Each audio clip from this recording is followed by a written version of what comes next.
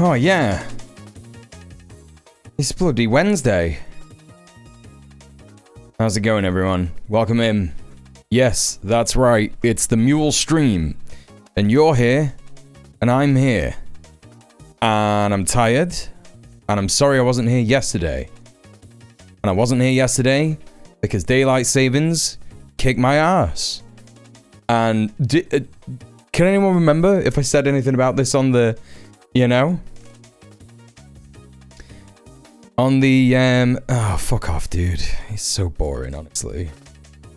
And did I say anything on the Monday stream about daylight savings and how it fucked me up?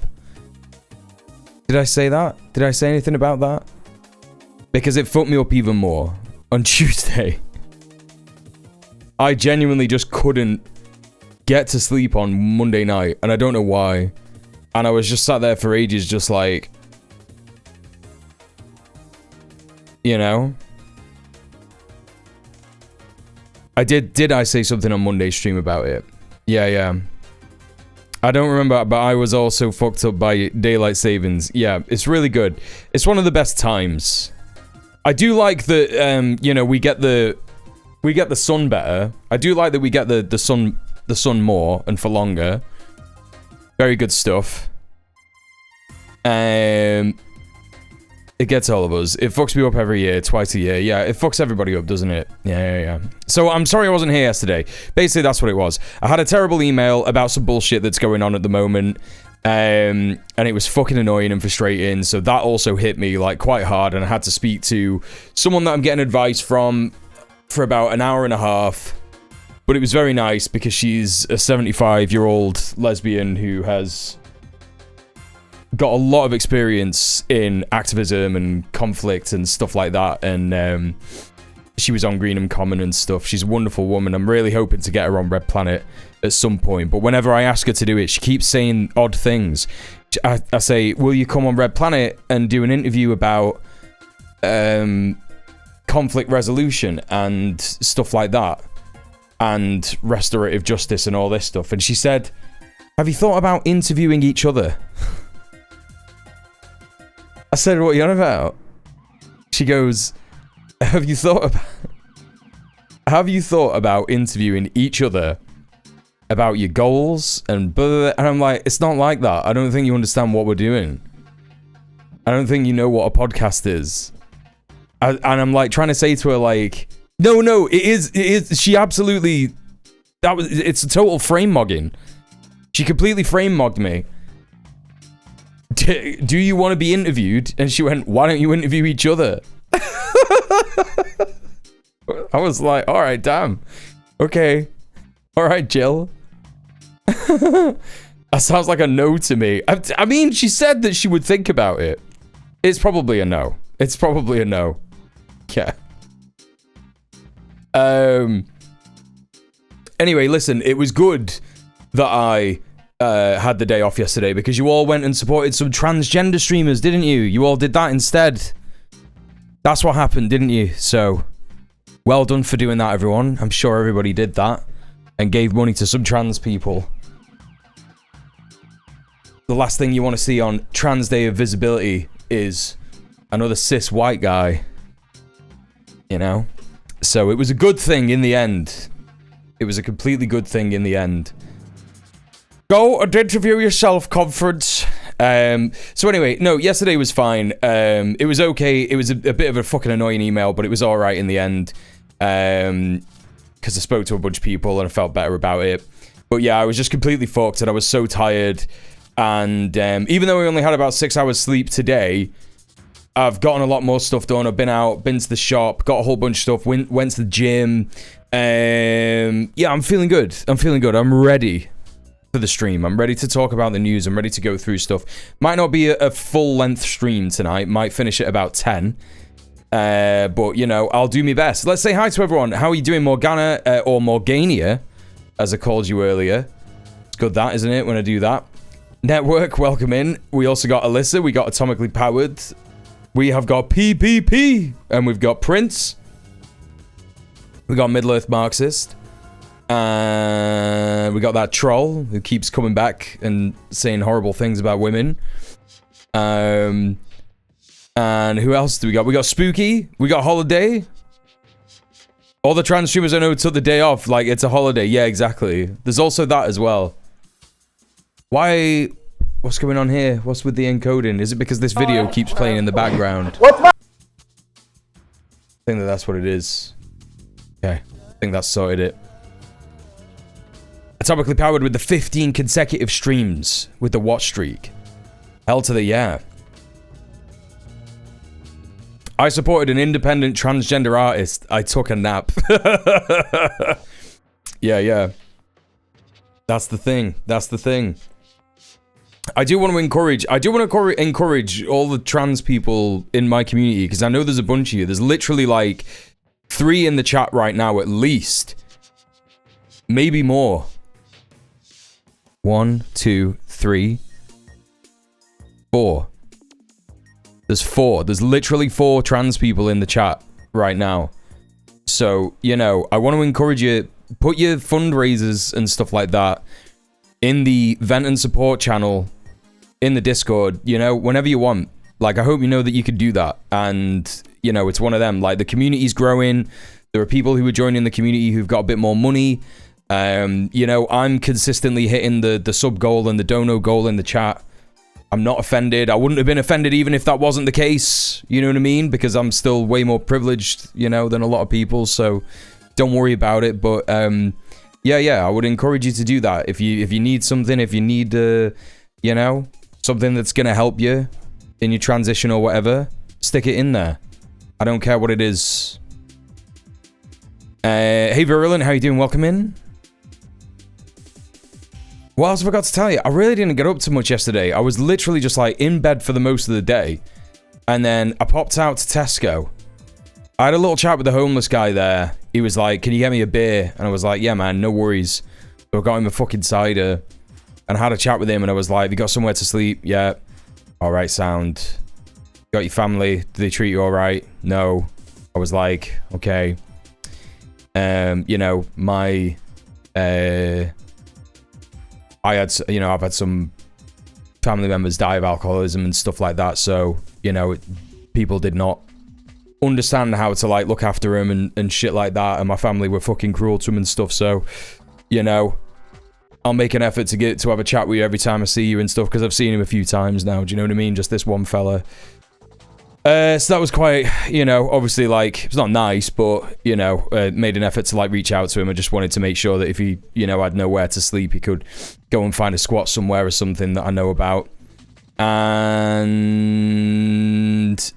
I got some Easter eggs because I wanted to try something because my dad, you remember the chocolate chat that we had? By the way, it's April Fool's, so get ready for the bullshit. Wait, what do you mean? It's too late for April Fools in the UK. It's past 12 o'clock. You can't do it after 12. And I woke up at 12. You know, I make a point of doing that every April's Fools. So if anyone comes in with April Fools, I will ban them for a day. That's how that's gonna go. And like, what time is it now? It's 6 p.m. Is that not the case in the USA as well? Like in the USA... What do they do in the fucking USA? Is it fucking... It's nearly 7 in the UK, so that means the next time zone to hit 12 p.m. is Western Pacific time. Yeah. So there you go. It's 11 a.m. Are you on the West Coast? Oh no, because we had Daylight Savings and you haven't had it yet. That's what that is. April Kargim Island invasion. Just kidding. It is going to happen. Yeah, you're on the West Coast. It's 2 p.m. EST. Okay, right. Yeah, so it is actually... Right, I'm with you. Okay. They have it earlier? Did it... you already had it last month? Ah, okay. I'm with you.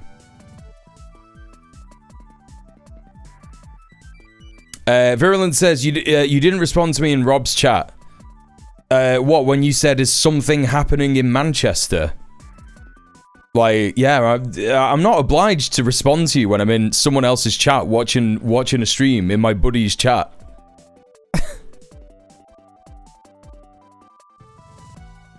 I don't have to talk to everyone who is asking me an odd question. You could just wait until today, which you have. They have daylight savings 2 weeks before us. Right, I'm with you. Hello, Gommy Mama. By the way, did I say hi? I don't know. Can't remember. I'm pretty tired. I am updating you on what I did. Yes. Do you remember the chocolate chat from last week? Right? Hello, Val. About dairy milk. And I kept saying Milky Way, but I meant dairy milk. Remember that? I bought 2 Easter eggs yesterday with your money, chat. So I want you all to chastise me for that, because it's not good. Feel bad about it, right? But I had to see if it was real, because I told my dad about it, and do you know what he said? He goes, oh, let me show you in Tesco. So we went to Tesco to get some bits, and he pointed out the Easter eggs, and he said, look, that one with the 2 glasses of milk being poured, that's the original recipe of Cadbury's. And I said, get out of town, that's not right. I've had them before, it's different.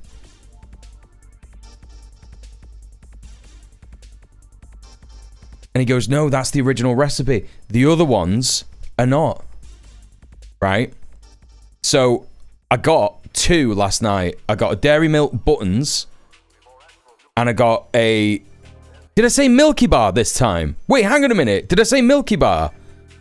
Middle-earth Marks had said the Milky Bars were supposed to be on you. No, I meant Dairy Milk. When I was supposed to be talking about Dairy Milk. There's too many of them with milk in the name. I hate it. There's... Now I'm okay? Okay. Am I okay? I don't know if I'm okay. The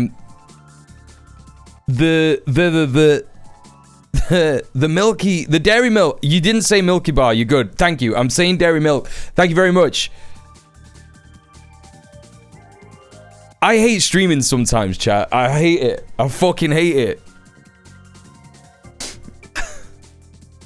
I don't know how people fucking smoke weed when they do this. I don't know how they do it. Hey, Jenny, how you doing? So, I bought 2. I bought the Buttons one, and I bought the mini eggs one, right? I bought the Dairy Milk Buttons and the mini eggs one, right? So, I bought the Dairy Milk one, and I ate them both, and they are different, but I'm being so for real when I say this, chat. The Dairy Milk one is just not... It's not the original recipe. They do taste different. The 2 different ones, they do taste different. And I was quite shocked. I was like, that's fucking crazy how different they are. However... Well, no, I didn't blind test. I just relied on my taste buds. I'm confident enough to... It could be placebo. Wait, what? No, it's not placebo. They tasted different. It wasn't subtle. It was very obvious. What if they've changed both since the original recipe? That's what I think has happened. And I don't think that my dad knows what he's on about. He often doesn't know what he's on about.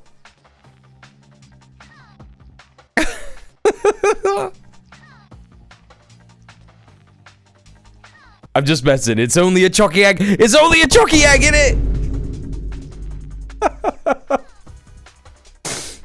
Hey, Morrigan, how you doing? I'm just making a joke, said Middle-earth Marxist. Okay, thank God. I don't know what the fuck is going on. Common leftists believing things taste different. It's so true. How can they keep getting away with this? It wasn't a double-blind scientific test. No, I couldn't be asked with that. I was too tired. This is why I couldn't stream. I can't have recorded evidence of how much I fully lose my train of thought. I mean, you just see me do it all the time. Like, what was the last time that we had a big diversion on tangent? It was like a massive tangent, and I can't remember what it was. Just use your brain to remember the things that you said days ago. It's a good point. It's a good point. A friend legit got me today by lying that a daughter who just had twins months ago was pregnant again. I still don't get why it's funny. April Fools is only funny when you joke about things that don't matter. That's my April Fool's take. Right? So, like, for example, I've been thinking for a long time about making an April Fool's video. Which is me responding to all of the debate bro perverts that made videos about me. Right? Yeah, exactly. We went on a tangent about taking drugs and smoking cigs last week. Do you remember that? The cigarette tangent. That was a classic tangent. You've had your wisdom teeth out, so you're still recovering. Morrigan's high right now. Mule, have you ever watched the cartoon Rats on Cocaine? No, I haven't. It was a top tangent. It's one of the best ones. I wish people wouldn't tag everyone in their Discord for an obvious April Fool's joke. I don't find it funny. People just finding people just tagging everyone is bad. Yeah, no, I might do it next year. I don't know. And hopefully everyone will forget, because not everybody's here for the stream yet. So hopefully everyone won't remember this. But yeah, maybe next year I'll do that. I'll be like, finally responding to all of the debate pervert videos about me, right? And then, I don't know, just have like 10 seconds of video going like, have I learned anything from all of these videos? Are these people's concerns valid? And then I just go, no, and just go, ha ha ha ha for ages. Can you show us the poo from Wizardora? Why do you want to see that? Wait, what? What do you mean? Yeah, I can if you want, yeah. I can do that. Do Brits have fridge cigs? A cig that you put in the fridge. Oh, the poo! The poo! You're right, that's what you're doing with the emote. The Wizardora poo, you're right. It was a mystery and a tangent. Hello, Hunter Biden's bathroom. Hello, by any means necessary. I get weirdly anxious about April Fools. The only time anyone's ever actually pranked me was in primary school. One put a plastic potato under my butt and said I'd laid an egg. Oh, mate, I'm sorry. That sucks, but it's dead funny.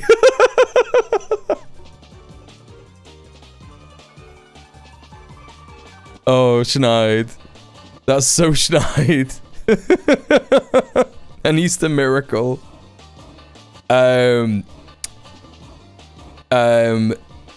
Right. You want to see the Wizardora poo? It wasn't even embarrassing, genuinely just funny. No, it sounds funny. But it is the kind of thing that could make like a kid cry. I don't know why pranks spook you. Well, you got spooked by the teddy bear from Teletubbies, so that's why that is. Wizardora, episode 24, season 3.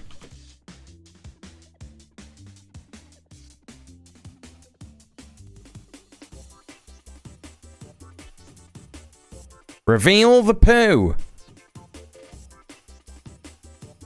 I like your poo drawing. It has character. It does have character, doesn't it? I have to search on this channel for that. Wizardora episode 24. They probably don't even have that. No, they don't have that. I have to search on YouTube. Wizardora episode 24. I'm scared. Do you not remember this? This is fucking terrifying. This is terrifying shit. Why are we watching this again? Fridge cigs are what Americans, especially West Coasters, are calling soda because it's addictive. That's crazy. What the fuck? What's wrong with people on the West Coast? Why are you like that? That sounds like a proper San Francisco thing. Hello, Ninny. How are you doing? Good to see you. Right, so everyone wants to see the drawing of the poo first. Is that how we're doing it? Right, well, here's that.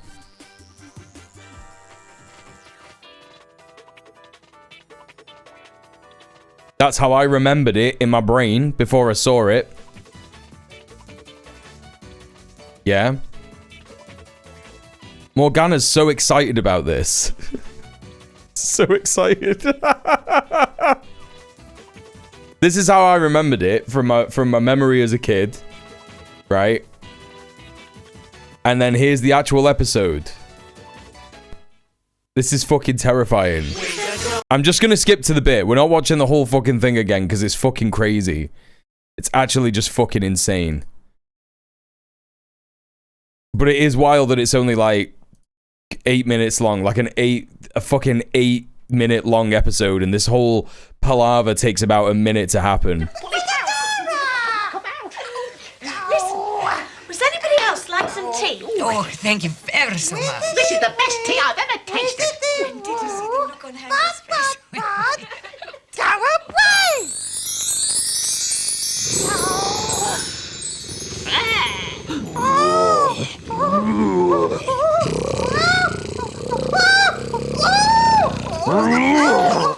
Scrand. Get scrand, Filbert.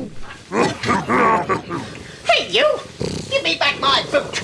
And Filbert. Yes, and Filbert!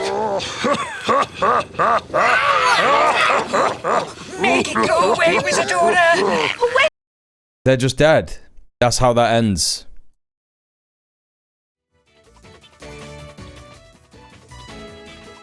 That's just how that ends. Rage Against the Routine. What the fuck am I looking at? It's one of the best children's show of the 90s. Hello, Link. Good to see you.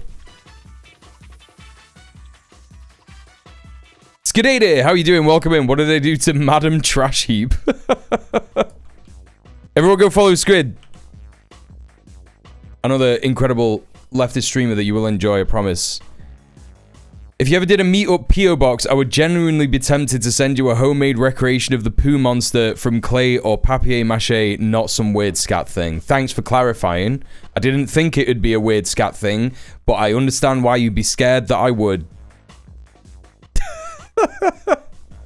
Thank you for the 35 consecutive streams. Thank you very much. Yeah, I love his voice, how he goes, hoo, hoo, hoo, hoo. Hoo, hoo, hoo, hoo. It's good stuff. I have been thinking about getting a P.O. box for a long time, but I didn't think I was, like, popular enough for one. How much do they cost? P.O. box Manchester.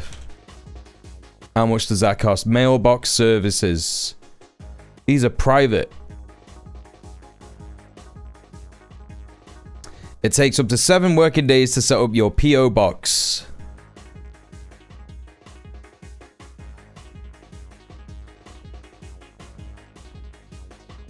P.O. box deliver. P.O. box collect. Oh, that's interesting. They could just deliver it to you. Excuse me. Collect. Right.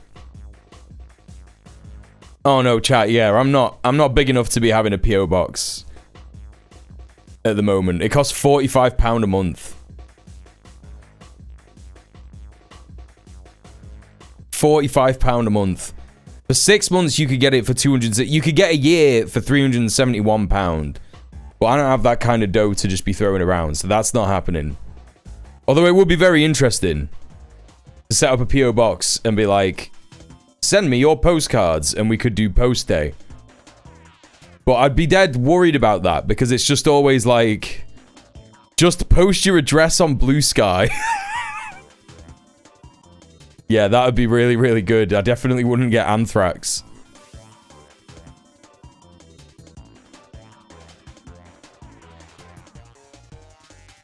Cheaper than I would have thought. It's not worth it for the deeply weird shit that we would send you, though. I think it would be. I think it would be. If I had money like that, I would 1000% do that shit. It would be funny as fuck. Could you imagine every like month or so we do a P.O. box stream? Speaking of community rewards, Don't forget, chat, this Thursday, we're going to be watching Melania. We're going to be watching the Melania movie. So that's tomorrow night in the Discord. I'm sure everyone will turn up for this. And I'm sure I'll remember that it's happening. No, fuck it, fuck it. We need more notice. Let's do it on Monday next week. Let's do it on Monday next week. Don't laugh. Don't laugh. It's a really serious film. And I'm a really serious streamer that remembers his community movie nights. You could get it for a single month at Christmas so we could give you gifts. That would be nice, yeah. You're going to watch that. Fuck off. That's not nice.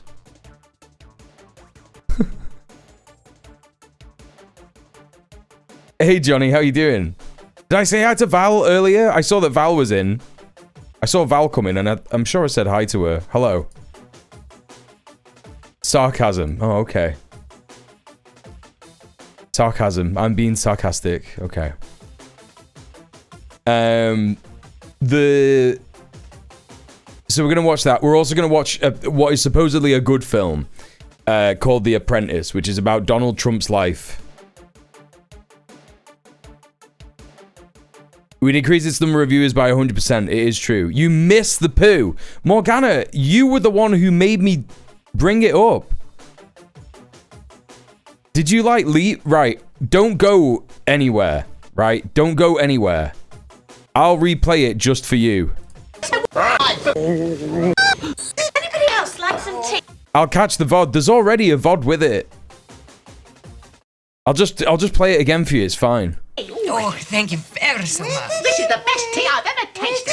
Hey, Roshan. I'm not gonna have this face. Go away!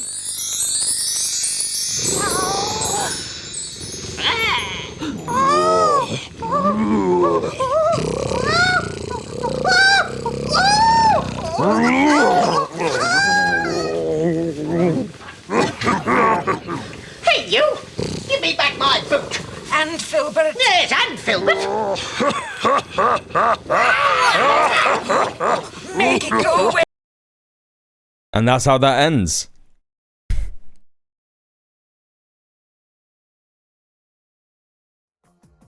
They're just dead.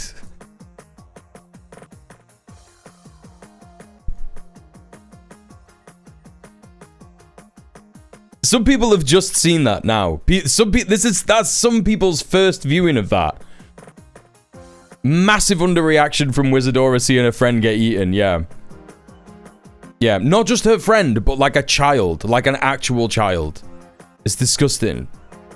I'm sorry, the reason that I was laughing, right, is because, I don't know, I think it's because I'm like, my brain's just broken a little bit because of, you know, like, how tired I am.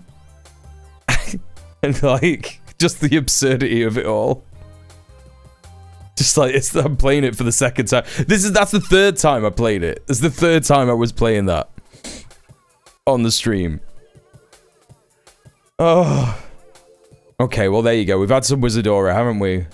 That's happened.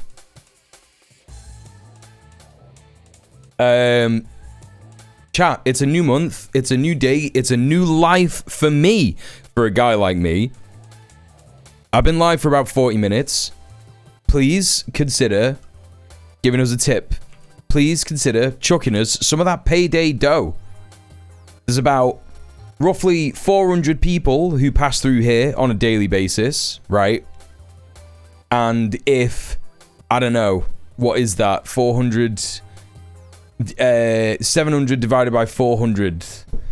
If everybody donated £2, we would hit the dono goal real quick. Real fucking quick. And that still leaves off like 50 people who don't need to donate, right? So please consider doing that. You can also be the first sub of the month. That would be crazy. It would be crazy to be that one person. You know? This is going to be the big controversy people dig up on you. Shameless communist laughs at child being eaten by poop demon. No, the big controversy has already been dug up on me. It's already happened. It's when I said that debate perverts were bad. And they were all like, he's an abuse apologist. He looks like someone that would abuse you at a Ren fair. He doesn't even know what politics are. He used a fake quote that isn't real. No, yeah, they are bad. Yeah, debate perverts are bad. It is true. All right, guys, here's a pedophile. What's a politic? Yeah, exactly. Anyway, there's the call to action. If you can't support me financially, don't worry about it, chat. You could just do socials, and you could just do... yeah, no, that's what... yeah, that's what someone said, Prince, yeah. I look like someone who would abuse you at a Ren fair. And, like... abuse you at a Ren fair. So, the word abuse is often, like, used, right? In just, like, online vernacular, and it's very unhelpful, because it's like, well, what do you mean? There's all kinds of ways that you can abuse a person. You know, some people could say that just, like, yelling at someone is abuse. Some people would say that, like, calling someone a cunt is abuse. Someone would say that, like, farting near someone on purpose is abuse. You know, whereas I would see that latter one as just a prank, actually. A funny little prank that I would probably do to a debate pervert. And, yeah, it's always good. It's always good. So, it could be any of those things. Anything from that to, like, the most extreme kind of sexual violence that you could imagine. That they're saying that I look like a person who would do that kind of thing to you at a Ren fair. So, that's good, isn't it? That they said that about me. Anyway, so... back to supporting me. Yeah, you could check out the socials. You could check out the promo tweets. Go ahead and like, retweet, comment on, wow, this stream's so fun. Do a quote tweet, do a quote post if you're on Blue Sky. Or you could follow me on Blue Sky and you could retweet or whatever. You could tell your mum, you could text your mum about it and be like, Mum, watch this stream. I don't know, man. I've just started. I'm still really tired. Should we get into the news? Yes, we will. Don't worry. I've got some funny things first, though. Don't you worry. Don't you worry, chat. It's not all serious, sad things here. There's also some fun, silly Billy things that happen. And here's one of them. You seem like a kind guy, but I also can't really imagine you at a Ren fair. No, I would never go to a Ren fair, sorry. I only engage with apolitical things like this stream of Metal Gear Solid. Yeah, that's the way to be. I'm so happy those dreadful 9-panel debate lord runs are long dead. Yeah, no, that was great content though. What do you mean? Don't you like listening to like 5 white guys just like scream at each other and talk over each other? Don't you like that? And then the person who won is whoever their audience says won. And it doesn't matter if a fascist is there too. That was great content. It was brilliant. What do you mean? It was really good, and I think it really progressed the left. Speaking of things that progressed the left, here's Clavicular getting beaten up by a leftist. Yeah! I told you some people are gonna be on your ass, Clav. What's my rate, Clavicular? What's my rate? This is for all the bullshit that I gotta watch on my fucking feed. All the fucking time. Alright. Hey. Fucking hell yeah, dude. Hell yeah. That's so good. His cortisol levels are spiking. Chat, he got frame mogged. He got frame mogged. He got grapple mogged. He got reverse... What's this called? He got armbar mogged. All the fucking time. Alright. Hey. No, he is a baby boy. He's squeal maxing. That's what they call Mew maxing. Oh yeah. Yeah, that's good. So there you go. There's that. Hey Sorka, good to see you. So there's a funny thing. Here's another funny thing. So apparently this animatronic of Olaf from the Disney film Frozen that I've actually never seen, just like fell over and fucking died at Disney World yesterday. Or like the day before or something, I don't know. Counting or not counting gang violence? Great. Oh, that's Counting crazy. or not counting gang violence? Great. Oh, let's just see that again, chat. Counting or not counting gang violence? Great. That's crazy. That's crazy that that happened. Wow.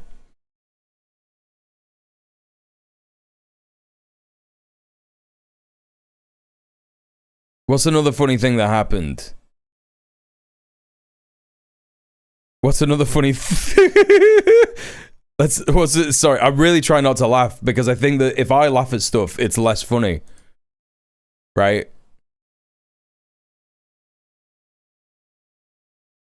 I'm trying not to laugh about it.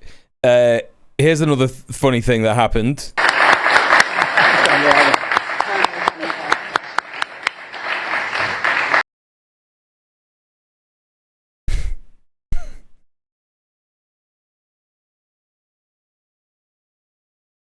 This is so sick, mate. This is so sick.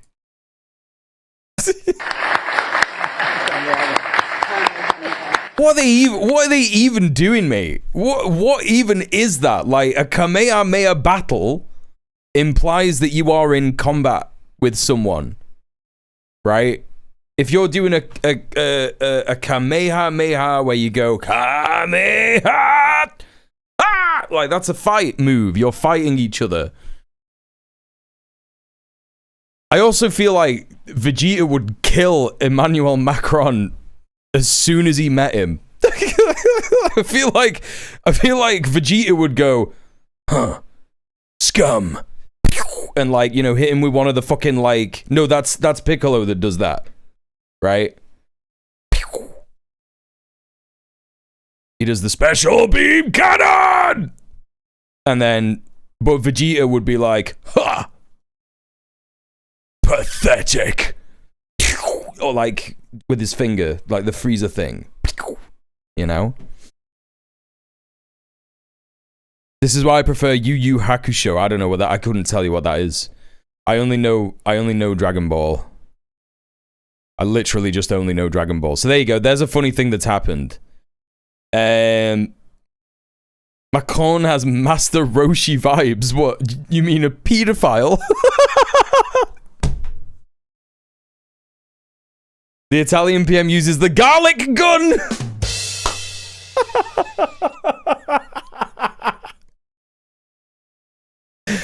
Oh.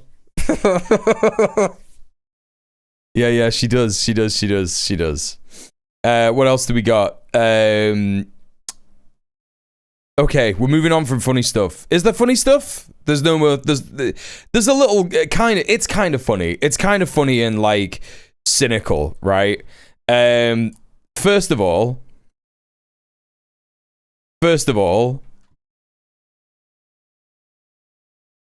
I need everyone to understand what is going on here, right? And when I say I need everyone to understand what is going on here, I'm being genuine. That's not like rhetoric, hyperbole. I need everyone to understand what's going on here because I don't know what's happening here. I don't know what this is, right? So Kid Rock put this video out. There appears to be an Apache here. Is this an Apache? Is it a Chinook? I don't know. Don't know the difference. He's finally out of the sauna. Kid Rock's got some kind of Statue of Liberty in his mansion, right? By the way. And it's got like, I don't know, what is this? What the fuck is this on the top? But it's there. And so anyway, this video.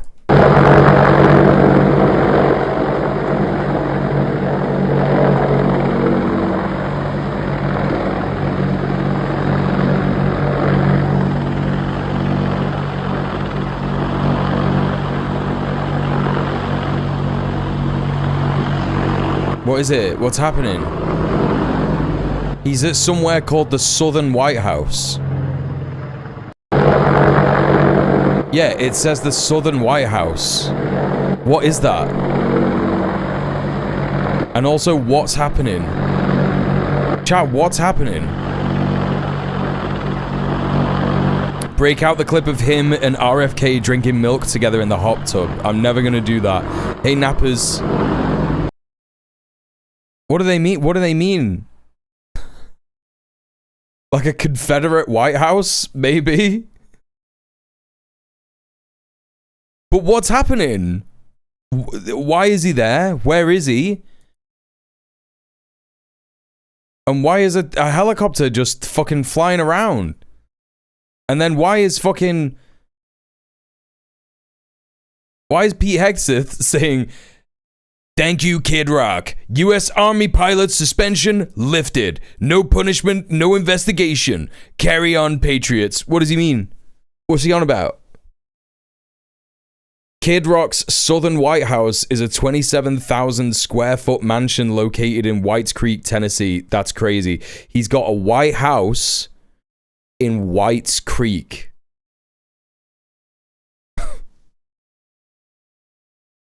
A fucking White House in Whites Creek.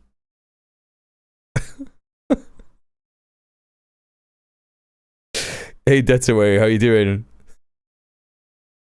I thought it was his house, yeah. No, you can't make it up. You can't make it up. White Ass Creek. That's just embarrassing as fuck, man. What does he mean, pilot suspension lifted? What does he mean by that? Anyway, I saw this and I thought it was quite funny. I saw this come up on Blue Sky almost immediately after I saw that other one on Twitter. This is Al Jazeera English saying that the Pentagon denies Hegseth's broker sought defense investment before Iran war. Oh, Jimmy Johnny. Was Kid Rock formerly a pilot?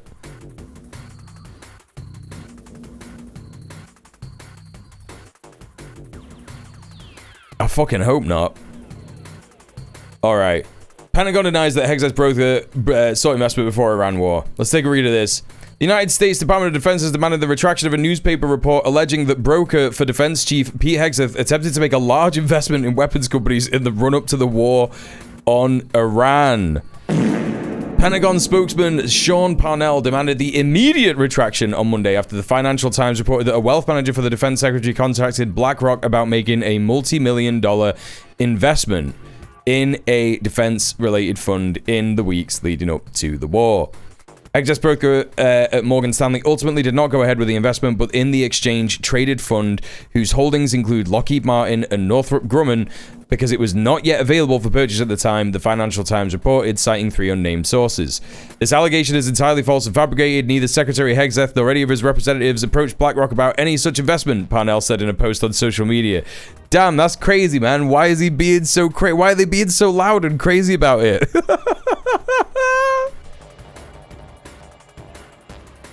Apparently that helicopter pilot got suspended for doing the flyby Kid Rock's house. What the fuck?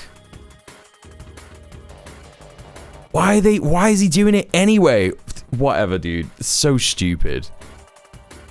Carry on, Patriots. Carry on, Patriots. They should make another Carry On film, but it's Carry On, Patriots. And it will be the worst thing you've ever fucking seen. Hegseth and his department remain unwavering in their commitment to the highest standards of ethics and strict adherence to all applicable laws and regulations, Parnell said. Al Jazeera could not independently confirm the Financial Times report. We stand by our reporting and we have included a Pentagon spokesperson's response in the article. A Financial Times spokesperson said, the Defense Department did not immediately respond to a request for comment sent out of usual business hours. I mean, I'm going to be so for real, chat. The Financial Times is not... I don't ever read the Financial Times on this stream because it's, you know, a good newspaper in terms of, like, it's gonna tell you the truth and have journalistic standards and stuff, right? We read it because it's written by finance sickos, yeah? And it's a good way to figure out exactly what the capitalist class are thinking and why they're thinking it and how they're thinking it, yeah? Easy now, Morton. How you doing? Welcome in. The report was the well-timed trades in financial prediction markets that prompted speculation that figures with insider knowledge may be profiting off of US President Donald Trump's war plans. This is just absolutely the case. We already knew that this was going to happen. While the Financial Times reported that the attempted investment by Hexeth Broker did not go ahead, the defense chief would not have made money on such a purchase in the month since the war began. While the iShares Defense Industrials Active ETF has risen more than 25% over the past year, it has fallen nearly 30% since the US and Israel launched strikes on Iran on February 28th. Right, so the thing is that you've just got to look at polymarket bets that happen and also Wall Street bets that happen. You know? It does need to fall more. And don't worry, it will, chat. Here's the S&P 500. Now, it's looking pretty healthy, isn't it? It's looking quite healthy at the moment. We got Google on 21%. You know, we've got... What is this? Walmart, they're on 20%. We got drug manufacturers Lilly, Johnson & Johnson, doing okay. You know, 26, 31%. Oh, what's that I hear you say? Change it from the 6-month to date performance. Let's take a look at the 3-month. Oh, that's not looking so good. Actually, is it? That's not looking great. Yeah. Oh, what's that? Let's have a look at a week performance. Oh, yeah. Oh, yeah. That's looking fine. I think this is fine. I think this is fine. It's all going to recover today, chat. Don't worry about it. It's gonna recover. It's going to recover. Yeah. The day-long performance... It's looking fine. It's looking healthy. Don't worry about the energy sector. Don't you worry about the energy sector. That is just a good color for the energy sector. The energy sector is always in a deficit. It can only good happen. And I'm certain that any kind of threats that Iran is making towards the you know, US companies that are in the Mag 7, like Microsoft or Google or anything like that, I'm sure that it's not going to affect the stock market whatsoever. So let's keep an eye on it, I guess. Price of crude oil, currently at $99 a barrel. And obviously that adds up, you know, because oil is always traded in bulk. And we got Brent oil, which has come down. It's at 101. So it was at about 111 last week, but here we are this week. It's 102. And what else do we have? Let's check out the...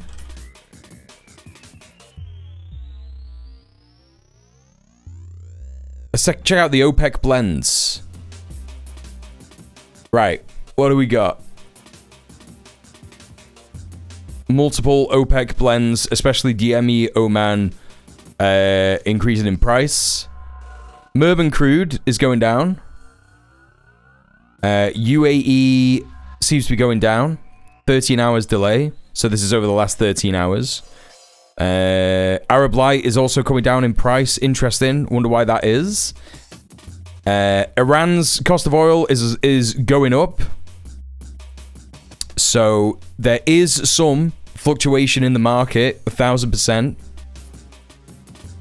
US blends obviously going down in price. But generally speaking, the monthly price of the OPEC blends has gone up. So it doesn't matter, you know, you got Murban here, which we saw earlier. You know, that's being counted here. Where is that? Murban crude, right. So it's showing here as like, you know, over the last 15 minutes, it's had a 3.89 change, right? But then across the month, you can see at the bottom here, this is the overall 32 days actual increase in price. So, there you go. That's what it is. That's what's happening. That's the markets, chat. Thank you for coming to the Donkus Jonkus economy stream. Every single person in the government is going wild on insider trading right now. Absolutely no governing occurring. Yeah, true. That's what's happening. Why wouldn't it have made money? They're all ignoring the poly market betting. Yep, absolutely. Going great at Microsoft, all the AI spending paying off. Yeah, it's going really good. It's going really good. I saw a posted technology subreddit about Iran targeting US companies, and people were wondering if Iran is taking in requests and coordinates. Yeah. I think 111 is nearly the peak of the invasion of the Ukraine. Check the longer dated chart. Let's have a look then.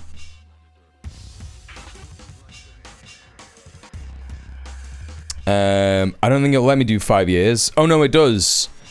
Yeah, so 118 for Brent. And then crude oil. It was 116. Yeah. So, we're not far off these prices now. We're not far off these prices. The US government is a literal racket. Yeah. They're stripping the fucking, the copper pipes out of the walls of the empire.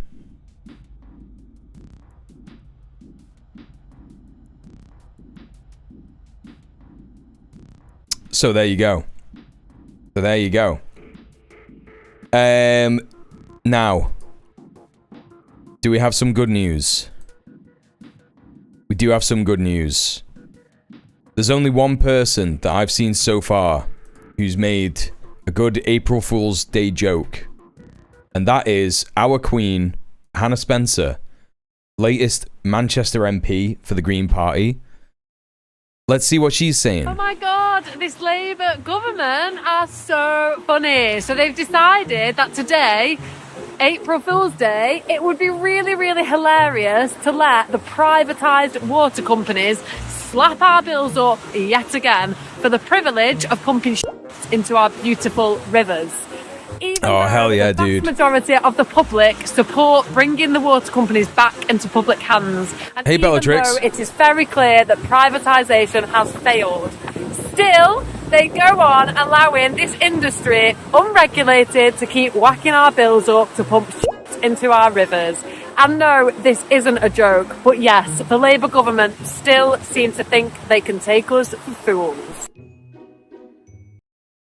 Chat, I actually love this face. I love the face that she does. This is an emote. Chat, that's a fucking emote. Right there. Hell yeah. That's getting saved. Hey, low-key human. That's good. I'm happy to hear that, PBP. So, yeah, very good stuff. Very funny, Labour. It's very funny that they did that. Hey, Follow Stan, how you doing? I did also want to shine some light on this. This is my good friend and comrade, Thurza Amina Asanga-Ray, Green Party Council candidate for Moss Side. Thurza's been my comrade and friend for a good 4 years. One of the first times I ever met her, I called her comrade, and she was the most excited that I'd ever seen anyone to be called comrade in my entire life. So let's check out her launch video, filmed at the Naya from last night, I think. Well, hi everybody. My name's Thurza Amina Sangare. I am your Green Party candidate for Moss Side, and this is our campaign launch. It's high time that we gave Moss Side a voice at Manchester City Council. We need you. This is going to be a 6-week intensive campaign, and we need you. We're calling everybody, community residents, people with skills, expertise, anything that you can offer. We need people knocking on doors. We need people willing to deliver leaflets. And if you're shy, still join, because we need shy people behind the scenes. The aim is to paint Moss Side green. We need poster boards, posters in windows, people to really feel the green wave. We need you. If you elect me as your candidate, as your councillor, I will speak in those chambers for you. Yeah. Moss Side looks like a good win. Listen, I'll tell you something.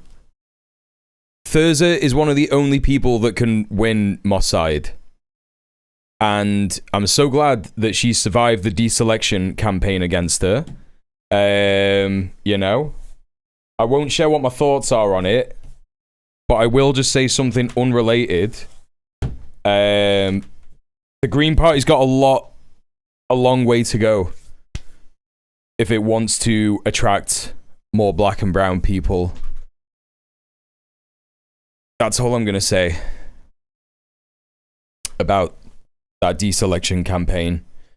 Thurza has lived in Moss Side, knows Moss Side all of her life, and you know, the people that she organizes with, the communities that she organizes with, the people that she knows in Moss Side, they all trust her.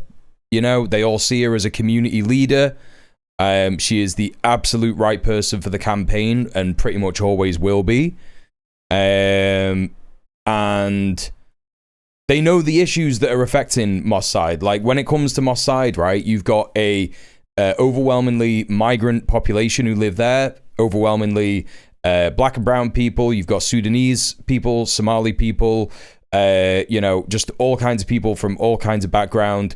You know, people who've lived there from the Windrush generation, you know, since Windrush, you know, families of that generation and their sons, daughters, children who've stayed there and lived there and stuff like that. And there is a massive amount of apathy, like huge amounts of voter apathy in Moss Side, because Moss Side is one of the most neglected and deprived areas in Manchester, like sort of central inner city Manchester, in the south of Manchester, right? North of Manchester, there's a lot of deprivation, but in the south, particularly Moss Side, is just like ignored. You know, it's there's a lot of really good writing about Moss Side, about how it is an outpost for colonialism, essentially. You know, in terms of like the way that they tried to make it a segregated area without saying it in the UK. The beret is given subtle BPP chic, which is the style I aim for. Yeah. She knows what she's doing, right? She knows what she's doing.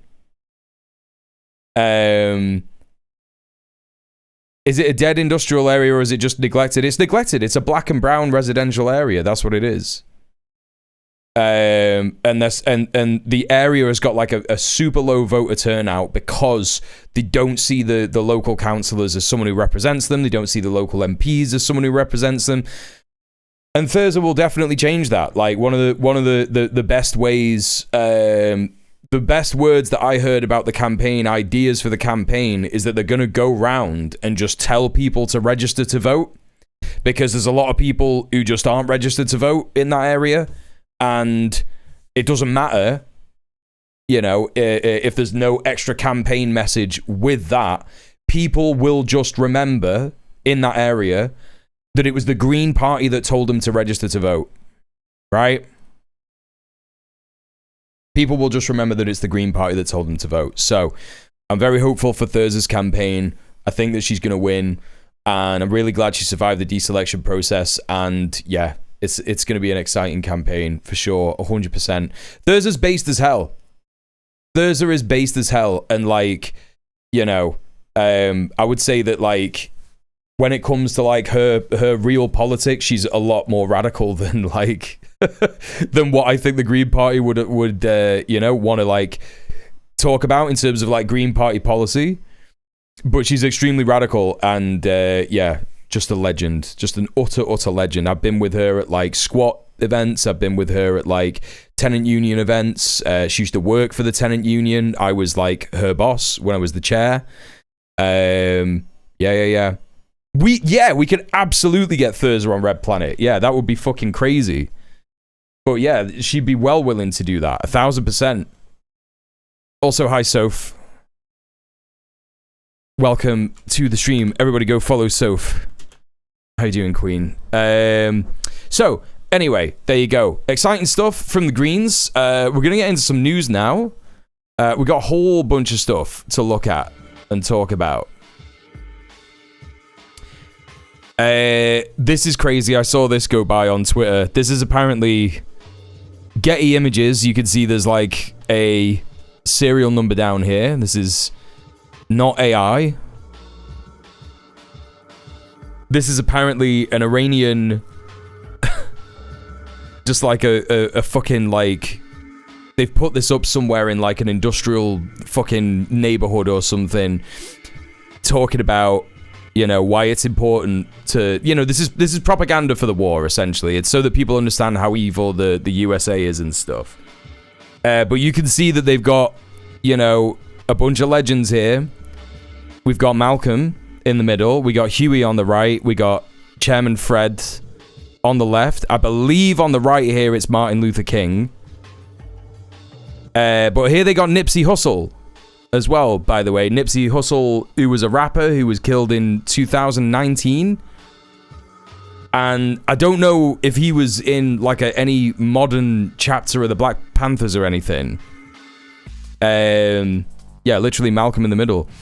But I know that this guy was 1,000% a community organizer where he lived on the West Coast. He was a rapper who basically like, he made a whole thing about like, the Bloods and the Crips have got to work together. I'm from this area and it's a Crips area, but I'm going to work with the Bloods to like show that it's possible. I'm going to be, you know, working in community kitchens and starting community healthcare programs and all that kind of stuff. He was doing Black Panther Party shit, essentially.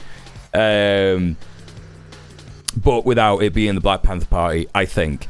So yeah, it's just crazy. They got him on here, you know, and yeah, like, you know, I don't think he was murdered by the USA. I don't know if that's something that is real, but it's crazy that they've included him in here being murdered by the USA. The rest of them were murdered by the USA, obviously, but like I don't know if Nipsey was killed by the state. I think he was killed by just like some dickhead who didn't like him. But you could argue that like the way in which Black communities are over-policed instead of, you know, protected by the police, then yeah, exactly. He was murdered in the USA, so he was murdered by the USA. I think that's the point that they're trying to make, but it's just mad that, like, you know. Hey, Chilavino, I can't believe this. I was just joking about Malcolm X with my girlfriend. The thing is that, like, you know, it's crazy that Iran just, like, knew all this shit and just supported the black struggle and still supports the black struggle in the USA, because it's just like, you just don't hear about that side of it. And I think that if you did, you would start to be like, oh, actually, the government in Iran, they're based about some stuff, actually, you know? Whatever you think of them, you know, if it's propaganda or not, they actually care about this stuff. So, yeah, some funny shit going by. But anyway, let's get into some big news about this. I just thought that was super interesting. It's the kind of war propaganda that they're putting out. Yeah, well, when there was the hostage crisis in 1979 after the Islamic Revolution, they let the black US soldiers and embassy workers go. They were like, don't worry about it. You're already way fucking like more oppressed than we are or whatever. Like, you could go. So there you go, you know? You don't hear about that shit, do you? Anyway, this is an article from Wired. Post a link to that flyer. Okay. Okay. There you go.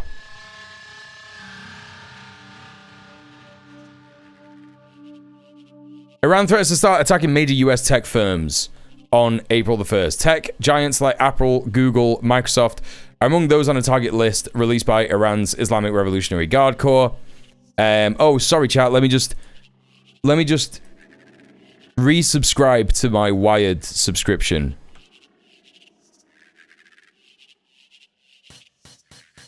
I'm always forgetting to do that.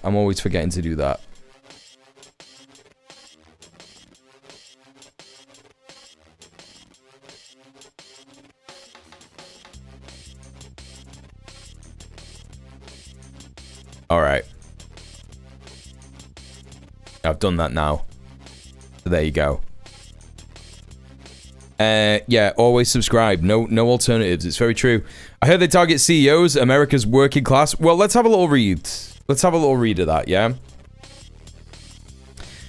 So, the IRGC warned on Tuesday that it plans to begin attacking more than a dozen American companies across the Middle East on Wednesday in retaliation for the killing of Iranian citizens in the ongoing war with the US and Israel. The list of companies includes Apple, Google, IBM, Intel, Microsoft, Tesla, and Boeing, which the IRGC accused of enabling United States military targeting operations, which is broadly true because we know that every single one of these companies works hand in glove with the United States government, right? Every single one of them. Tesla, Boeing, Intel, Microsoft, IBM, Apple, Google, it's all there. These are all BDS targets as well, right? Boeing supplies, military hardware to companies that build jets that are used to bomb Gaza. I think Apple like trades in Israel and is like on the Israeli stock market, whatever. And same with Google. And Google obviously like. You've heard about the No Tech for Apartheid movement, probably, which is Google workers who are like, we can't be sharing all this information with Israel. IBM, I can't remember their connection, but there is a connection. Intel is, I think it's like they have factories making CPUs in Israel. But obviously they also manufacture parts for CPUs for Israeli weaponry and stuff like that, USA weaponry. Microsoft with the blue, what's it called? Clear blue? Or something? Can't remember what the Microsoft thing was. And of course, Tesla is just fucking Elon Musk. Doesn't even matter. You got Grok making tons of propaganda about, hey, Crescent Moon and Star with the raid. Thank you so much for the raid, Crescent Moon and Star. Welcome. How are you doing? Everybody, please go and follow Crescent Moon and Star. Another great streamer. See, I told you, man. Your stream's growing, bro. I told you. You were like, don't even shout me out. I'm not a proper streamer. And here you are with twice as many raiders as you had last time. So, what does that say? What does that say? Yeah? Everybody go show some love to Crescent Moon and Star. If you don't know me, if you're coming from Crescent Moon and Star's stream, and you don't know me, my name is djmuel. I'm a leftist political streamer from the UK. I stream the news, geopolitics, and analyze that stuff from an anti-imperialist and a communist perspective.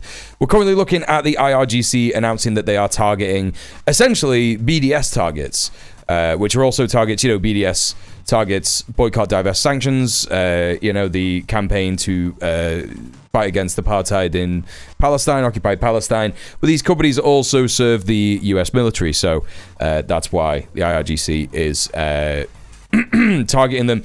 Wired has not included a full list of these, actually. And the full list I posted in another Discord the other night.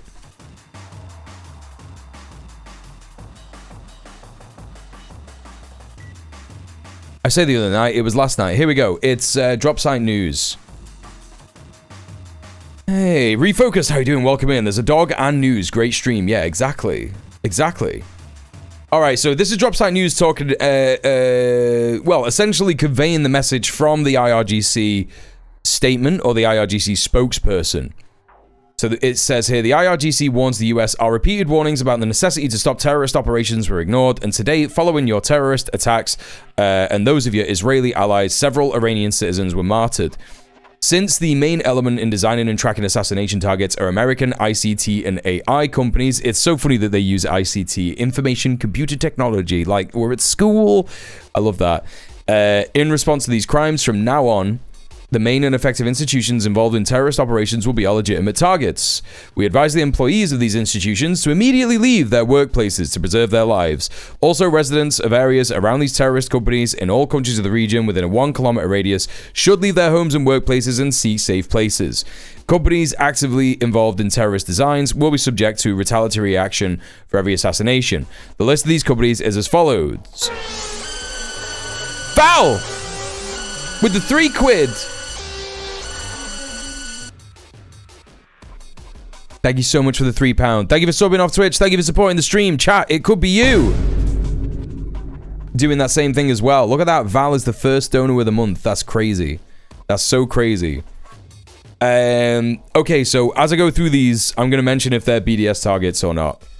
Or, you know, they don't have to be active targets, but like if they're BDS. Cisco, they're BDS. HP, Hewlett-Packard, I think they're BDS. Intel are BDS. Oracle is BDS.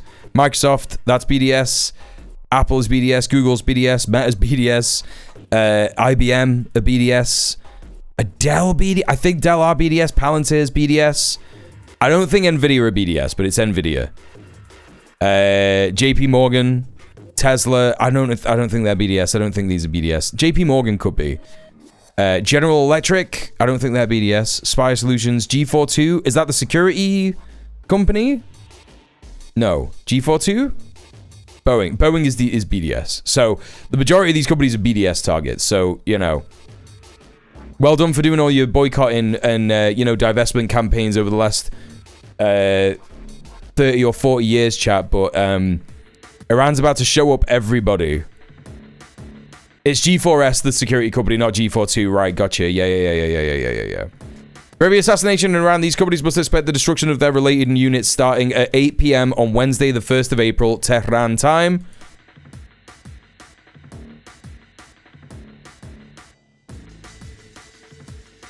Well, 2 hours ago, they started doing this, apparently. Hello, Vord. How are you doing? Welcome in. No, you're right. When I was talking about Microsoft, it is Azure, not Clear Blue. I was saying, is it Clear Blue? Clear Blue are pregnancy tests, aren't they? That's what they are. That's why that's in my brain. Oh, Prince!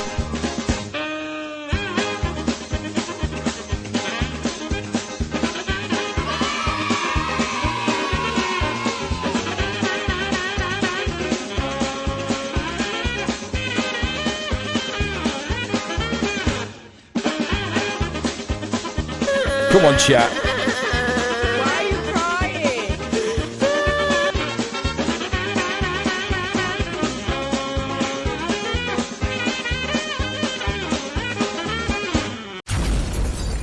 Fuck the police. Prince, thank you so much for the 1312 ACAB. Val is a hero. No, you're a hero as well. Everyone's a hero who subs off Twitch. Thank you so much for subbing off Twitch. Thank you so much for supporting the stream. With my favorite alert.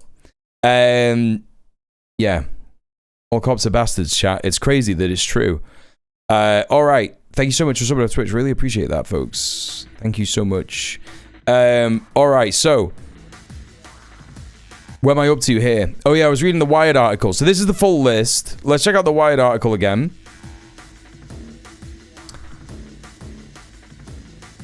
The IRGC urged employees of the US firms to evacuate. Yep. Tuesday's warning posted to the IRGC's Telegram channel extends a campaign of threats by Iran against American commercial infrastructure since the US and Israel launched their first attack on Tehran on February the 28th. Iranian drones struck 2 Amazon Web Services data centers and damaged another in the United Arab Emirates and Bahrain on March the 1st.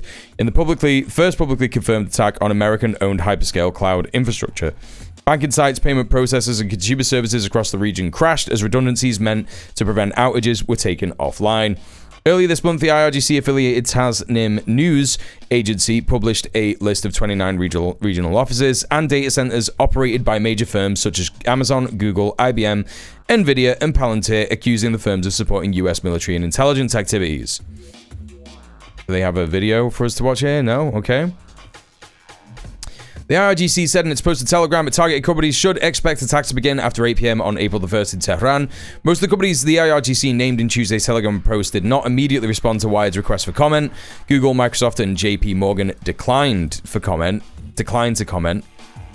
Billions of dollars in US technology and infrastructure are tied up in the Gulf, where American tech giants are bet big on the region becoming the next hub for AI development. You know, and this is just neo-colonialism. Like, to be clear, chat, you know, if you're sat there sort of like doing a little bit of hand-wringing, thinking like, oh yeah, but like it is good for the people of the Gulf if there's new jobs and stuff like that and yada yada yada. It's like, no, this is just neo-colonialism. Who do you think are getting the jobs here? Do you think it's the slave migrant workforce in the UAE who have to like share one fucking tiny box room with 10 other people where there are like multiple fire hazards every single day? If you fart in that fucking room, you can cause a fire, right? Do you think it's them?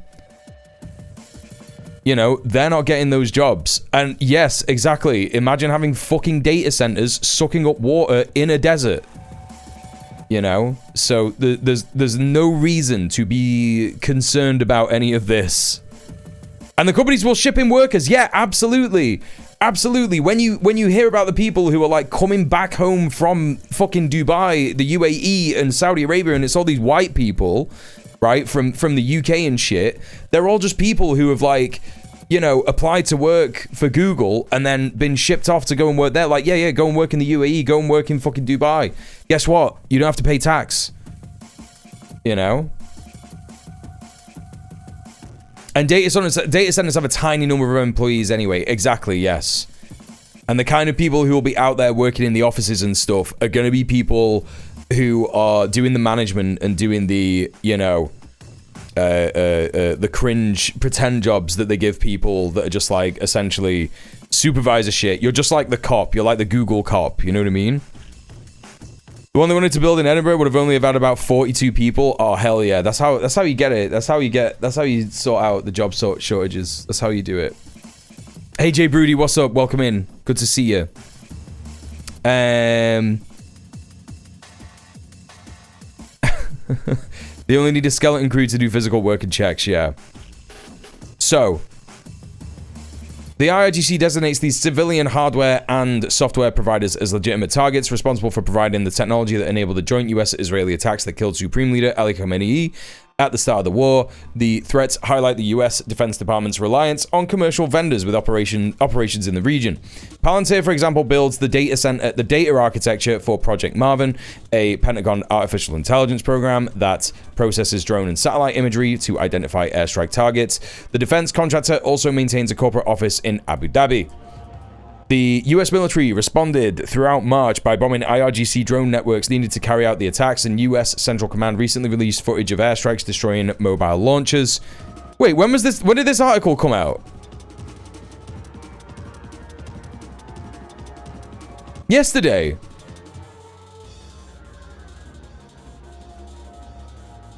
They're like, oh, they recently showed all this footage of them taking out remote launchers. They did that on day one. What do you mean? Okay, dude. The aerial campaign has slowed in recent days, however, as the US temporarily paused strikes on Iran's energy infrastructure to explore potential peace talks with Tehran. Is Wired gonna do any actual reporting here, or are they just doing whatever they want? I hate Wired so much, by the way. This is the only publication that I have ever been published in, by the way. I was interviewed for a Wired article when I was working with GMTU, right? About housing and stuff. And I'm in a Wired article. And it pisses me off that it's such a shit fucking publication. It's like, what is happening, bro? Why are you so bad? Why are you so shit at journalism?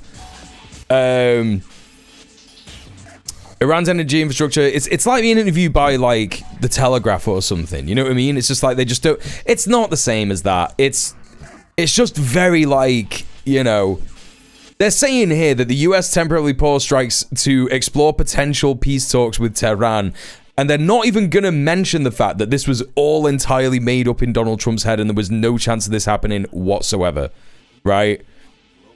Amid the shift in operational tempo, the Pentagon is reportedly considering whether to deploy up to 10,000 additional troops to the Middle East to expand its options ahead of a possible ground invasion. In the months since Khamenei's assassination, approximately 2,000 Iranians have been killed, along with 13 US service members. This is so wrong. I know that this is probably all the information that they have, but this is just so incorrect. The conflicts are spread across the region, with Iranian retaliatory strikes hitting targets in so-called Israel, Gulf states, and Iraq. This is just terrible reporting. It's just terrible reporting. Because they are talking about Iran hitting they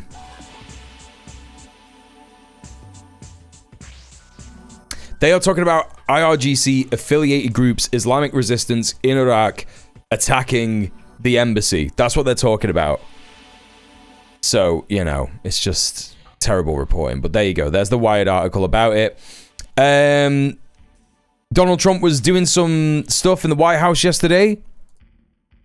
He was signing an executive order. Let's have a little watch of that. You all probably watched this on people's streams yesterday. And I'm sorry about that, but I wasn't live yesterday. And the only person's stream that I watched was Rob Rousseau, Rowie, and I was literally about to say like, oh, I only watched one person's stream yesterday, but I watched Rob Rousseau, Rowie, and Very Nice TV. So I watched multiple people's streams yesterday, but I actually didn't see this at all on any of their streams. So that's the end of that, isn't it? Right, okay, let's take a look at this. What the fuck? What the fuck? Why does it start like that?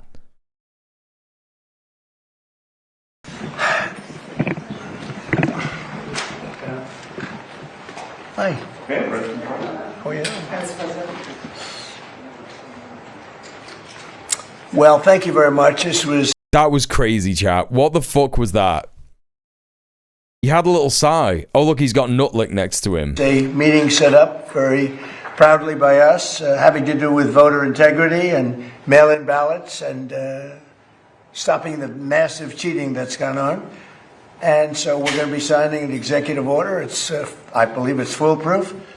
And maybe it'll be tested, maybe it won't. I think it's very obvious what's said.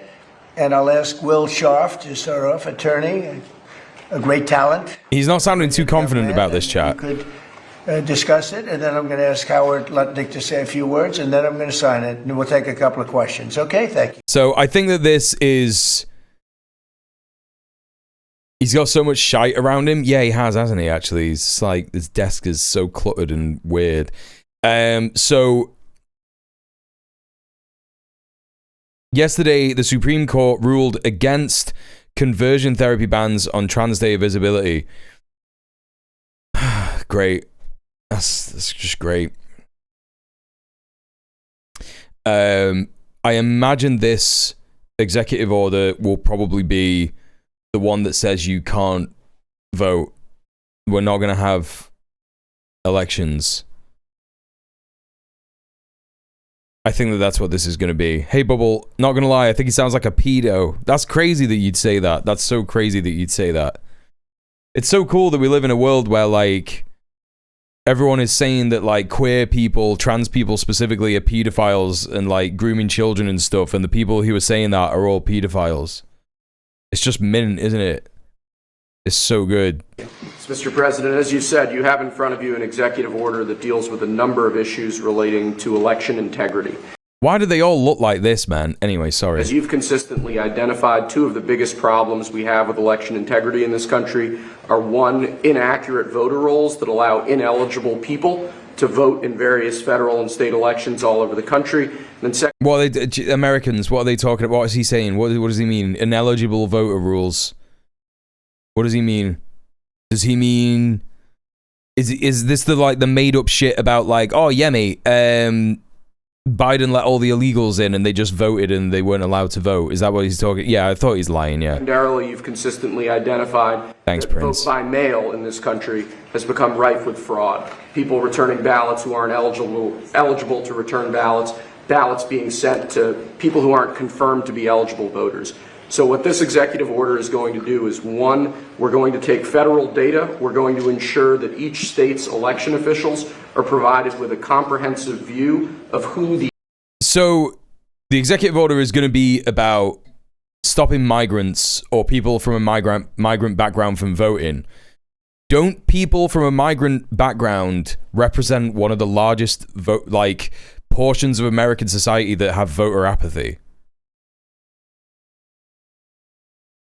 Supposedly dead people and undocumented people voting. I mean, undocumented people can't vote, right? There's literally evidence that this doesn't happen. Yeah. That's what I mean. It's like, that's what I'm saying. It's going to backfire. And it's like, do they just believe their own bullshit? It's so mad. Sorka, thank you so much for gifting a sub to Bubble. Enjoy your ad-free viewing and your emotes. That's the first sub of the month. Mental. Absolutely mental stuff. They've researched this. Non-citizens don't vote. Yeah, I thought so. Yeah. It's constitutional violation too, by the way. The president has no authority over elections, right?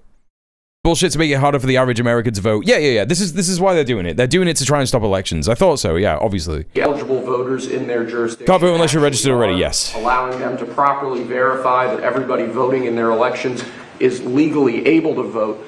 And then it orders the Postmaster General, the U.S. Postal Service, to take bold new measures to verify. I know that this guy got so many swirlies at school. He got so many swirlies. He got so many noogies. But I think the problem is that he didn't get enough. Verify that ballots both being sent to people or being sent to people who are eligible to vote, and then that ballots being returned or being properly returned by eligible voters only. And we believe that combined, the measures in this executive order will help secure elections in the future and ensure more voter suppression like the SAVE Act. Yeah. Well, they did that a couple of weeks ago. They did the SAVE Act. Yeah. Aren't repeated in future elections. Yeah. Same with Miller. Yeah. Howard? So the fundamentals of our democracy are built on voter integrity, right? We all need it. You've said it time and time. Here we go, chat. Here's the weave. It's a total agreement amongst everybody.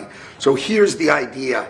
The states, right, run these elections. They will, if they want to use the U.S. mail, the U.S. Postal Service, they're going to get a code, a barcode from the U.S. Postal Service, and they're going to put that on the envelope, and we will have one envelope per vote. None of this talk. Don't they already Don't they already do this, but just in like a less expensive way? Now, the mad thing is, right, chat, I'm old enough to remember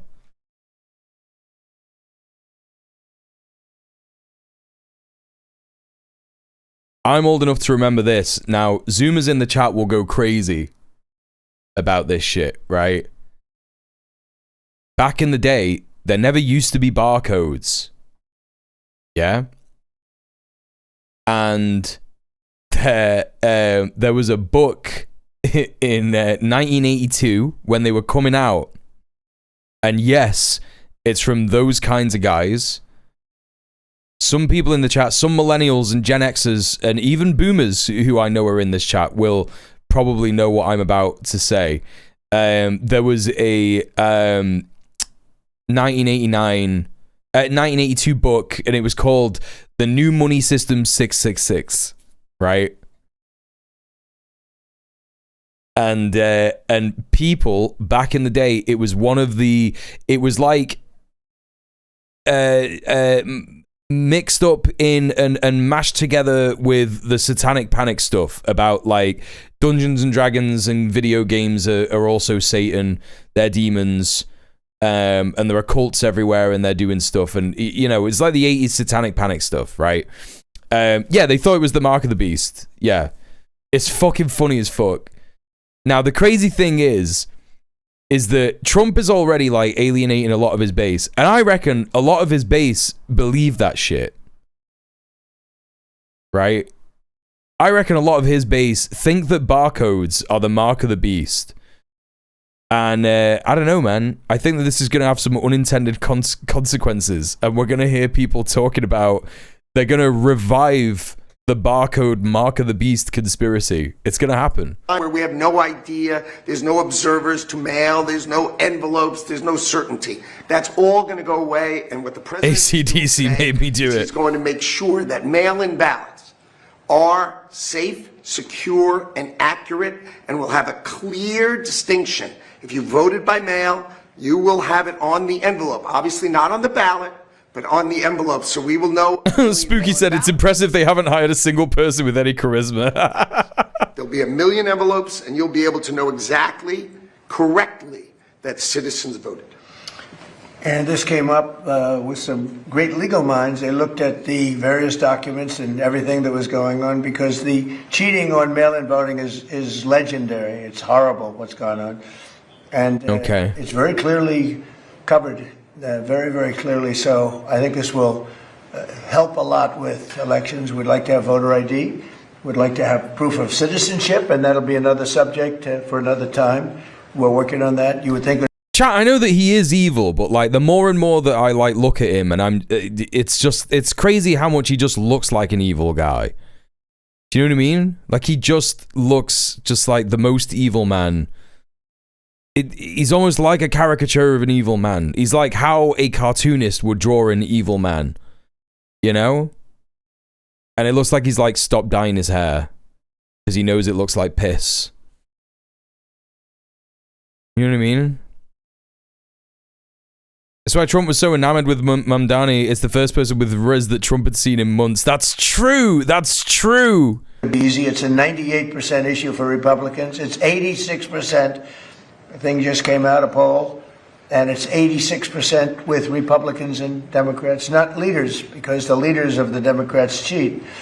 And the only people that don't want to do voter ID are people that cheat. There's no other reason for it. Proof of citizenship. Yeah, he looks like an evil capitalist stereotype. He looks like the sort of like non-anti-Semitic evil capitalist stereotype, yeah. They have all sorts of reasons, excuses, but it's all nonsense. They want to cheat. But the Democrats themselves are very high. It's a very positive, very, very good thing. The Democrat voters, the Democrat leaders, guys like Schumer, who are corrupt, they want to use it for cheating because their policy is so bad with, think of their policy, open borders for everybody where people pour into our country from countries all over the world. Think of that. He's fucking on one today. Well, yesterday. Just take any issue, take anything. Everything they have is so crazy. But the fact that they don't want to sign voter ID is another issue. It's a big issue. The fact that they don't have proof of citizenship. This bullshit is probably because the Senate doesn't want to pass the SAVE Act. Well, don't some Republicans not want to pass it? Is that what it is? A hippie marshmallow. The Centrica CEO is the most cartoonishly evil person I've ever seen. Oh, yeah.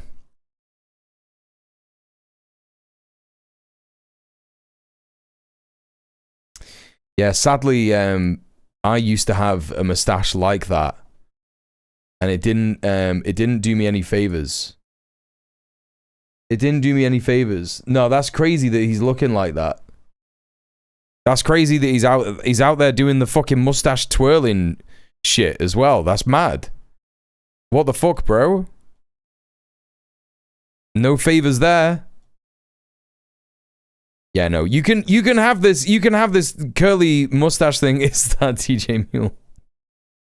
You can have this curly mustache thing, but just like not be a billionaire, right? That's the... It's a specific way he looked on Laura Quensberg. Oh, I've not seen him on that. You'll have to get me a picture or a video or something. Jeff Bezos is Temu Lex Luthor? Yes, correct. Evil Mule unlocked. Evil Mule. My uncle had a curly mustache and it looked fabulous. Not like that at all. Yeah, it's better when you're not like an evil person to have that. Yeah. That they want. Republicans in the Senate don't want it to pass and Trump is pissed about it. Yeah, that's exactly what this is. So they didn't do the SAVE Act. They're doing this instead. But the Supreme Court might challenge this because they challenged his tariff stuff. They said that this was things that you can't do as president. But he still did tariff stuff anyway. So even if the Supreme Court challenges this, nothing will change. He'll just keep doing it. He'll just say, no, well, we are going to do this. We're going to put barcodes on everyone. He's going to fuck up the elections so much, right, that I think that there's going to be like a Democrat landslide. And and they don't even deserve it. I'm sorry, but like the Democrats don't even fucking deserve it because they're so bad at the minute.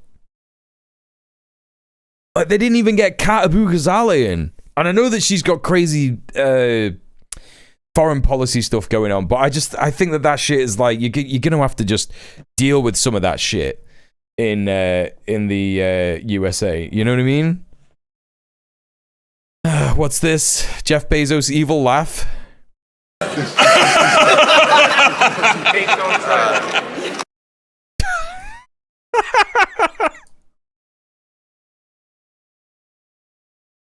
That was pretty fucking funny, man. I quite like that. Men in women's sports. Hey, Connor, how you doing? The only way, they assume, the only way they can win is to cheat.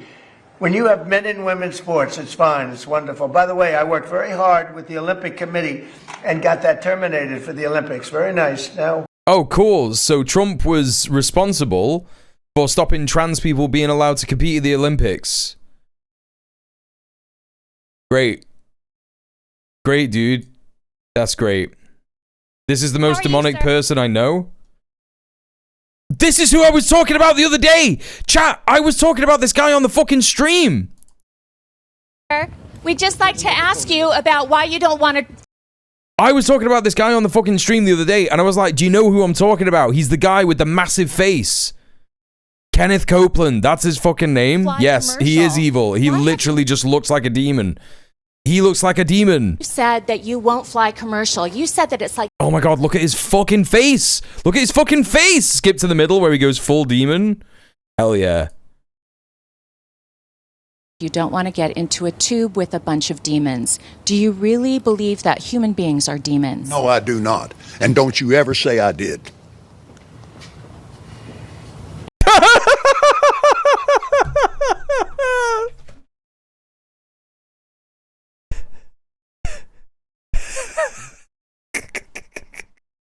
He's got like a massive mouth. Do you know what I mean? He looks like he could literally like go like, and like his whole jaw just dislocates and he just like devours people whole.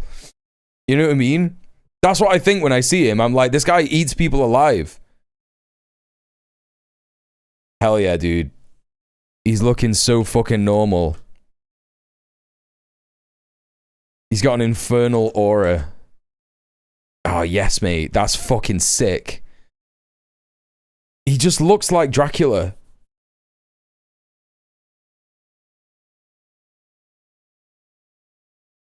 Someone else put another link in there. This is Hippie Marshmallow talking about that guy on Laura Quensberg.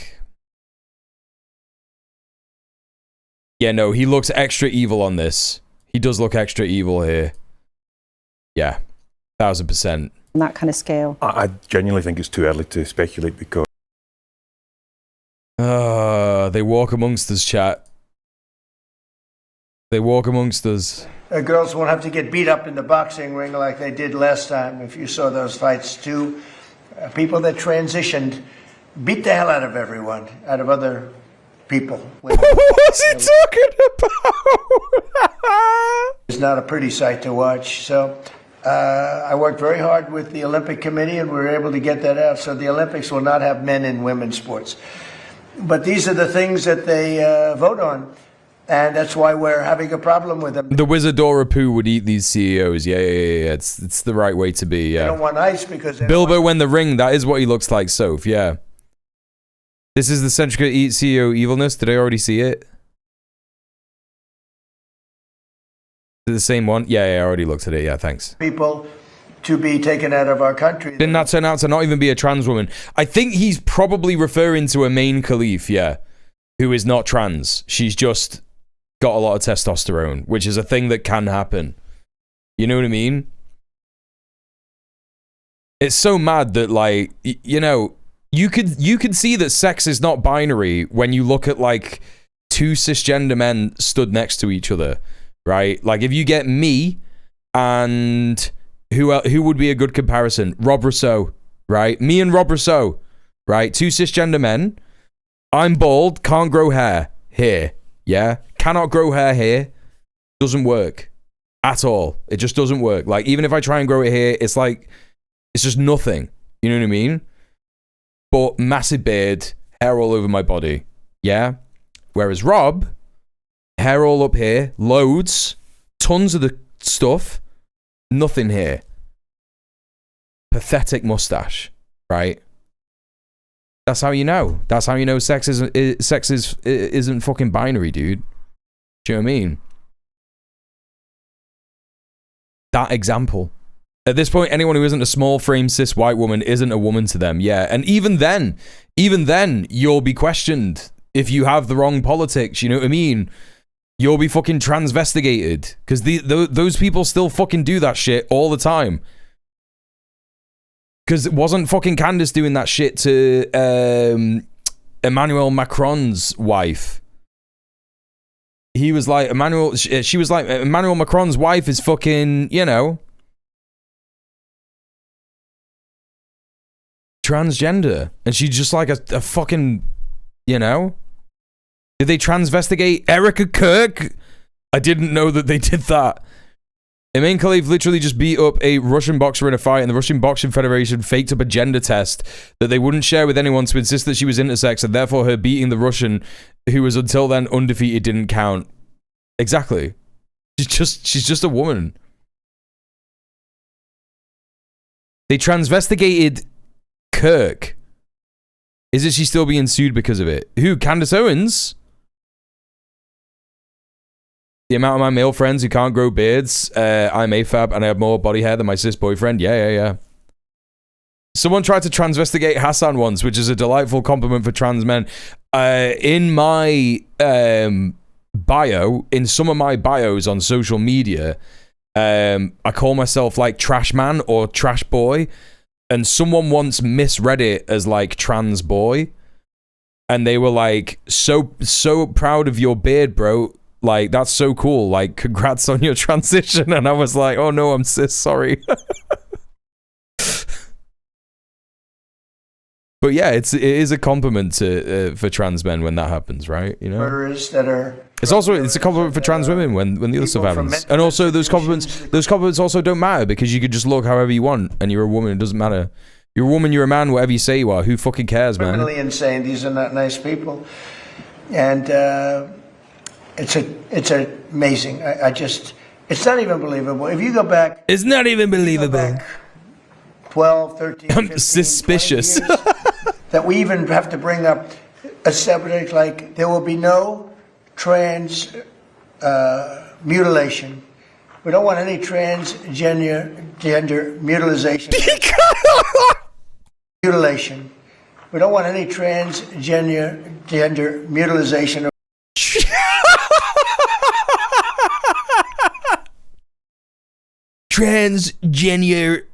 Gender mutilization. Children, we don't want. He's had so many strokes. People pouring into our country from other countries all over the world. Where prisons are opened up all over the world. They're opened up, and they pour into our country. Murderers. 11,888 murders. Think of that. We got many of them out. And by the way, Washington, D.C. just set a new record for safety, and I'm sure you know that. He does play the greatest hits just over and over again. That's all he does, yeah. Not mugged lately, but it just... Wait, what? What just happened? D.C. just set a new record for safety, and I'm sure you know that, because, Peter, when you walk down the street, you're not mugged lately. He looked at the guy that we were just saying, like, this guy looks like he gets bullied all the fucking time. He looked at him and he was like, "You've noticed that, haven't you? You don't get mugged anymore." But it's a very safe city now. We took great pains to make it that way, but it actually happened pretty quickly. Within 3 months it was good. Within 4 months it was very good. Within 5 months it was great. Now it's better. He's still getting bullied, chat. So Washington, D.C. is now considered a very, very safe city.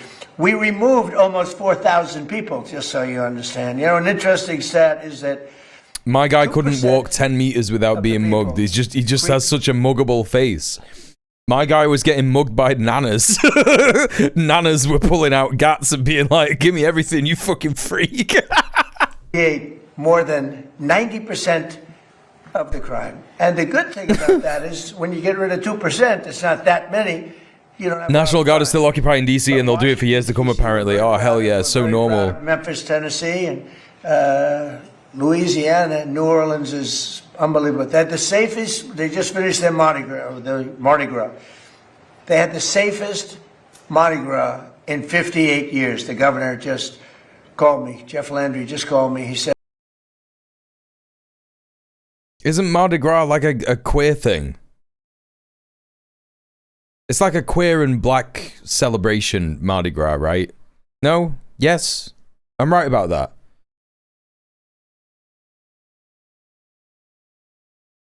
Hey, George Von Trapp. DC won't be safe until all the rich people are gone. True! Yeah, New Orleans too. It's originally Catholic. Mr. President, it's the safest Mardi Gras in 56 years. People do gay shit sometimes in it. Alright, so it's just a normal thing. It's not like Pride. It's not like a Pride parade. Okay. It's the safest Mardi Gras. It's just an excuse for people to drink a lot. Oh, okay, right. Fair enough. It's just, for some reason, people in the UK call what you want about. No, Soph, you know this. Don't what you want about me, because you know this. In the UK, sometimes people call Pride Mardi Gras, don't they? It's not inherently queer, but in practice it's pretty queer. Right, gotcha. 8 years because It's just party time, yeah. And really, Chicago. And sometimes there's gays, just like real life. New York should call. They've had a lot of problems that we want help.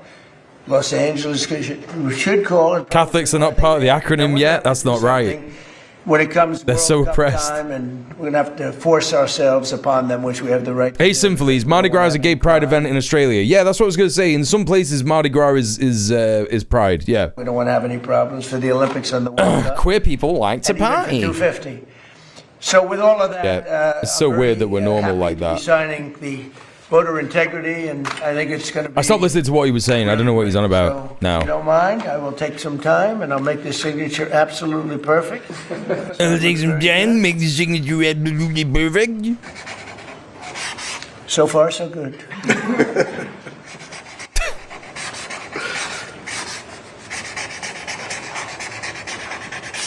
Okay. That's really funny because the last few signatures he's done have been really bad.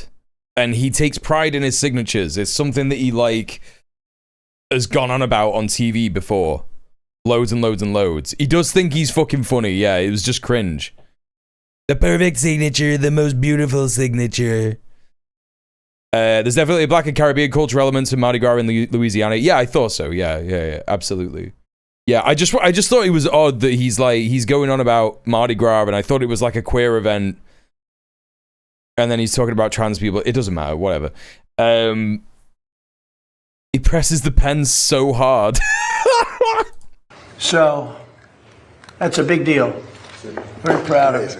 And I don't know how it can be challenged. You'll probably challenge it. You may say, find a rogue judge. You get a lot of rogue judges. Okay, his fucking signature looks like shit.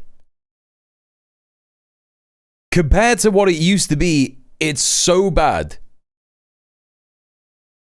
I'm being serious, chat. It looks so bad compared to what it used to be. When he did the drawing of the naked child and did her pubes as his fucking signature, right? That was what his signature used to look like. Obviously, I'm not bringing that image up again on stream, but he's losing fine motor control. That's why he was like pushing down on it. Like, it looks like it says Austin Benjamin. I wonder if he's got arthritis getting bad. No, because arthritis doesn't make you draw bad. Like, arthritis pain can be manageable. I think it is more to do with just like brain. I think it's more brain than body, to be honest. Very bad. Because my mum's got mad arthritis, but she's got like exactly the same handwriting. Spooky Wildlin. Sonic will never again be a pain in my ass. Thank you so much for the £10. I wish to see the boy. The boy is now unlocked because we've had £25, haven't we? £25 donated. We turn on the cat cam. And there it is. He's not there. So that's sad. But I'm going to go and get him. Don't worry about it. Until the cameras were going on, I bet my guy was moving like Jabba the Hutt on lewds.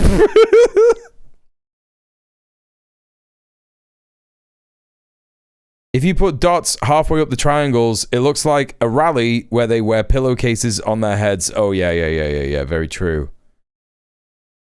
Yeah, he did ace the mental competency test. Passed it with flying colours.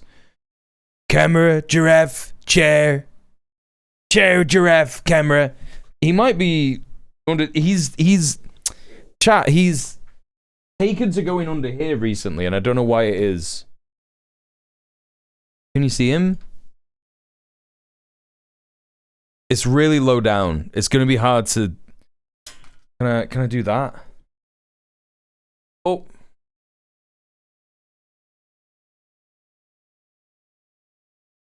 There he is.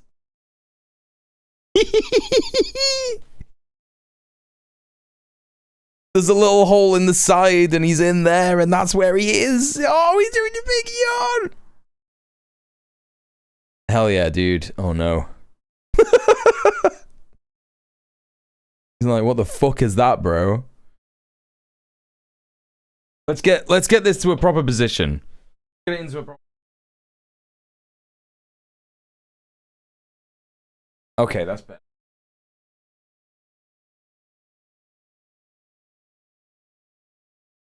Yeah, that works. That's better. Yeah, he loves a cozy dark space. He's confused at what you're doing. I know he's confused at what I'm doing. I know. He doesn't know what's going on. He just doesn't know stuff. It's just crazy that he just doesn't know stuff. He doesn't know anything. He's just a little fella. Oh. Oh. Right, there he is. Anyway, chat. He's there. Hey, Ground Level News. How you doing? Welcome in. All right, let's crack on with this evil. Bad people, very bad judges. But that's the only way that can be changed. And hopefully we'll win an appeal if it is. But I don't... We'll win an appeal if it is. I don't see how they can challenge it. And remember, it's about voter integrity. We want to have honest voting. He does trust me, yeah. That's why it's so cute. Voting, you can't have really a nation. I've been really going ham on the grooming because I think I've just been really shit at grooming him, like brushing him every other day. I think you're supposed to do it like every other day, and like I really gave him like a really big brush today, like loads, and I think he really appreciated it. And he really trusted me. He trusted me with his belly, even though a couple of times he was like, "Stop!" Like he like got his hand and he was like, "Stop!" So yeah, it was really cute today. I think he really does trust me. It's nice. If you want to know the truth, Howard, I'll give that to you.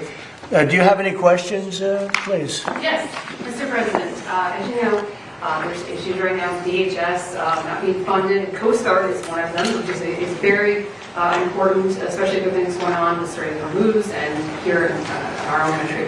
You have the power to transfer control from the Department of Homeland Security to the Navy. Are you considering doing that? No, I have a lot of powers to do things, and we use the powers where appropriate. Sometimes you don't have to use those powers. You know, they're a little severe. And then people accuse me of being a king. You see, the king, this is the new one. They've been trying for a long time, including... No. You brought this up last year, motherfucker. I'm sorry. He's acting like this is like a new thing. This is so funny. He's acting like it's a new thing. He was saying this stuff and he was mentioning the king thing last year when they did the No Kings protests. I'm sorry, but he just was. He just was. He's like, this is a new thing. They say that I'm acting like a king. 4 years where I was out of office watching how badly this country was run. But they've been trying for a long time. You know what they really are doing is they want to have people coming into our country. They want to have open borders. They want to have criminals coming into our country. They want to have people unchecked, unvetted, coming into our country that you can look at them and say, this is not good.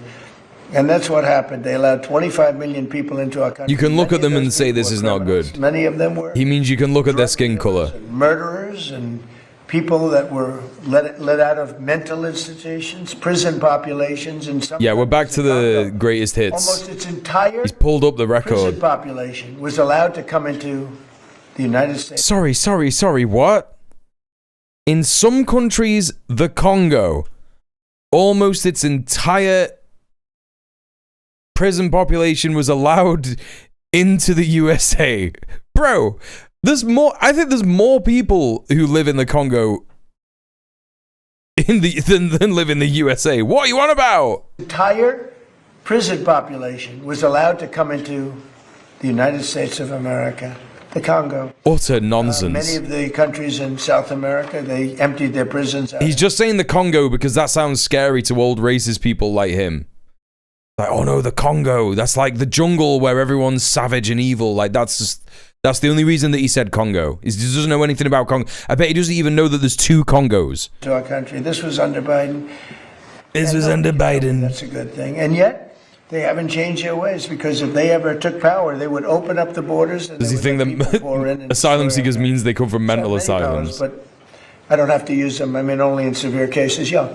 Mr. President, thank you. If you were able to sign the executive order to pay the TSA agents, why not do the same for FEMA and other agencies within the Department of Homeland Security? Well, FEMA's different because FEMA, I really believe that it's fine, but I think it's very inefficient. I think, we have smart governors, and this is crazy. This is crazy. He's like, I'm not worried about FEMA because they're inefficient. What do you mean, bro? What do you mean? This is the disaster response in your fucking country. So what are you doing instead? You're going to be like, oh, well, we'll just get ICE to do everything. Bro, this is so nutty. Are we allowed to call Trump a bellend? Yeah, bellend just means penis, man. You don't have to worry about that. Bellend just means penis. It's not like an ancient slur or something. Don't worry. It's not like an ancient British slur. one way to tell whether or not they're smart is how well they do. FEMA's a very expensive way of trying to put out a problem. Did you also see that a Trump FEMA guy thinks that he teleported? What? And help them financially, but let the... What you want about? A Trump FEMA guy thinks that he teleported. Deep in debt with nothing. No. What is this? Why is this? What is this? Reich and roll? Is this that guy that did the fucking Iran AI thing? That's just how to make a cross out of palms. Why is that showing up? Anyway, whatever. Trump FEMA guy teleport. A top FEMA official says he teleported 12 days ago. We had a teleport incident, 2 of them, and I ended up at a Waffle House like 50 miles away from where I was. That man who is, yes, talking about teleporting to a Waffle House is Greg Phillips, and he now holds one of the most important jobs at FEMA, overseeing the Office of Response and Recovery. I feel like I've seen this in a dream. Oh, making a cross out of palm leaves because of Palm Sunday. Sorry, you're right. That's called a blackout. He just got too wasted. He just got way too wasted. He woke up. I woke up feeling all confused and dizzy with a headache at a Waffle House. It was an incredibly frightening moment. To experience yourself in your car, flying through the air. What? It's no fun. Phillips is a far-right activist, and he now helps determine how the government responds when disaster strikes, coordinating billions. Bro, he just drove his car like full pelt up the back of a fucking like one of those trucks that transports cars. That's all that happened. He was drunk and he fucking went foot to the floor right into one of those fucking trucks where they fucking transport cars everywhere and shit, and it just went pew, fucking right up there. And he flew into a fucking Waffle House. That's all that happened. Millions of dollars in search and rescue operations and emergency aid. He was appointed to this position in December, and a CNN K-File review of Phillips' podcast and there was a magical shit that appeared in my pants. Record of extraordinary. I teleported so hard that someone teleported a turd into my ass. Like, I can't believe it. Claims. We then tracked down what we felt like were 3 million non-citizen voters. Election fraud conspiracy theories, and violent rhetoric towards public officials. You said we know that 3 million illegally voted. Do you have the proof? Yes. Will you provide it? Yes. Can I have it? No. In January. Is it real? Yeah. Will you show us how it's real? Yeah. All right. Can I see it? No. January 2025, after Trump took office, Phillips was discussing a Trump executive order that targeted intelligence officials who had questioned the veracity of Hunter Biden's. The Roswell Grays shit my pants. Election. Phillips said this. I'm going to find you. I'm going to track you down. I'm going to beat the living snot out of you. He then talked about. Wait, what? What was that? Laptop before the 2020 election. Phillips said this. Wait, what do you mean? Why did he say that? Trump took office, Phillips was discussing a Trump executive order that targeted intelligence officials who had questioned the veracity of Hunter Biden's laptop before the 2020 election. Phillips said this: I'm going to find you. I'm going to track you down. I'm going to beat the living snot out of you. He then talked about former President Joe Biden. Who's he talking about? Punch that in the mouth right now. He is a nasty, crappy human being. Is he talking about Hunter Biden? Is he just talking about Hunter Biden? That's so mad, bro. And he deserves to die, and I hope he does. Phillips first rose to prominence promoting false claims of widespread voter fraud in the 2016 and 2020 elections. The unfounded claims were widely disputed by both courts and election officials. On multiple occasions, Phillips described migrants crossing the southern border as an invading force and urged people to arm themselves. The war is here. They want you dead. They've come here to kill you. Be well armed. Take care of your family. This is so sick. I'm so glad that this guy's in charge of FEMA, chat. I'm gonna start bullshitting more day to day. The world has forgotten lying exists. Yeah. Yeah. The person making these remarks is now in a position of public trust at an agency where judgment, credibility, and calm decision-making carry life or death consequences. There's gonna be like a natural disaster, and this guy's just gonna be like, no, it's fake, aliens did it, and then nothing's gonna get done. Spokesperson told CNN, "This is so silly, it's barely worth acknowledging. DHS, FEMA, and Mr. Phillips are focused on the critical mission of emergency management and ensuring the safety of the American people. Many of the comments cited are taken out of context or like COVID, jovial, and somewhat spiritual discussions made in the context of barely surviving cancer in a private capacity." No, I think like another strain of COVID is probably gonna hit, and nothing is gonna get done about that. I'm certain about that, but I also think that like there's gonna be like an actual natural ecological disaster. You know? Oh, they're all hacks, to be fair. This guy seems a bit extra. I mean, they're all extra. They're all extra. That's what I'd say. I'd definitely say that they're all extra, and this guy's just like, he just thinks he teleported. He thinks he teleported in a Waffle House. In other words, you'll have a hurricane in Florida, and people will come from Alaska. They haven't been to Florida. By the time they get used to it, you know, the problem can be solved. So I've never been...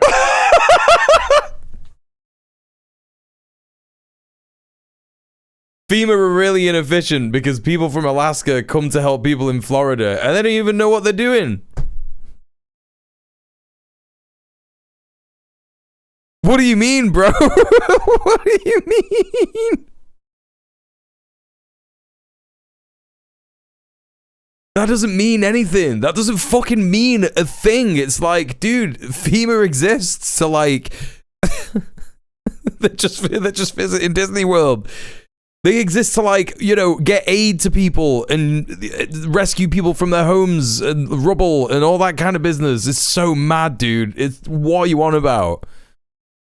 What is he on? Oh man. Yeah, it's almost like the word federal in FEMA is just like completely invisible to them. Hey, Apple Chips. And also, hi, Ick been dead as well. It's a real fucking annoyance being a person who feels the weight of their decisions on reality. I can't imagine how free these people must feel. That's what I mean. I feel like I have to make the right decisions every single day, otherwise I will drastically change the future. I think about this constantly. I think about, like, if I say the wrong thing to someone, even if it's in the chat, I could, like, spawn a serial killer. I think about that regularly, chat. I hope you know that, right? I've got insane OCD. Like, insane OCD. I'm a big fan of FEMA. I like to keep it local. I like to see governors and neighboring states help each other as opposed to FEMA. FEMA is very expensive, and it really doesn't get the job done. You know, North Carolina, they did a terrible job until I became elected a second time, and I went and, you know, we had that tremendous water flood. It was a water hurricane, the likes of which nobody has seen. It was a water hurricane. Never had lakes, all of a sudden had lakes that you couldn't even get to it. And actually we were helped by Elon Musk with the communication, with his great communication system that worked. No. I'll keep my mule-influenced weekend plans quiet then. Mule, I've been thinking about doing a stab sometime. No, don't do this. Don't do this. Don't do it to me. My brain. When he fucked up the water table for the whole year. Yeah. But like, what are they on about? Elon Musk helped with Starlink? How? What does that mean? What's he on about? Very well. We're very lucky, saved a lot of lives.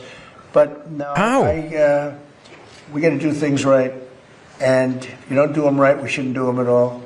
Yeah, please. Thank you, President Trump. After you said today that the Iran war may be ending soon, the stock market closed much higher. Iran question, chat. Iran question. Also, a judge just ordered you to stop construction of the ballroom. Or are you planning to stop? Well, yeah, it's so good that people were able to go on Twitter in a disaster area. Yeah, that's what he's saying. Feel that, but it's not.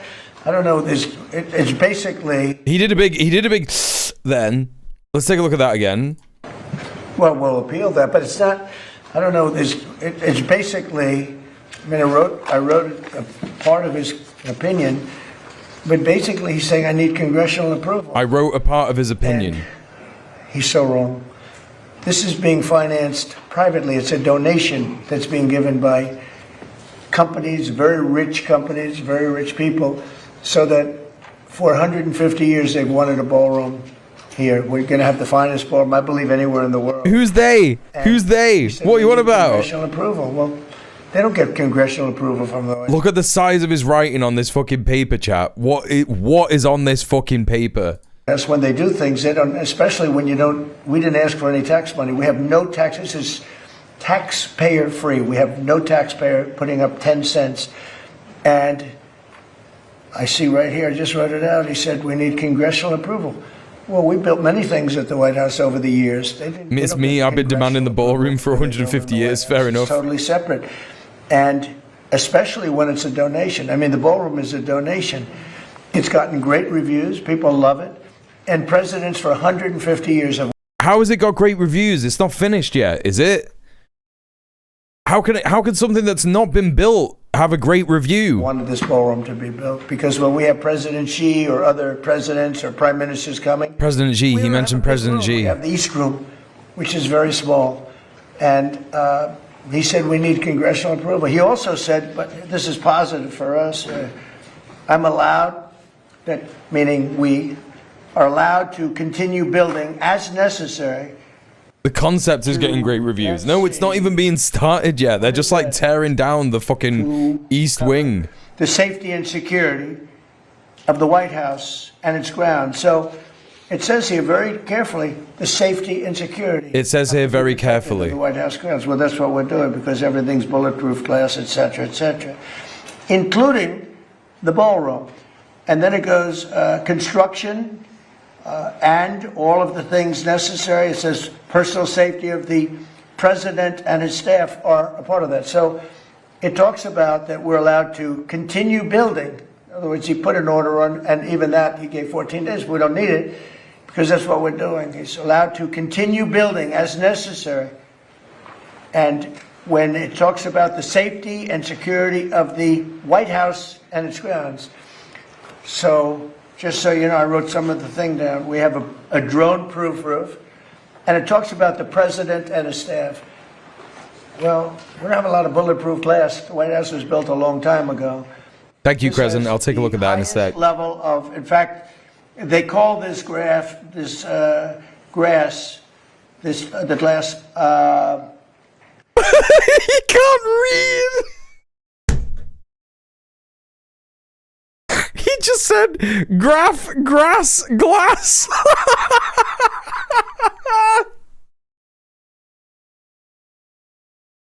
As the highest level of, in fact, they call this the glass, it's bulletproof and it's ballistic proof. It's very thick. It's like that.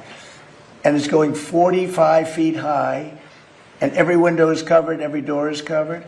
The roof is drone-proof. We have secure drone-proof roof. You know, bad things. You know, from all the drone attacks that have happened on the White House, by the way.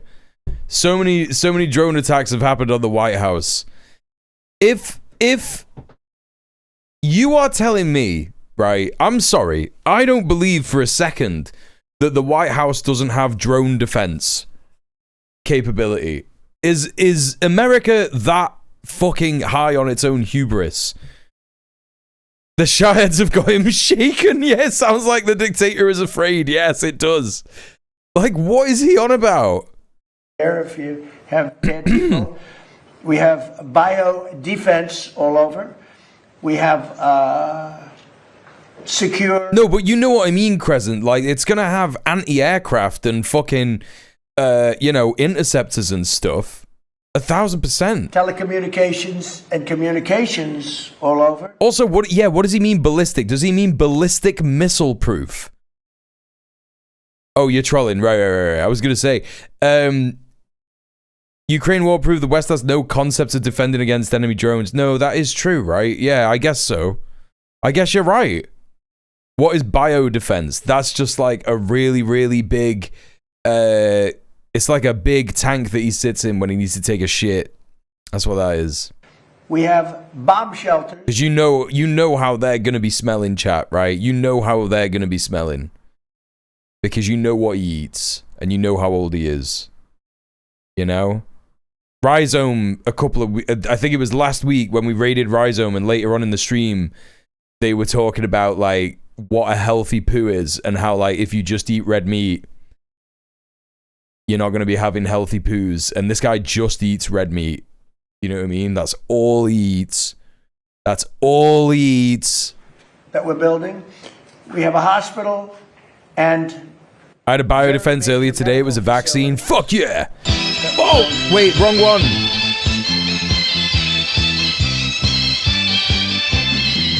I'm sure Mao would have been proud of vaccines. So, even though I pressed the wrong... Well, I meant to do this. I just meant to do that. But I'm sure Mao would have been really happy that you've had a vaccine, so don't worry about it. Major medical facilities, a hospital in the ballroom. Yeah, basically what he's doing is he's building... When Trump was a kid, right? He had this... Hello, my old chum. Thank you for following. You know, he did like little drawings like this. Oh.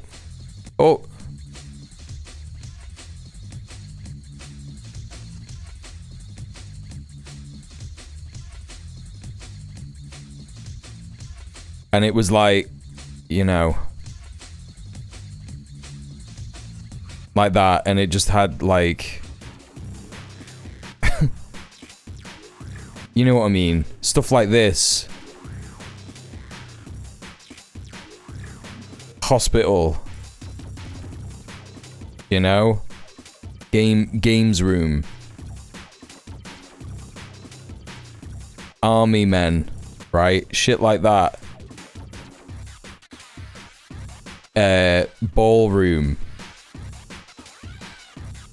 you know.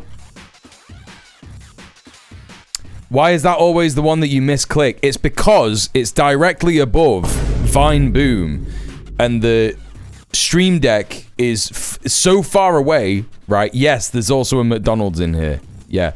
The Stream Deck is so far away that I have to, like, reach a little bit sometimes. If I'm a bit far away from the Stream Deck, I have to just, like, lean in a bit. You know what I mean? Mule can't use the text tool. I don't do that shit, okay? Can't you? I tell you what, do your own. Make your own one. Make your own one on your own stream. How about that? It's gone now forever. Okay. Every accidental red star in the sky moment is cinema. Yeah, it is. It's good. Mule, it's so good.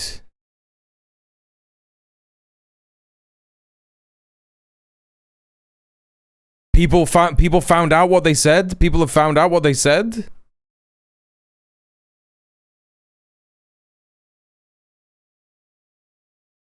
Did anyone else notice that this is literally written on the back of a printed email that has PDF attachments and is faced towards reporters?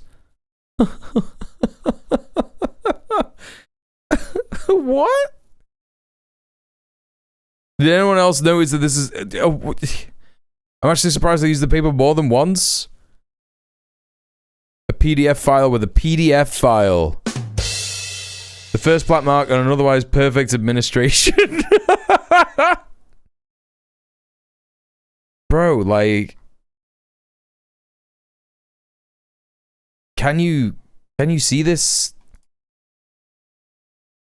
What does it say? The Sharpie has bled through to the... Oh my god, yeah, you can see the printed shit here on the fucking... Oh my god, yeah, you can see that there. The Sharpie has bled through to the back of the paper, so it's reversed, right?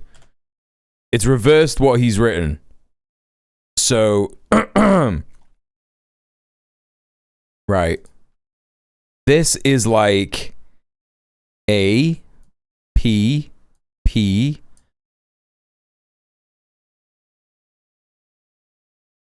Is that an R? Yeah, it's like an R. I think this is appraisal.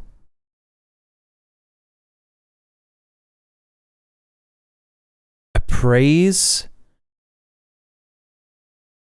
Or something? Appraisal or approval, maybe. That's a W.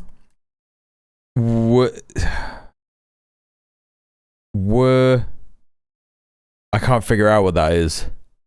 Just flip the image. Yeah, but I know how to read backwards. He's too deep in code cracker mode. It says appear competent.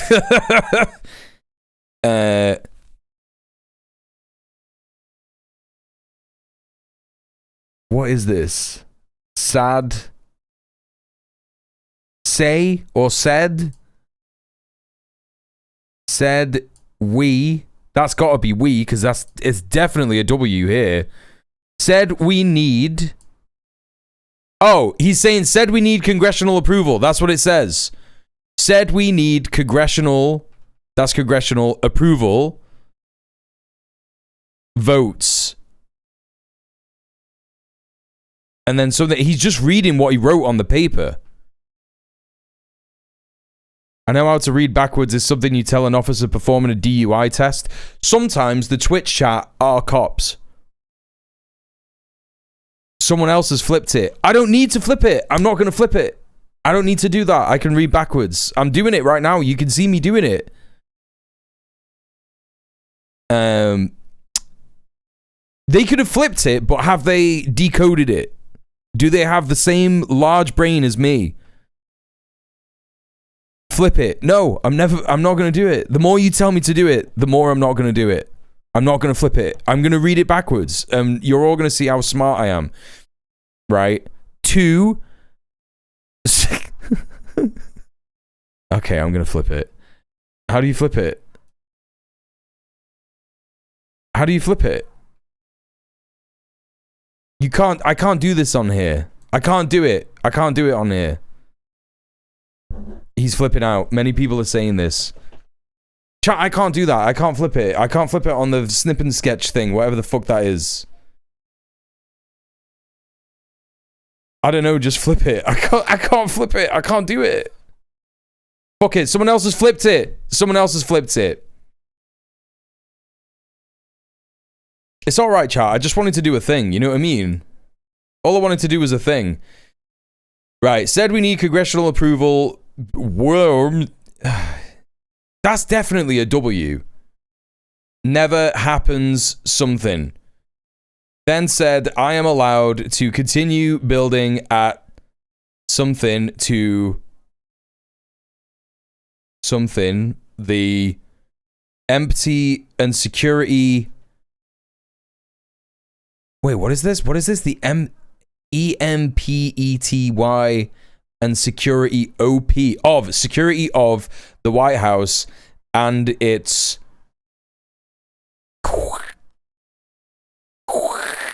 turn your monitor upside down. Thank you, new chatter. Hello, Sasha Khan. Welcome in. Litty Bros coming in clutch. Apparently it said we need congressional approval. Wrong. Never happened before. Judge said I'm allowed to continue building as necessary to ensure the safety and security of the White House and its grounds, including the ballroom construction, and provide for the physical safety of the president and his staff. Ensure air handling systems, biodefense, unreadable, bomb shelters, a hospital, and all medical facilities, unreadable, communications, government operating continuance, unreadable. Goat chatter, thank you so much. I just wanted to have fun, chat. You know what I mean? I just want to have fun. Like, I'm 36 years old. I don't get out that much. This stream is my life, right? You know what I mean? I'm just...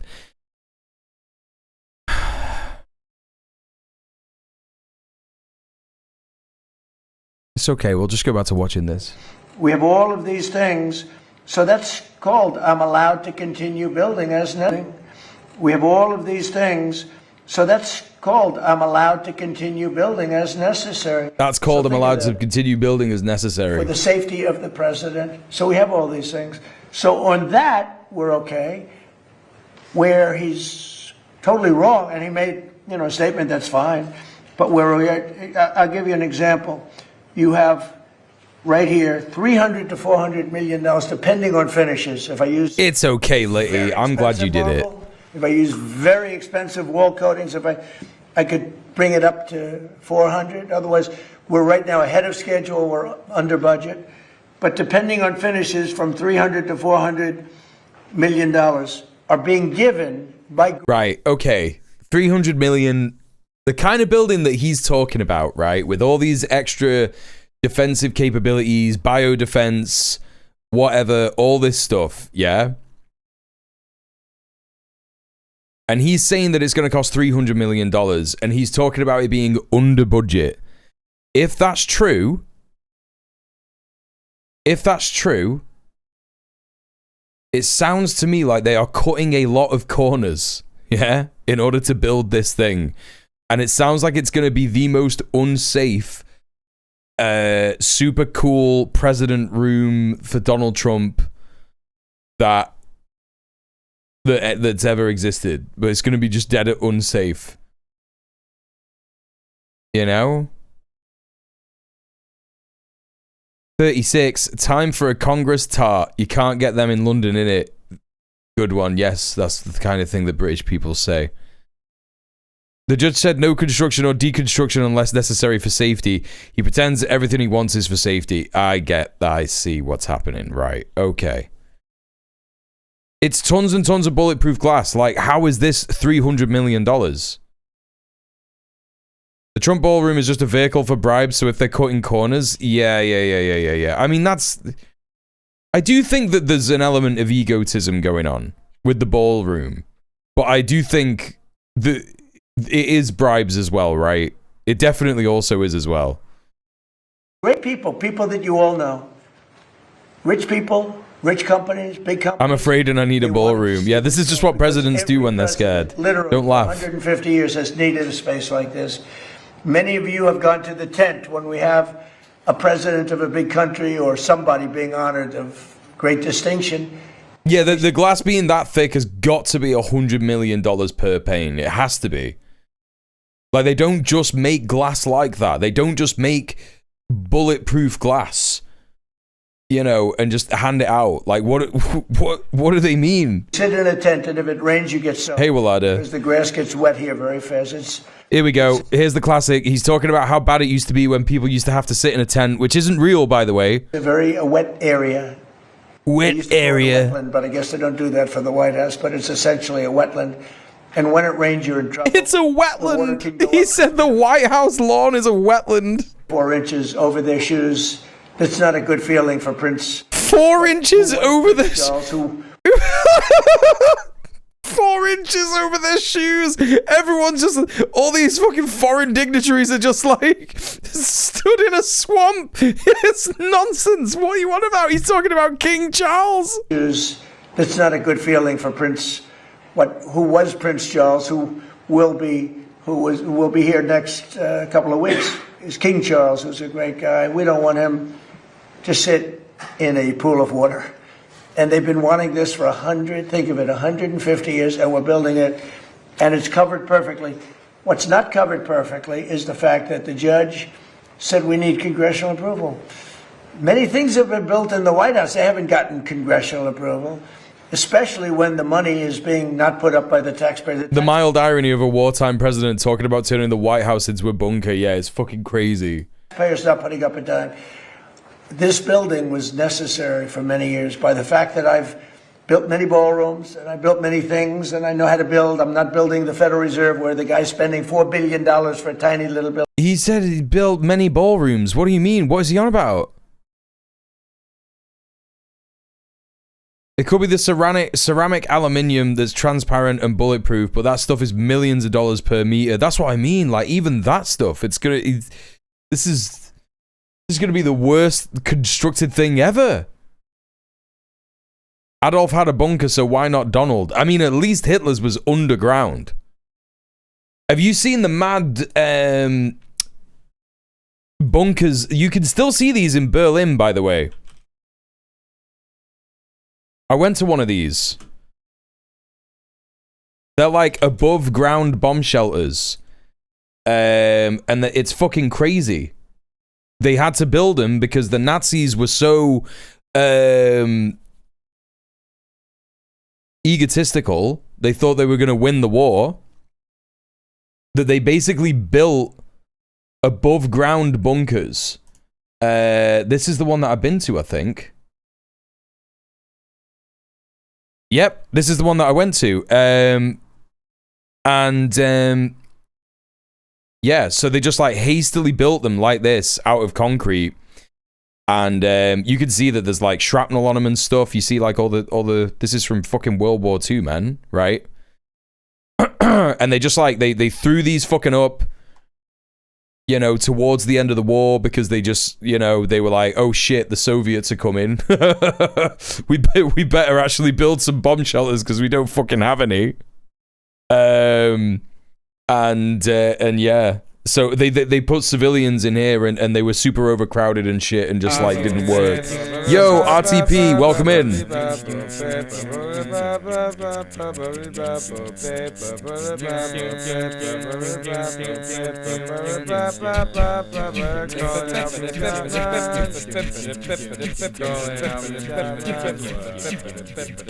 RTP, thank you so much for the raid. How are you doing? Welcome in. If you're coming into my stream from RTPs and you don't know me, my name is djmuel. I'm a leftist political streamer from the UK. I look at the news, geopolitics from a anti-imperialist and a communist perspective. And yeah, we are currently looking at the Trump speech from yesterday. Well, it's not really a speech. It's just him in the Oval Office chatting rubbish. And Hello, old chum. He's talking about the ballroom. And I was kind of comparing it to the bunkers in Nazi Germany that they had to build rapidly because they didn't ever think that they would lose the war or ever, you know, have Berlin be invaded and stuff. And I went to this bunker when I went to Berlin to have a look inside, and it's absolutely fucking gross. And they just like crammed it full of civilians and stuff. Anyway, it's kind of similar to the ballroom is the reason that I was bringing this up. But everybody, if you're not following RTP, please go and show him some love. I hope you had a great stream, and thank you so much for the raid, as per usual. Hey, RG's mum, hello, Senior Bad Fish Jr., Purdy Kiki, Alex Catmum, and anyone else who's joined in. Yeah, so, here you go. These are the kinds of things that they fucking threw up last minute because they were like, oh shit, looks like the Soviets are on the way. Better fucking, better do something about that. All right, let's get back to this. $4 billion. Hey, Susie, what's up? For the Federal Reserve building. That contractor is going to be one of the richest men anywhere in the world after he finishes the Federal Reserve. The man is totally incompetent. Jerome Too Late Powell is totally incompetent. Jerome Too Late Powell. What do you mean? It's pretty fast. What does he mean by that? But he's also done a bad job in shepherding the construction of that building. Do you know they ripped down a part of that building, and it was they say it's one of the nicest buildings in Washington. They ripped it down. So we feel, and we don't feel, we know that congressional approval is not necessary to put up a ballroom. And many things have been built on the site, they've never gotten congressional approval. And especially when the money is all put up. This is all donations by people that love our country, that love the White House, and that feel it was very necessary. Mr. President, a couple of questions for you on Iran, but first one that affects Americans' take-home gas prices. Today they hit $4. And we're $4, yeah, and we have a country that's not going to be throwing a nuclear weapon at us in 6 months. But Americans are... That's crazy that that's his response, bro. What are you fucking talking about? She's like, everyday American. What are you doing? This is crazy. This is how you know that he knows that things are going bad, because he's immediately on the fucking defensive. This lady is like, yeah, everyday Americans are, you know, worried about this. Gas prices are going up. Food prices are going up. And he's like, yeah, well, this country won't have a nuclear bomb in 2 weeks anymore, or nuclear weapon at us in 6 months. Crazy, dude. That's a crazy response. Hey, Mort, how you doing? Welcome into the stream, and thank you for the follow. The effects in the interim. And they're also feeling a lot safer. What is the plan to bring them back down? All I have to do is leave Iran, and we'll be doing that very soon. And they'll become tumbling down, and stock prices... They'll become tumbling down. Almost to a record. Stock prices up today. Because they know two things. Number one, we have a safe country. We had to take a little detour because we had a mad...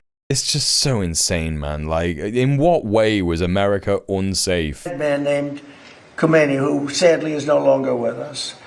And we had regime change already. We've knocked out one regime, then we knocked out the second regime. Now we have a group of people that are very different. They're much more reasonable. I think much less radical. This is how he's going to try and play it. This is genuinely how he's going to try and play it. He's just going to be like, the way that he was speaking about Khamenei is just fucking disgusting, man. Like, you know, say what you like about Iran, say what you like about the government of Iran, but Khamenei was a scholar, a poet. He fought in the Iran-Iraq war against America. You know, this guy Trump doesn't come fucking close. He's not worthy to lick the fucking salt off his boot. You know what I mean? It's just like, come on, man. Come the fuck on. And also, he's just wrong about this, and this is how he is going to try and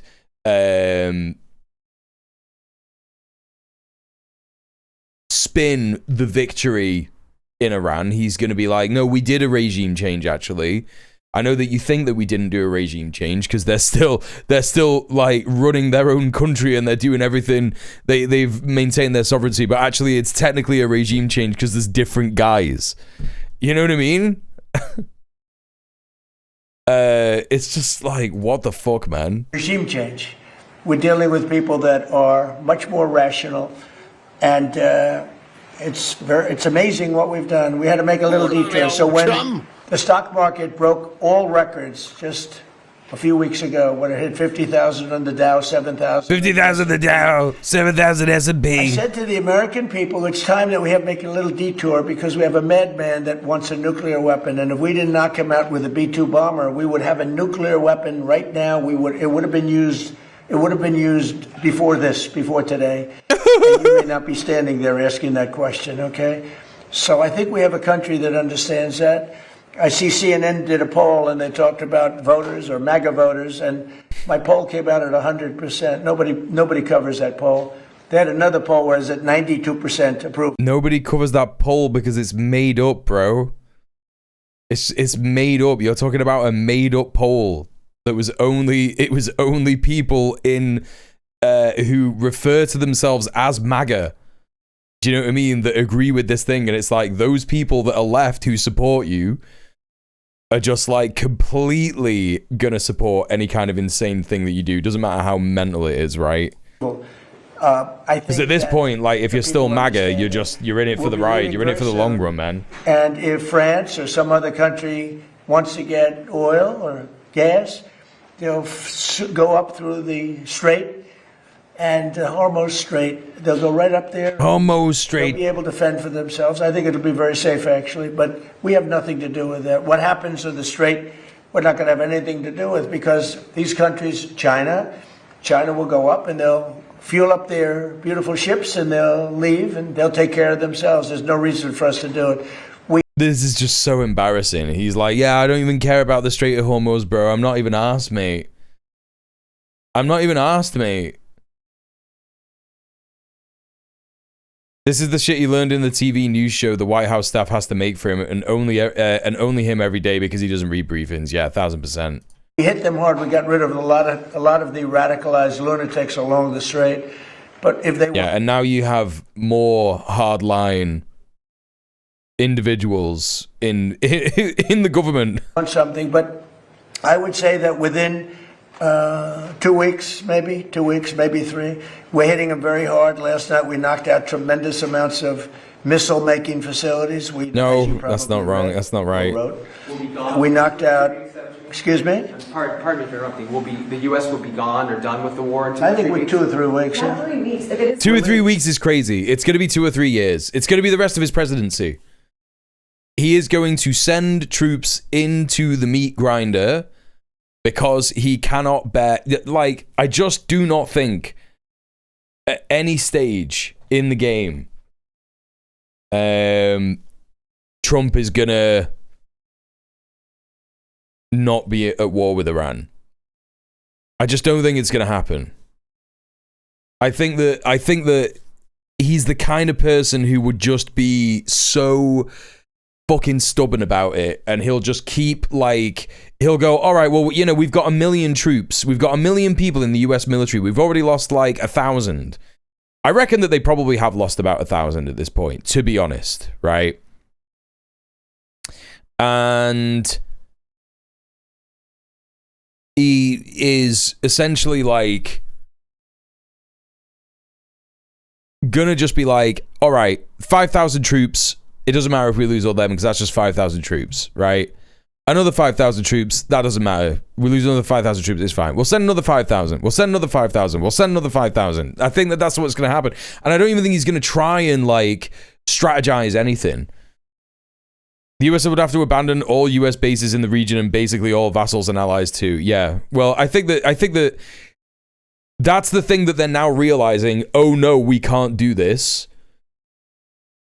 Right? But the crazy thing is that the longer that they stay and the longer that they try and do this, that situation that you're referring to where they have to abandon all US bases in the region and all their vassals and allies, that situation is looking more likely the longer and longer that they try and do this. I think it's already possible now because Iran are just not going to stop. That's the thing, right? Iran are just not going to stop. And I think that they know that. You know. There's this guy at volunteering that I knew since college and I never really considered him to be my friend. He basically attached himself to me anyway, and he said he agreed with Hitler's ideology. That's bad. I've always disliked the guy, and I got a bad vibe off this guy from the start, and now I know why. Yeah, you gotta I don't know, flush his head down the toilet or some shit, man. You gotta start bullying this guy. This is the only thing that I'm gonna say to that. You know, so you got to start bullying him, and then when he asks why you're bullying him, say it's because you're a fucking Nazi, you freak. Stop being a fucking Nazi, and I'll stop fucking bullying you, bro. There's no reason for us to do this. Look, problem with the strait, a guy can take a mine, drop it in the water, and say, oh, it's unsafe. It's not like you're taking out an army or you're taking out a country or they can drop it. Or you can take a machine gun from the shore and shoot a few bullets at a ship. Or maybe an over-the-shoulder missile, small missiles. That's not for us. That'll be for France. That'll be for whoever's using the strait. But I think when we leave, probably that's all cleared up. Today I heard tremendous numbers of ships were sailing through. We're negotiating with them right now. They've been, again, we have had regime change. Now, all of this is lies. Every single fucking bit of this is just fucking lies, dude. Regime change was not one of the things I had as a goal. I had one goal. They will have no nuclear weapon. And that goal has been attained. They will not have nuclear weapons. But we're finishing the job. And I think within maybe 2 weeks, maybe a couple of days longer to do the job. Maybe 2 weeks, maybe a couple of days. It's gonna be 2 years. It's gonna be 2 years, and Iran is gonna emerge victorious. The entire region will have been decolonized from the evil empire of the US and Israel. Palestine will be free. Hell, maybe even Syria will have a popular revolution that isn't Turkish ISIS. You know? Stranger things have happened. And, you know, stranger things could possibly happen as a result of the US's entire fucking hubris in this situation. Who fucking knows? He's gonna breathe his last before it's over, do you think? No, he's gonna live for a long time, I think. You know what I mean? But I want to knock out every single thing. But I think that it will last until the end of his presidency, and then there's either gonna be a Tucker Carlson presidency, and that Tucker Carlson presidency is going to be like, we're so sorry, Iran, that guy was evil, what a horrible guy, and then they will just turn all the fucking like military attention inwards. And then if it's the Democrats, I think they'll just continue the war, to be honest. I'm being real. We'll make a deal before that, because we'll hit bridges, and we've hit some. We'll hit some bridges. We've got a couple of nice bridges in mind. But if they come to the table, that'll be good. But it doesn't matter whether they come or not. We've set them back. It'll take 15 to 20 years for them to rebuild what we've done to them. They have no Navy. They have no military. They have no Air Force. They have no telecommunications. They have no anti-aircraft. All of this is wrong. They have no leaders. You know, their leaders are all gone. That's why we have regime change. We have nice new leaders. Peter? Thanks, President Trump. People bully him already. Needs to have a drone-proof roof. Right. There have been drone swarms flying over sensitive military installations in the U.S. over the last No, not swarms. What are you fucking talking about? What are you on about? weeks. The reports are they don't look commercial and they can't be jammed. Is this another country's military? I don't think so. We have a great system of. Do you notice that over the last 4 or 5 days you haven't seen very many drone hits, right? We have some unbelievable anti-drone weaponry that's incredible. But you want to have, like, for instance, the ballroom. We have a very powerful steel roof with other things in it. And you want to have, if you're building a building for security, just like his judge's opinion, you have to have security for the president and his staff. You need heavy, strong ceilings. You need heavy, strong, thick, very steel, bulletproof, ballistic glass. And we have that. Other buildings don't. You know, fairly modern buildings don't have that. They have roofs that are weak, and they have regular glass windows. They have roofs that are weak, regular glass windows. Bro, what are you on about? Yeah, of course they do. He's out here saying, yeah, other buildings just have like normal glass. They just have normal glass. Yeah, they do. Because they're not like a bunker for the president. What do you mean? A whole swarm of drones for a couple hours was over the flight line. There's a lot of really important planes down there. Hey, Falot Zahame. Yeah. He's been No. We haven't been watching it for an hour. It started it started here with a big sigh. About 54. So it's been about 20 minutes. Well, I'm not concerned. Yeah. Where do Iran buy its arms from? Iran make their fucking missiles at home. That's the thing. That's the thing that these guys have not fucking figured out. They have designed their missiles so that they could be built with very fucking generic materials that you can get pretty much everywhere. And they have an incredibly robust and well-designed indigenous weapons manufacturing industry in Iran. You know? And I think that at the end of the day, this is the part where the US is gonna pretend to have not, I don't know, is gonna pretend that like they're leaving the war for like another reason, but then you know, they realize that they're gonna have to do some of this kind of stuff themselves in that region if they want to maintain their presence there. You know what I mean? Yeah, the US hired a company to retro-engineer a type of drone Iran invented. Yeah, the Shahid. Yeah, they made a Lucas drone. And I saw a fucking thing the other day. I don't know if this is real, but if it's real, it's fucking mental. Someone that was described as an Iranian nomad. Yo, lesbian hot sauce.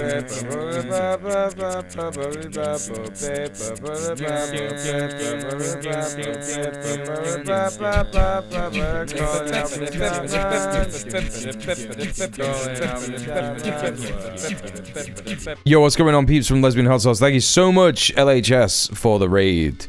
How are you doing? Everybody, please go and follow Lesbian Hot Sauce, an amazing left-wing UK-based streamer. How you doing? It's good to see you. Thank you so much for the raids. I hope you had a great stream. Welcome in, Crazy Corgi Queen. Gabriel, good to see you. We got LHS. We got Von Fichten. Two-Sided Toast. Welcome in. My name is djmuel. I'm a leftist political streamer from Manchester in the UK. I look at the news. I look at geopolitics from a anti-imperialist and a communist perspective. How are you doing? Welcome in. Thank you for the follows. Verse Pie. Hello. Yeah, so this is... I was just talking... We're listening to Trump talk about the war and how he's definitely winning and all this kind of stuff, right? And it's all just, like, not true. We were talking about the Shahed drone and how the US reverse engineered it. And I was remembering this thing that I saw that was... this was last night.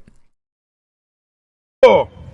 So this is apparently like, this guy is referred to as like an Iranian nomad. So I don't know what that means. I don't actually know what that fucking means, but apparently this is just like a rifle that he's had his entire life, and he just has like multiple Lucas drone carcasses at his feet here. And he's like, I've just taken these out with this rifle that I've had for my entire life.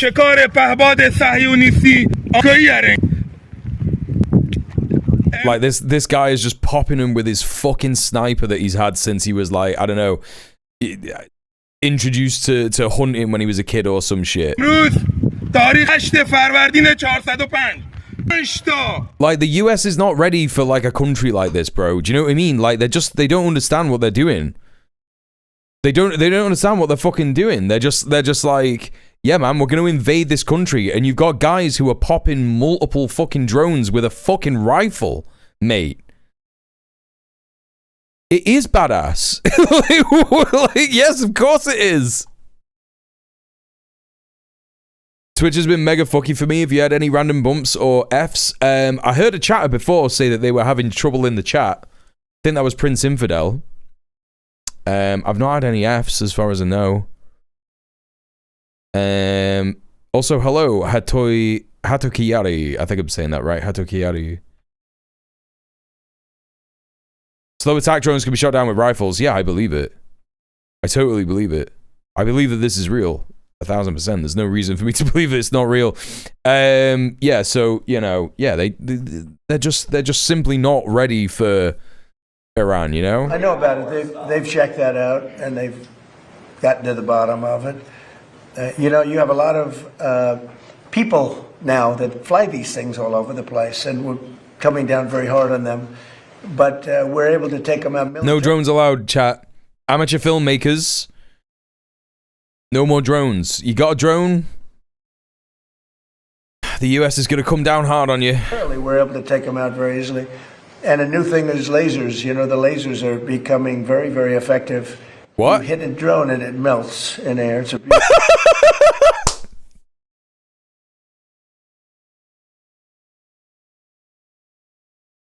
Hey Doom Nukin, how you doing? Welcome in. This is so good, dude. This is so fucking good. This is like the Iron Beam again. This is lasers. They got lasers. Beautiful thing to see. No, these don't work. If it's coming at you, having a laser is a very nice thing. But we have, there are methods of defending against drones. I mean, the advantage from the standpoint of defense is they don't go very fast relative to it. It is pure raw. It is. F-22, that plane right over there. They go very slow. They can be also shot out of the air by, you know, high quality aircraft, which we have more than anybody ever had. And just there was a viral video this week. Hey, Crimson Tinted. Army helicopters hovering near Kid Rock's house in Nashville. Did you see that video? I didn't see it, no, but I'm sure they had a good time. Well, so the Army just said the crews of these helicopters have been suspended. What do you think of that? Well, it depends. Are they? Well, they probably shouldn't have been doing it. Yes, you're not supposed to.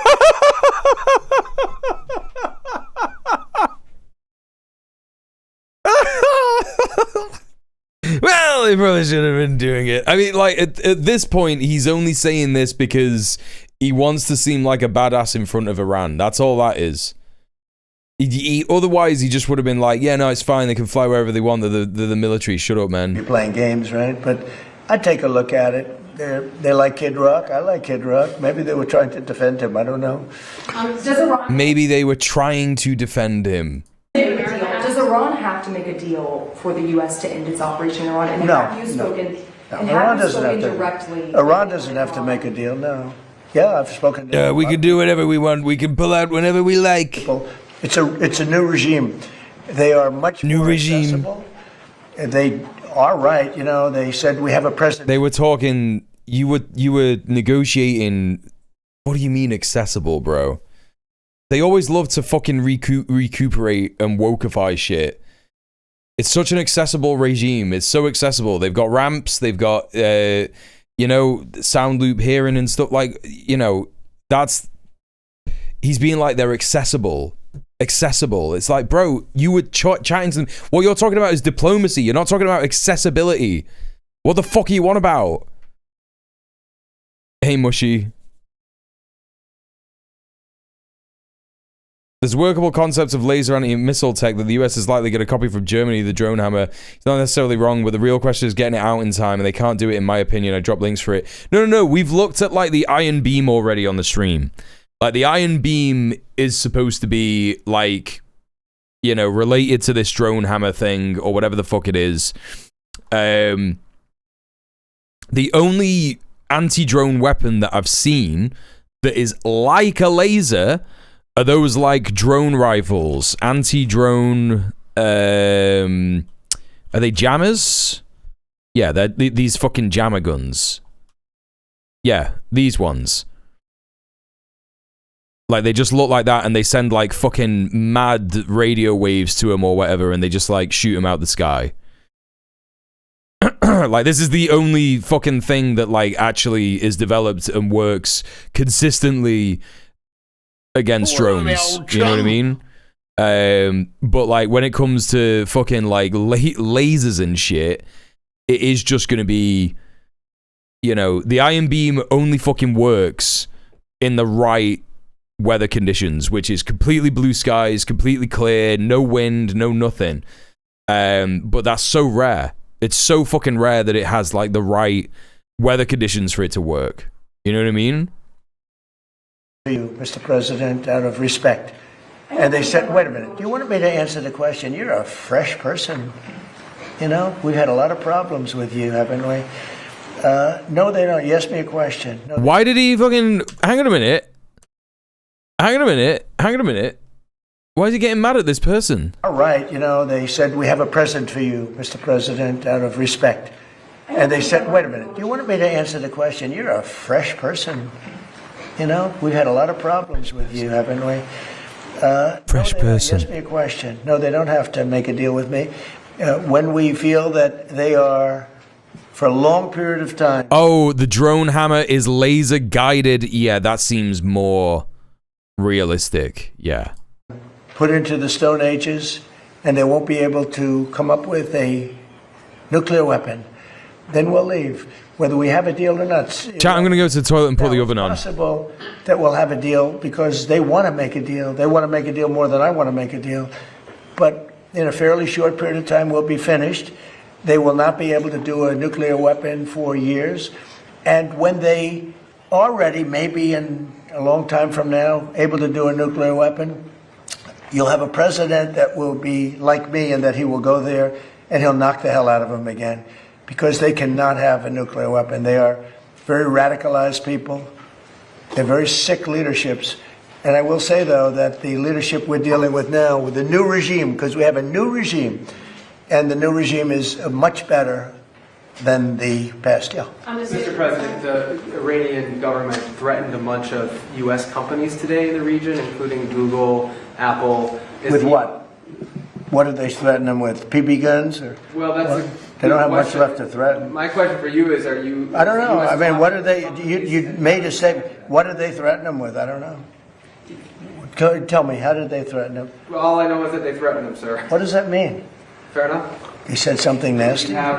Is the government in touch with these companies? Are you helping to backstop them? You don't even know what the threat was. What was the threat? I haven't heard it. What was the threat? Did they say they're going to blow them up? They're going to hit them? They're not. You know what they're not going to do? They're not going to hit them with a nuclear weapon. Is this something you're concerned about, sir? No. Iran's IRGC issues a warning that they will target 18 U.S. technology companies if the U.S. continues targeted assassinations of Iranian leaders beginning on April 1st. Those companies include NVIDIA, Apple, Microsoft. Most of those people are dead already. Yeah, Peter? I got one. Your son Eric posted a photo of what will be the Trump Presidential Library. Yeah. It's a huge skyscraper. In Miami? Is that all a library? What else is going in? No, well, it's a library. It's a museum or a library. It's a presidential, but I wouldn't start it till I'm out of office. I don't believe in building libraries or museums. It's really like the Barack Hussein Obama one in Chicago. In not a good location, and it's a very unattractive building that's seriously late and seriously over budget. I think you're going to see a great one here, and it'll go up on time, on budget. Best location in Miami. They say it's the best block in Miami, and the state worked with us. Will people live in the floors? No, it's going to be most likely a hotel. You know, this concept could be office, but hey, it's DJ. most likely going to be a hotel with a beautiful building underneath. What's happened? What did he say? He's just making everything up. Yeah, it's really good. Fresh as America boomer speak for sassy. Thank you, Katie Cat. Yeah, I thought it was said in that way, but I was also thinking like, is he saying you're a fresh person as in like a new person because they got rid of the old one because they weren't sycophantic enough from that particular News Corp? He's waffling about the library. What library? There's going to be a hotel with a beautiful building underneath. The ballroom, the library and the ballroom.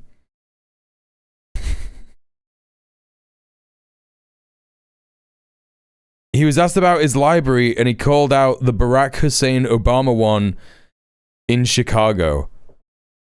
Oh, he's going to put his name on a library? Different one in Florida. Thank you, Ghosty Smith. What the fuck? The ballroom is literally going to be that building that I drew. That is what it is going to be. I wish the No Kings protest actually amounted to something. You got to get out there and speak to people when they happen. You got to get out there. You got to get fucking Al Sharpton and be like, brother, you need to be less. You need to be less libbed up. Let's go back in time. Let's go back in time to when you were fucking sicko mode. You know? But obviously, I'm not saying go up to Al Sharpton and say shit like that. That would probably be quite disrespectful, but, it's time to get out there and speak to some of the fucking libs and just be like, hey, listen, you know how, like, voting doesn't work and we tried voting and that didn't work? Hey, Blue Terry Teddy. Hello, stickers for cookers. That's crazy. I've just been to my cooker. Apparently some skyscraper presidential library he wants to build in Miami. A presidential library. That's mad. And a 747 Air Force One in the lobby, which is going to be a trick. And the Supreme Court tomorrow... There's going to be a 747 in the lobby. With a beautiful building underneath, and a 747 Air Force One in the lobby, which is going to be a trick. And it's going to be a trick. It's going to be a trick. What do you mean? Your executive order trying to get rid of birthright citizenship. And I'm going. You're going to go to the Supreme Court I think tomorrow. so. I do believe. And just sit there and listen. Because I have listened to this argument for so long, and this is not about Chinese billionaires or billionaires from other countries who all of a sudden have 75 children or 59 children in one case. What? Chinese billionaires are coming here and they're having 75 children and then they're all American citizens, and that's how that works. That's what's happening. What does he think he's doing, man? Like, what does he think he's doing in terms of...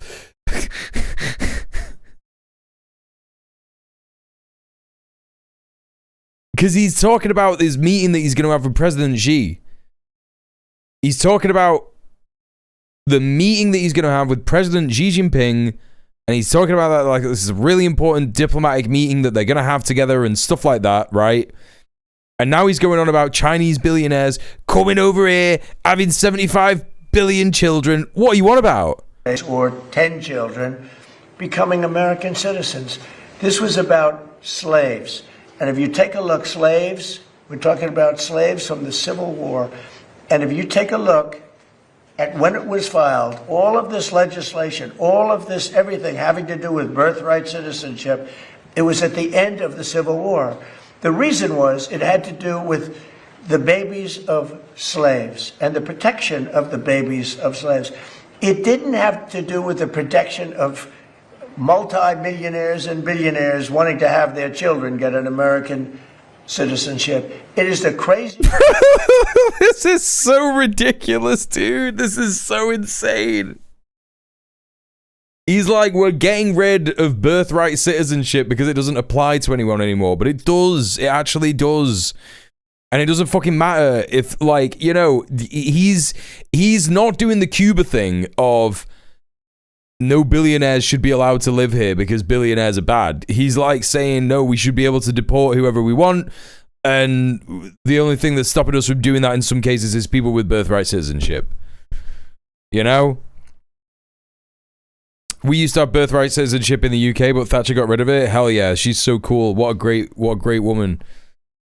She's the reason I'm a feminist. Thing I've ever seen. The US has never protected a slave in its existence. Yeah, very true. Over the years.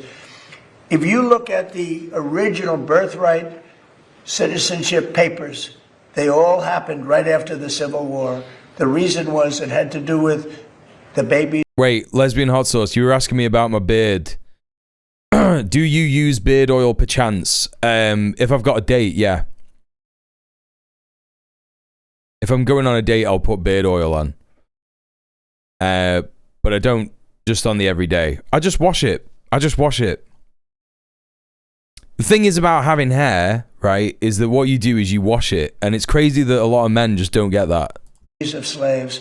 And hopefully it's going to say, because our country is being scammed.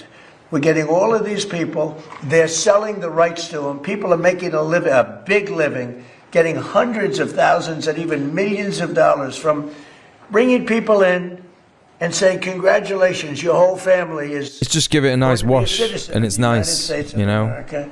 That's not what it was for. It wasn't for billionaires bringing people in or family in. It was for the children of slaves. And what you really have to do, and I don't think the lawyers talk about it as much, look at when the Civil War ended and look at the date of when this was enacted. Okay. Just nonsense, utter nonsense. No, once before, the opening of the Supreme Court in the last administration. And which justices will you be listening for most closely? I love a few of them. I don't like some others. And you know, you say... No, he does say the same thing 4 times, yeah. 1,000%. Republicans claim that China has 500 plus companies that do birth tourism for wealthy Chinese families. He's referring to one eccentric Chinese billionaire named Jubo who has a ton of children, at least 12 born in the US apparently. Yeah, like crazy that someone would have 12 children when they're a billionaire. Doesn't he have like 12 children? How many children does Trump have? He's got a whole bunch of kids, right? But you'd have the ones that were appointed by Barack Hussein Obama and Biden. Barack Hussein Obama. I don't care Obama. How many cases. You could have the greatest case ever. They're going to rule against you. They always do. And it's not supposed to be that way. Now, the Republicans tend to be very different. They want to show how honorable they are. So a man can appoint them. Elon Musk has 16, yeah. It's so proud of it. We're so proud we ruled against Trump. We're so proud. We're above it. There are those that say that's wonderful, and there are those that say They're so stupid. But the Democrats never fail at one thing. When Barack Hussein Obama or when Biden appoints somebody, they go along that line. You can have the greatest case in history. And almost, I guess I have to say almost, maybe I don't have to say it, almost without fail, those people, 4 of them, sometimes 5 of them, but 4 of them will vote against you. You don't have a chance. You don't have a chance. And that's not what... He is salty about it. He hates the Supreme Court after the tariffs ruling. I think he was super mad about the tariffs ruling, and that has just stuck with him. And now he's like, I have to go to the Supreme Court again. You know what I mean? System is. Now, the Republican appointees tend to go, and this has been long before me. This has been... He's saying the thing again. He's saying the same thing again. This is the second time he's saying it. Stupidity. Some people would call it disloyal. Some people would say they're right in doing it. And I don't mind being right, but the other side almost never does it. Almost. I think... Third time. Maybe a couple of instances. Almost never does. When a Democrat appoints a judge, and I'm talking about judges, not just justices, you go before some of these Democrat judges in Washington, D.C., and you don't have a chance. This is the 4th. He's saying the same. He has said the same thing 4 times now. It's wild how much he seems to conceptualize Obama as a spiritual adversary, despite the fact that they've never been in the same electoral race. It's because he's a black guy. He was just so mad that a black guy would ever be president. Obama, like, did a bunch of, slightly progressive things when he was president, but he also did some incredibly horrific things, and he's more similar to Trump than Trump would ever admit.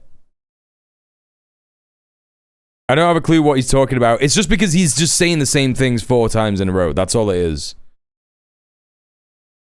He also hates that Obama got the Peace Prize. Yeah, of course he does. Yeah. It's, he's just salty about the Supreme Court ruling. So, Lesbian Hot Sauce, the Supreme Court ruled against his tariffs. So the tariffs that he was doing, like all the changes in prices for tariffs that he was doing, it went to the Supreme Court, and the Supreme Court were like, yep, no, you overstepped your presidential power by doing that. And his response was, right, well, we're going to put the tariffs up again. And this is why he's just so mad about the Supreme Court. That's all he is. This is just him being mad about it. Gave pardons to hundreds of people that were so badly treated, having to do with J6. Yeah?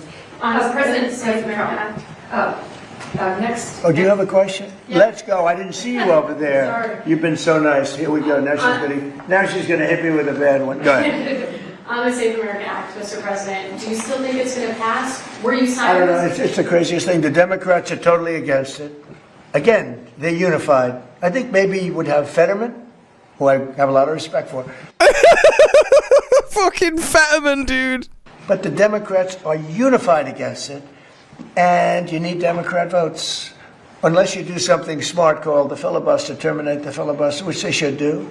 Republicans should do that, but there are a couple of Republicans. It's so crazy how he's on the he's so anti-filibuster. He's completely fucking anti-filibuster. It's mad. It's crazy because the filibuster gets him shit, gets him things that he wants. It's so mad, dude. If they got rid of the filibuster, that would be like more progressive than any previous president in the entire world. Or like any Congress. It's not the president who does it, it's the Congress, right? Or the Senate, I can't remember. Maybe they're not so smart because the Democrats will do it on the first day in office, maybe the first hour. It's a question, will it be the first hour or the first day? So who can believe that a person, you can't even get it to the floor, that a person wouldn't vote for, think of it, for citizenship, proof of citizenship, for voter identification. And we also added one, we added mail-in ballots. Mail-in ballots with exceptions for the military, for people that are sick, people that are traveling, for the disabled. We have very generous exceptions. But who would believe that that would be possible not to get those things to vote for? And then we added, best of Trump, we added no men and women sports. different subject, but we edited that, and we said no transgender mutilization of our children. These are all 90, 95, maybe 98 in some cases, maybe 99 in terms of those first two. If you talk about the first two, I think that, He said mutilization again, and he's just back to the best. He's just doing the best of. Hey, Mermaid Jen, yeah. Transgender mutilization. I think at 98, 99% voter identification, right? Wouldn't you think? Don't you think it's nice with picture? He's just doing the best Don't of. you think it's nice when the Democrats had their convention? I remember it so well. You had to have identification to get into the arena, and they had a card that was bigger than most of their chests, and it had everything. It had their picture. And if you didn't have that card, they threw you away. What? What's he talking about? Snowstorm. Mayor Mandami he called out for people to shovel snow, but you had to give identification with picture. If you didn't have, and it wasn't one identification, you had to have two. So to shovel snow in New York City, you need identification, double with picture. But to vote, which is maybe our most cherished thing, you don't need. What's he on about? You have to have ID in order to shovel snow?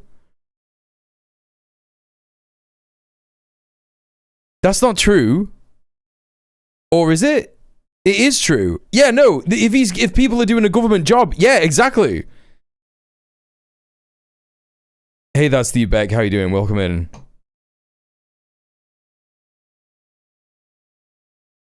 No one gave a shit about women's sports before they glommed onto the transgender stuff. Yeah, absolutely. They don't want voter ID, the Democrats. Here's the thing. They still don't give a shit about women's sports. Here's the crazy thing about that. They still don't care about that. Because they want to cheat. Donald never pays people, so he doesn't know that's true, yeah. You get it, you need their votes. And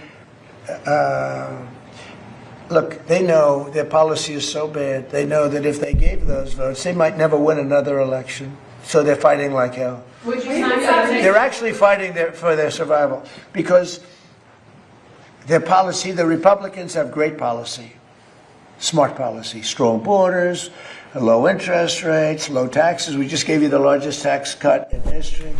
Oh, mate, you got a license for that shovel. Strong military. Look at our military. We have the strongest military. Look what happened in Venezuela.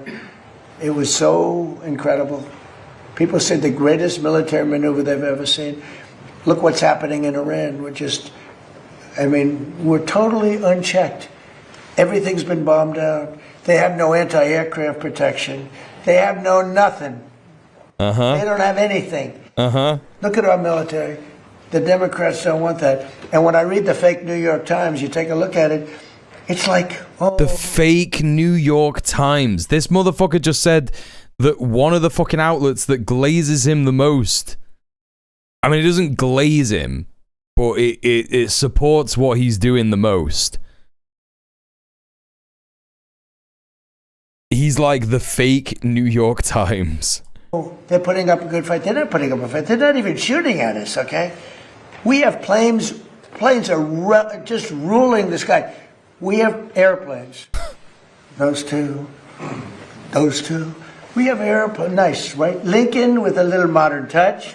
The great Benjamin Franklin with a little modern touch. But think of it. What is he talking about? Roaming the skies over Tehran. Oh. He's got models of the yeah, okay, next to the bust of Benjamin Franklin, right, okay. Not even being shot at because their equipment's been totally decimated. They have nothing to shoot. They have no Navy, they have no anything. And just think about this. They have no Navy. They have no military. They have no nothing. They're losing. He's got his little toys on the desk, yeah. They're begging to make a deal. And if you read the fake New York Times, a corrupt newspaper, where I'm suing them. Does he think those were Benjamin Franklin's planes? Yeah. You would almost think, who's winning? It's so fraudulent. But just to finish up with the New York Times, if you read the New York Times prior to my election victory, including the first one, and the second one too, I won 3 times. I won 3 times convincingly. What? But let's go to the third victory. If you read the New York Times, you would say, oh, Trump's going to lose. But I won in a landslide. I won the popular vote. It wasn't a I won landslide. the Electoral College in No. a massive number, right? Massive. No. I won the no. counties. 86% of the counties I won. All of these different things. Winning the popular vote for a Republican. We're nearly done, chat. It's nearly done.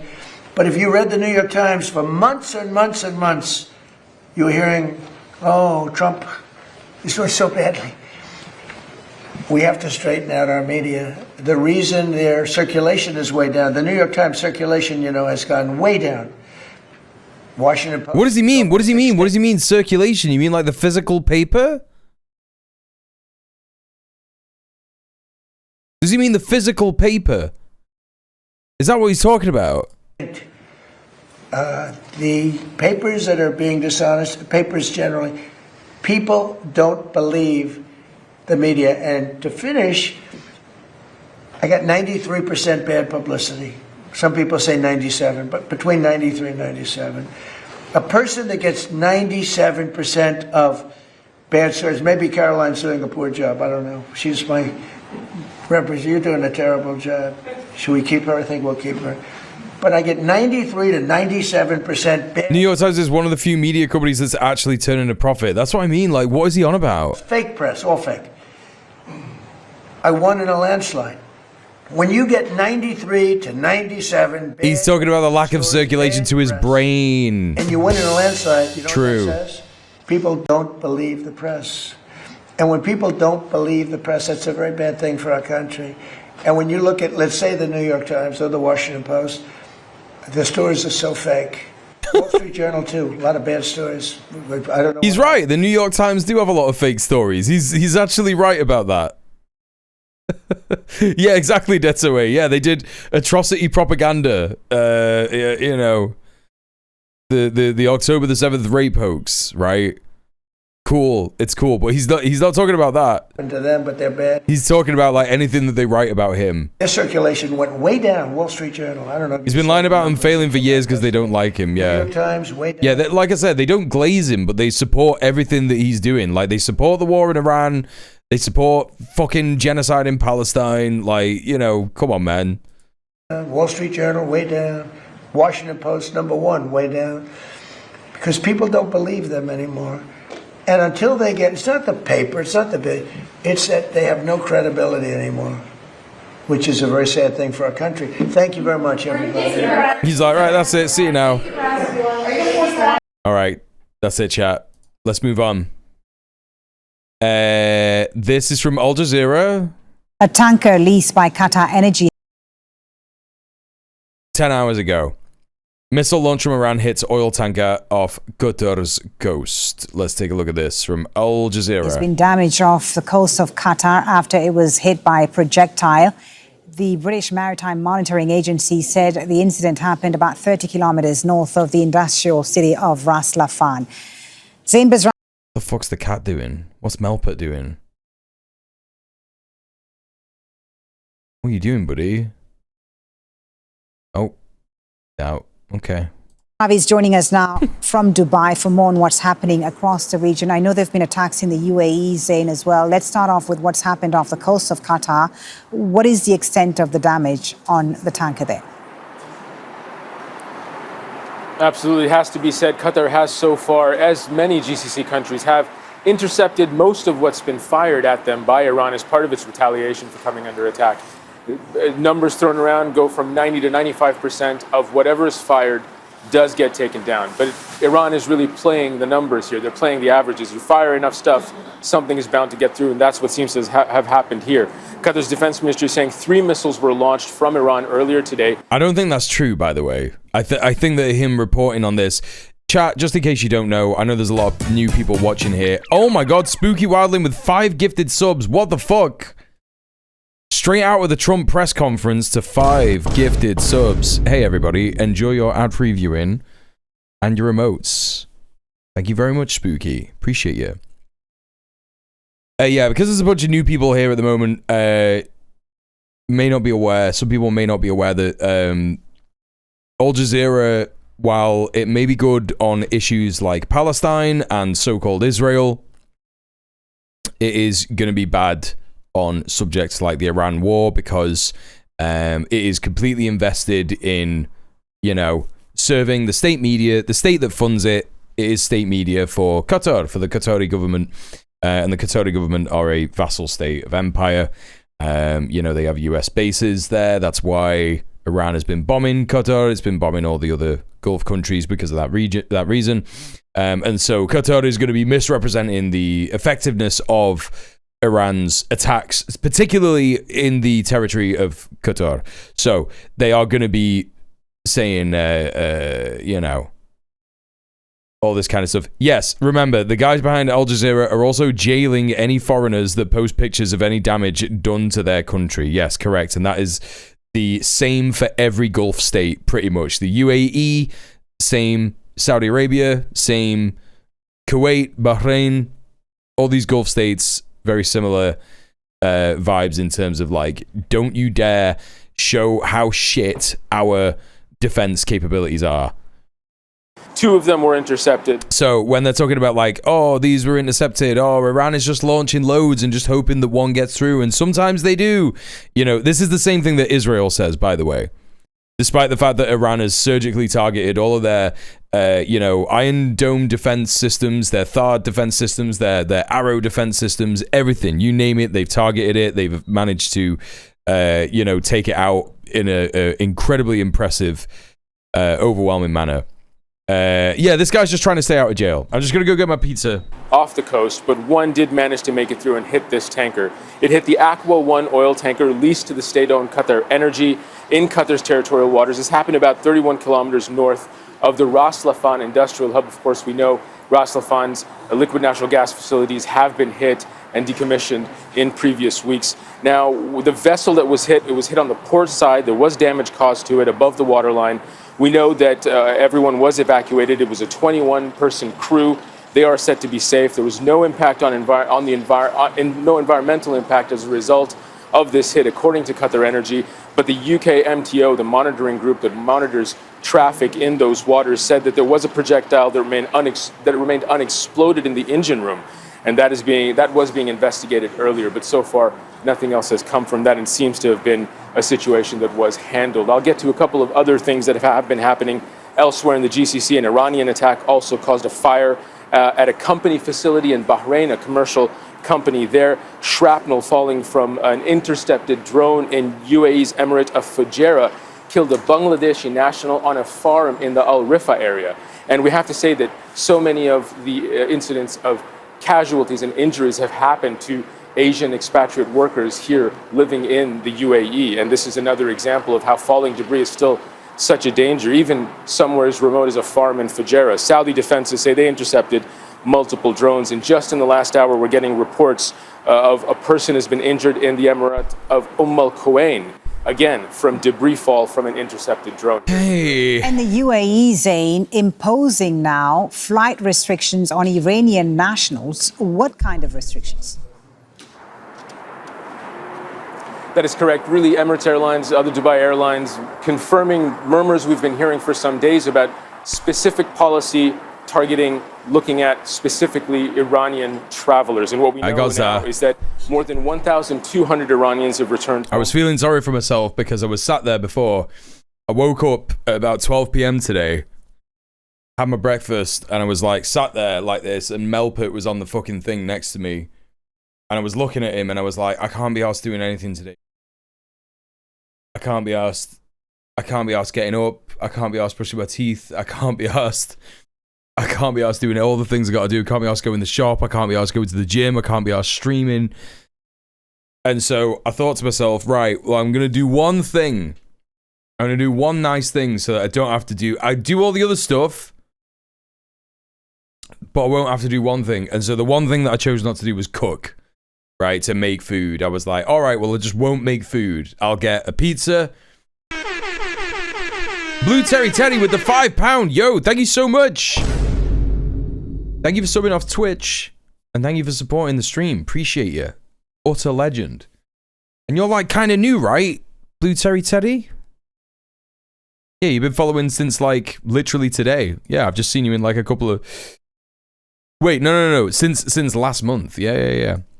New chatter with new donos. Thank you so much for supporting the stream. Yeah, so I got a ball of mozzarella, and I had that earlier with a chicken fajita wrap that was pre-made from Aldi, and then I also got I got a pizza. I got a Meat Feast pizza. So I've got all my protein sorted. Protein is sorted for the day now. 20 grams of protein in the mozzarella ball, 28 grams of protein in the fucking fajita wrap, 20 grams of protein in the eggs I had in the morning, 60 grams of protein in the Meat Feast pizza, and then I'm going to have a fucking tube, a big protein tube in a minute. So, all sorted. Also, I'm fucking super excited. They had on offer at Aldi a massive fucking side of salmon. Like, literally, like, I'm shit you not, chat. It's like this fucking big. It's fucking huge. Like a whole side of fish. And it was like £8. So I've got that for this weekend. I'm well excited. From the UAE, the Iranian government saying they've made preparations to support them during this transition. But what Dubai Airlines are saying is that Emirates Airlines will not allow Iranian nationals to recently decided to eat more fiber. My body was not used to it. unless they have a golden visa or a long-term residency of some kind. But we're yeah, you gotta be having fiber. Honestly, fiber is the goat. You will be pooing quite a lot, but it's good. More fruit and veg. Crazy idea, chat. But like more fruit and veg is just good for you. Seeing here, you know? It's also on the Emirates. This is a Airlines treat. website, this pizza guidance for Iranian visa holders, but also Iranian citizens that are transiting or traveling through. We've heard reports that they weren't being allowed to board planes that were coming through the UAE. And what the website is saying is that golden visa holders, senior professionals, athletes, and family members of UAE citizens are allowed to enter, but other Iranian nationals are being barred from transiting or entering the UAE. And really what we're seeing here is that it's an extension of the fallout of moderation is key, but moderate your moderation, yeah. Across the GCC, internal security apparatus, the internal security of these countries. Baked beans are full of fiber, yeah, that's true, yeah. Their security level. And we've seen operations that have been targeting what have been described as cells. And really what this is a more fallout of the war. Yeah. Regular people, civilians, in this case, Iranian civilians caught up in events that continue to be ongoing. And likely this kind of security measure is going to Chia seeds go crazy, Val, yeah. Zain, thank you very much for your reporting. Zain Basravi, live for us there in...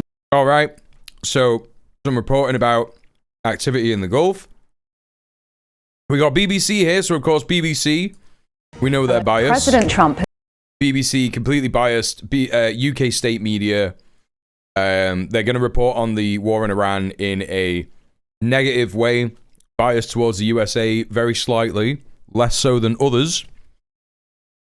But yeah, that's the nature of the game. Said the US will end its war against Iran in the next 2 to 3 weeks with... Yeah, but he said this on the thing that we just watched, and we know that he was just waxing lyrical. You know what I mean? Talk about how he's unpredictable, please. Or without a deal. He's due to deliver an address to the nation on Wednesday evening. He said Washington had achieved its war aims of regime change and ensuring Iran couldn't develop nuclear arms. Earlier, the Iranian president, Masoud Pezeshkian, is reported to have said his country is willing to end the war if it receives guarantees the conflict won't be restarted. Iran has again come under bombardment. The Israeli military says it's completed a wave of airstrikes in the capital, Tehran, striking Iranian regime infrastructure. Overnight, US Central Command released a video showing its forces dropping what it called precision munitions on underground military. Mule, legit query. How do you take beans on toast? Smooshed or non-smooshed? That's not a legit query. No one in the fucking UK does that. What are you talking about? I smoosh my beans. No, you don't. You don't even have them because you're not in the UK. You don't eat that shit. You don't eat baked beans. I beg your fucking pardon. No one is smooching beans. Hey, Mr. Dank. Do you think that Trump will announce a ground invasion tonight? Yeah, probably, yeah. I think he probably will. You just put the beans on the toast. Put the beans on the toast, Shinji. I tend to cook my beans until they're paste-like. No, that's different. That's different. That's different. That's crazy that you replied to Lesbian Hot Sauce. Lesbian Hot Sauce, who was just getting mad at the BBC saying it's the same government. And you replied to her saying, I fucking smoosh them. You don't. You just like to pretend that you're British. That's what you do. That's your whole shtick as a chatter. You like to pretend that you're British and that you know British things and you don't know a British thing because this is not what happens. No bean should ever be near toast. Now we're just getting into offensive areas. Now this is just getting offensive. Military targets deep inside Iran. Your life choices are terrible. In Tehran's response, one person's been killed by falling missile debris in the UAE, while in Kuwait, a fire broke out at the international airport after Iranian drone strikes on fuel tanks. Fresh overnight attacks on Bahrain have resulted in a fire, and a tanker was hit by missiles in the waters off Qatar.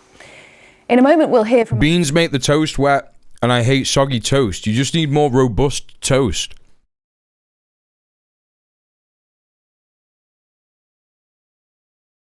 Get some more robust toast. Make your own brown bread. It's dead easy. That's what I do.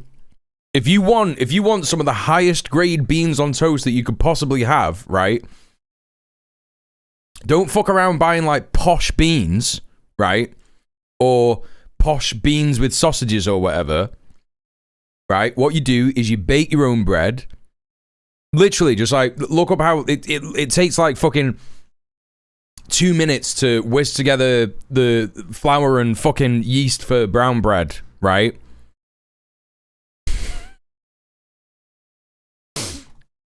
That's a whole other reference, LHS. That's a whole other thing that Bubble is talking about. Right? Whiz up the fucking yeast and the flour. Let that rise overnight. Bake it in the morning. Yeah? Get some slices off, put it under grill or in the toaster, get some butter on, proper butter. Even vegan butter is fine for this shit. You could get some vegan block, it tastes great, right? Get that on there. Shove the beans on. Get a fried egg on there and some brown sauce. That's the quality. That's the quality that you want. No, don't use fucking margarine. Yes, proper butter. No, you got it wrong. You gotta type it like this.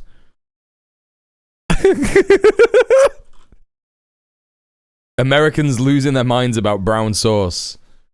Crescent like brown sauce? Mate, don't you know about... You don't know about fucking HP sauce?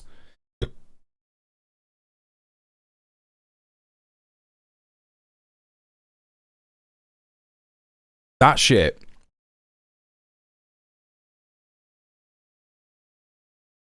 This is the spiciest shit that you will find in like British food. I'm telling you now, there's so many spices in this, it's crazy.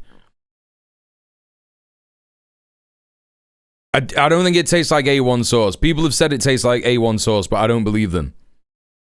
Yeah, you don't get this in America. I love brown sauce and sausage. What's it made of? It's like a mixture of Worcestershire sauce and caramelized onion, fruit, and just like a bunch of spices and vinegar and stuff. It's actually made of MPs. When MPs die, they grind them up. That's why it's, you know, this is actually true. It's called HP because it's Houses of Parliament sauce. That's why the Houses of Parliament are on it. And so what they do is they grind up dead MPs and put them in the sauce. That's what it is. HP Fruity is the shit. I've not tried the HP Fruity, you know. Hey, Magic Me, how you doing? A little HP and a Bloody Mary is good as well. You know what? That's crazy. I might try that. I could go to a local shop and buy HP sauce. Don't even need to go to a specialty shop. That's crazy. Smother my bean with some Thatcher sauce. Don't tell them about Daddy's sauce. Yeah, but Daddy's is actually quite good. Daddy's is actually quite good. I would actually say that, like, if you want to get Daddy's sauce, as long as you don't mind the freakish fucking name, you could get that as well. That's also just like another kind of brown sauce. And Daddy's is fine. Yeah, that is what it's called. These are the kinds of beans I use.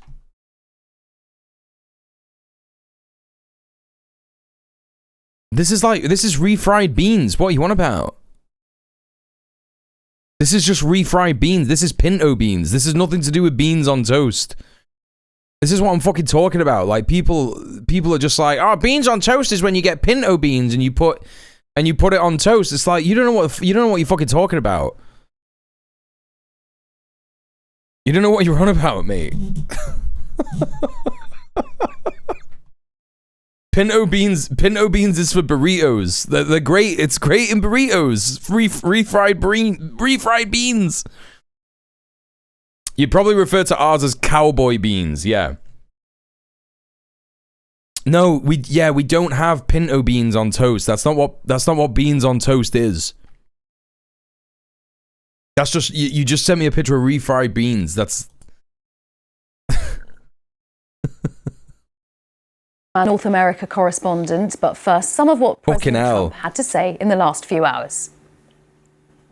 Iran doesn't have to make a deal, no. Yeah, I've spoken to a lot of people. It's a new regime. They are much more accessible. No, they don't have to make a deal with me. When we feel that they are a lot of beans for a long period of time hey, QWERTY Cypher. Put into the Stone Ages, and they won't be able to come up with a nuclear weapon, then we'll leave. Whether we have a deal or not, it's irrelevant. Here's our North America correspondent Peter Bowes on President Trump's latest words. And it is quite a change of tone, isn't it, from the president? Yeah, what they're saying now, Mia. The last few weeks urging Iran to do a deal, saying that there were negotiations taking place, although Iran never confirmed that there were any direct negotiations. What they're saying now is that they bombed the old regime, and now there's some new people in it, and there's some fucking. And then they bombed them, and so then there was some new people in it, and now those new people, they're the new regime. That's the line that they're talking about. It seems much more likely. In fact, Marco Rubio on American television. What about bachelor's baked beans? No, fucking absolutely not, mate. You cannot have any other than Heinz baked beans. Because you can't have anything that's actually made in Britain, right? You can't actually put anything. Branston beans, yeah. I mean, look, like I'm never gonna turn my nose up. Yeah, I heard they were supposed to be okay. Branston beans. I'm never gonna turn my nose up at like cheap beans. You know what I'm saying? But bachelor's beans, no. Bachelors do mushy peas, right? That's what that is. Trump's going to have another little rant in a little less than 4 hours. Yeah, apparently, yeah. Yeah, apparently that's going to happen. No, you have to have Heinz baked beans because there can't be anything in there that is actually something that could be made in Britain, right? So you have to have German beans. You have to have them. Last few hours confirming that these discussions, if you like... So weird hearing American politician's name said with a British accent. Yeah, it's good, isn't it? A deal now isn't necessary because he says the war will end when he is satisfied that his original goals have been achieved, and number one in that list is that Iran will never get a nuclear weapon. And he seems to be saying, reading between the lines a little bit, that that has been achieved now. He's still saying that the US has to finish the job, and it's not entirely clear what he means by that, but setting this time frame of 2 to 3 weeks, which I think it's... I have a confession. When I have beans on toast with cheese, I have barbecue Heinz. That's fucking insane. That's crazy that you would admit to that. That's absolutely mental. First of all, having beans on toast with cheese, that's completely fucked. Absolutely fucked. Yeah, I'm saying it, chat. I'm saying it. Cheesy beans on toast is the worst, most disgusting thing I could possibly think of. Right? Already, who are these profligates? I knew people were going to say, no, you're wrong. No, you can't have cheese with beans. You can't have cheese with beans on toast. You can't do it. I'm sorry. It's so bad. I'm so mad. I've lost all respect I had for you. Right, you can't do that. First of all, you can't do that. And second of all, with Heinz barbecue beans, that's crazy, Morrigan. That's fucking mad. That's madness. Is significantly sooner than many people had feared, looking at how things have been moving over the last couple of weeks. But the president seemingly quite certain about this, and he says one of the immediate effects immediately will be that fuel prices will drop significantly. Peter Bowes. Israel has also bombarded Lebanon with heavier airstrikes in the past few hours. Israel says it's killed a Hezbollah commander and what it called a senior terrorist in 2 separate strikes around the capital, Beirut. Lebanese state media reporting an Israeli drone attack on a car south of the city. Earlier, the Lebanese Ministry of Health said 8 people had been... Steve Beck says, mate! Grated mature cheese sprinkled on beans on toast is gorgeous. And I will say to that, yes, you're right. The very obscure, unheard of, associated with gorgeous word, gongeous, which means the opposite of gorgeous. You're right. Yeah. That's right. Not many people know this word, but I'm impressed that you know it and you know that it means the opposite of gorgeous. And you're right about that. Your grated mature cheese sprinkled on beans on toast is gongeous, aka disgusting and reprehensible. Killed in Israeli strikes in the south of the country on Tuesday, including one paramedic. Our correspondent... What about cheese on toast with beans? Okay, if you do cheese on toast to the point where it's like the cheese on the top of the toast is like browned, right? And it's proper gonge, mate, right? If you do it to the point where it's browned and then you put beans on, fine. No probs. Sophie says, what about a quesadilla?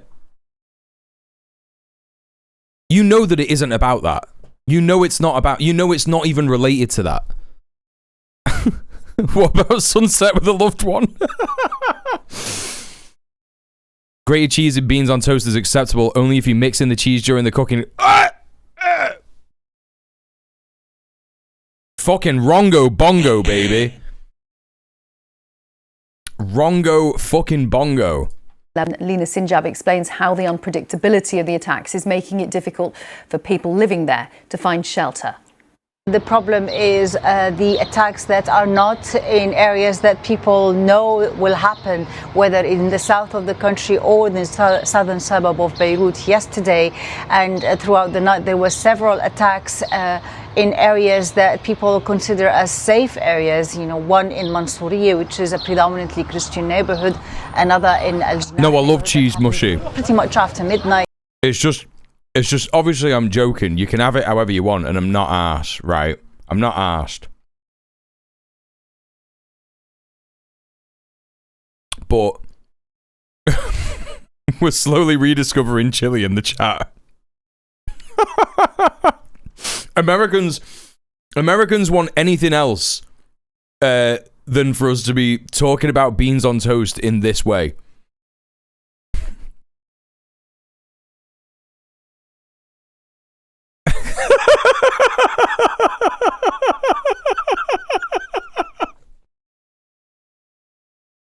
Americans are like, please stop fucking talking about this. Please stop talking about how you don't like cheese and some people like cheese and you don't like that different brand of beans. You're all freaks.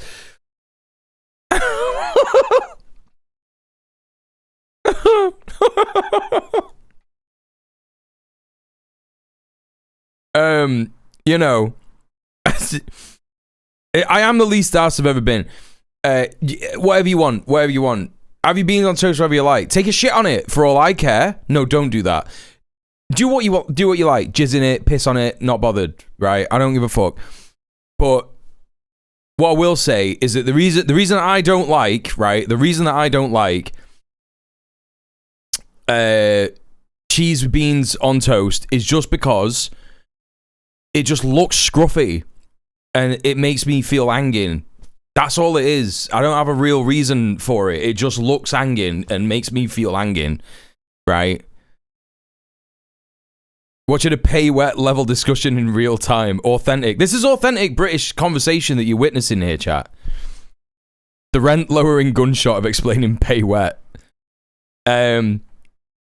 So you're a food snob. What the fuck? What do you mean classism? What do you mean classism? It just looks hanging. What do you mean?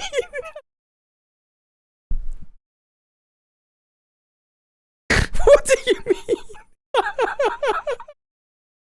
We're talking about beans on toast. You were taking the mic, okay. You don't like cheese in your beans on toast, that's classism. Yeah, that's how you know I was down Waitrose. That's where I got the salmon from. Oh, God. Oh, that's so funny. Okay, let's move on. All the Americans are like slowly like clicking on other people's streams. Apparently, 2 vehicles were hit. We're not sure if this is these are the attacks that the Israelis are talking about, but this is the kind of attack that make people very concerned about their safety because they come unannounced. They're targeting areas condensed with civilians. They are not in Hezbollah-controlled area. Hanging means hanging out your ass. Horrible, disgusting, gross. And, usually casualties also include civilians who have nothing to do with this war. At a time that, the government also said more than 1,200 have been killed right now until this moment in this war, and more displaced. The number exceeded 1.2 million of people displaced. So if you're running away from your area because it's declared a war zone to reach a safe area, and then this area is targeted, it confirms that nowhere is safe in Lebanon.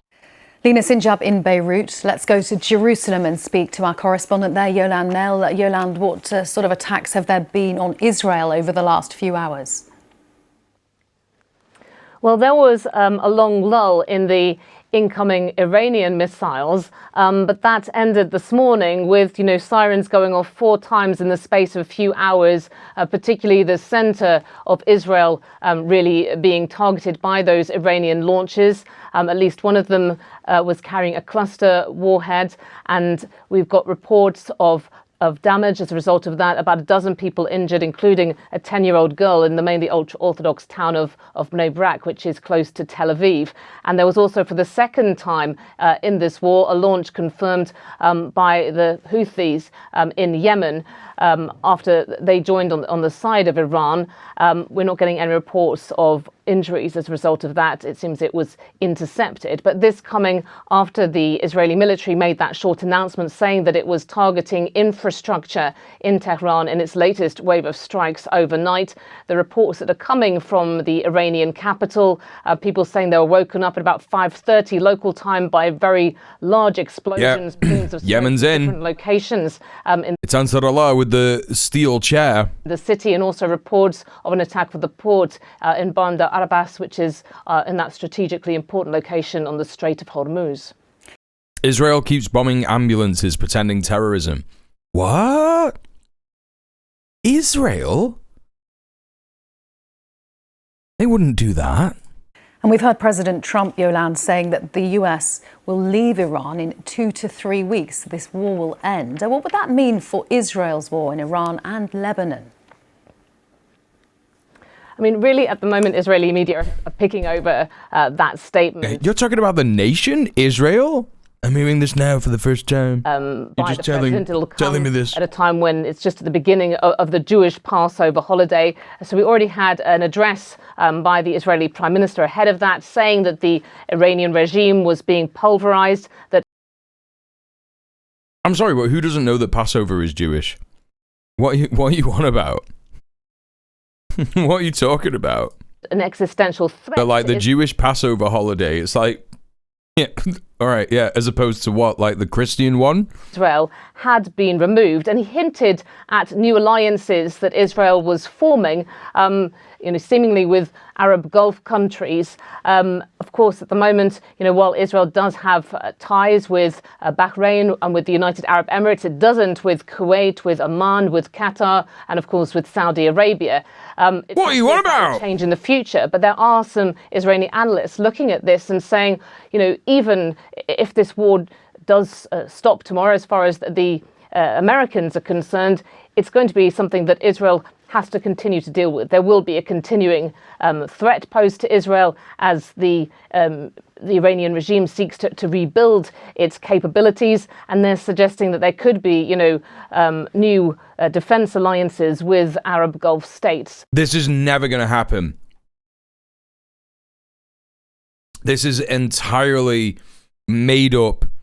This is what they're saying on Hebrew News, right? When you go and watch Rowie and he covers the Hebrew News, this is the kind of thing that they're saying on there. They're like, we have to get the Arabs involved. We have to get the Arab states involved. We have to get the Arabs to help defend us. You know? I was trying to bait people earlier with UAE is preparing to help open the strait. They're saying all kinds of nonsense. They're saying... It's just crazy. Like, this report, I don't know if she, like, lives in Jerusalem or whatever. But, like, if you're in Israel for, like, a minute, you just start to believe this absolute nonsense that is just, like, not even remotely close to being a possibility. Every single Gulf state right now that was, like, sort of cooperating with Israel in some way, militarily or whatever, right? Not even militarily. Sorry, I don't mean militarily. I mean economically cooperating, right? So they might like trade with Israel or yada, yada, yada, this, that, and the other. On the road to normalization and stuff. But the idea that there would be defense alliances with fucking Israel is absolutely batty nonsense. Like, what the fuck are you on about? In this region, as they face this sort of common enemy. Otherwise, other commentators are also pointing out this could be some kind of elaborate ruse from President Trump. They're saying that there were those thousands of troops that we know about that were moved to the Middle East in recent days, and that this could still leave room for some sort of limited ground operation, quite targeted in Iran, before President Trump leaves this region, as he puts it. All right. It's been described as potential. We got Channel 4.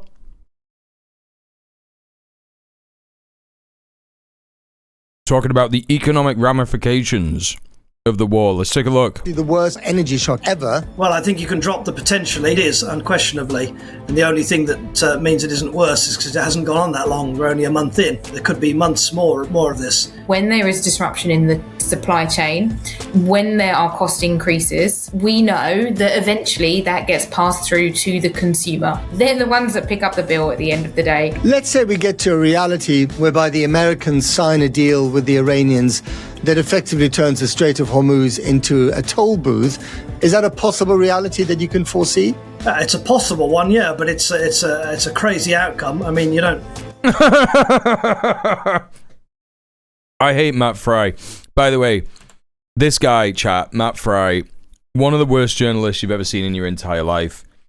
He's so bad. This is the guy that interviewed Omid Jalili and was like, we have an expert on Iran here, and it's just fucking Omid Jalili.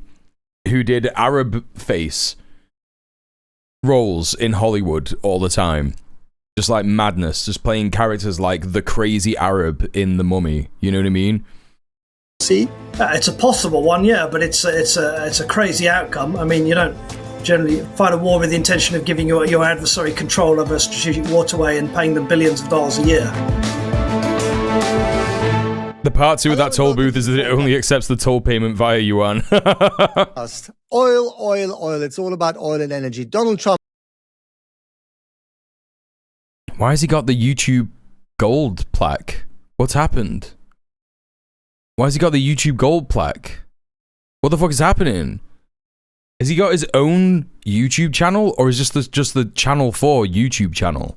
Has told the UK to go and take oil from the Strait of Hormuz, although he didn't tell us how to do it, as reports circulate that the UK is to receive the last tanker of jet fuel from the Middle East this week as the blockade, or the virtual blockade, of that strait continues. What are the real risks to our economy, our energy security, consumers? What on earth is going on? Does the government have a plan to deal with it all? We're going to speak to Robin Mills. He's the CEO of Comma Energy, and to Holly Mead, who's a money journalist. Welcome to you both. Let me start with you, Robin. It's been described as potentially the worst oil shock ever, or energy shock, I should say. Is that true? Can you put it into some kind of context? Well, I think you can drop the potentially. It is, unquestionably. And the only thing that means it isn't worse is because it hasn't gone on that long. We're only a month in. There could be months more of this. Hopefully not, but I think that's the way things are looking. So if we look back at the previous great oil shocks, if we look back at the 1973 embargo or Saddam Hussein's invasion of Kuwait, things like this, we lost maybe between 3 to 5 million barrels per day. And in this current crisis, even allowing for all of the offsets and bypasses, we've lost 12 to 13 million. So it's at least twice, possibly 3 times as bad. And that's just oil, not to mention gas and a bunch of other. He did say money journalist, didn't he? What does that mean? What does that mean? They're telling presenters to streamify their setups. It's happening all over mainstream media. Do you know what this really concerns me? Why this really concerns me? I think that YouTube is going to start becoming a streaming service, and it's going to kick off original creators from the platform. You know? I think that that's what's going to happen. And it's fucking freaking me out because, you know, it's just wild that, like, ITV has started putting, like, what do you call it? Full episodes of fucking Thunderbirds and shit like that. They tried it before and it failed last time. It's exactly what's happening. Yeah. Get on FreeTube. FreeTube? The private YouTube client. Using YouTube more privately? I don't think this is an alternative. I just think this is a client. Commodities. Just briefly on the oil price. I mean, correct me if I'm wrong, but in the 73 oil shock, the price of oil, tripled or quadrupled. That's not the case here, is it? I mean, it's gone up a lot, but it's not gone up that much. So why is it so much worse in terms of, the financial repercussions of this? Well, we're talking about the quantity of energy, or the quantity of oil and other things lost, and what percentage that is of use. That makes this such a big shock. Yeah, the price shock so far in percentage terms is big, but crude oil prices as... Oh, Crescent, you sweet summer child. There's no reason for me to be careful because our great leader, Keir Starmer, has made pornography illegal. So I can't even if I typed in Pornhub right here, there would literally be it would all be blurred images. It would just all be like blurred images, and it would say, please scan your face now to prove that you're an adult. And then I would have to scan an image of Norman Reedus's face, which does work if you have like a picture on your phone of someone else's face. You could just like use that to scan and shit like that. Not quite doubled. So don't worry, I don't need to be careful about that shit. with prices already rising as people anticipated some kind of military action. But I think prices potentially will rise significantly further, unfortunately.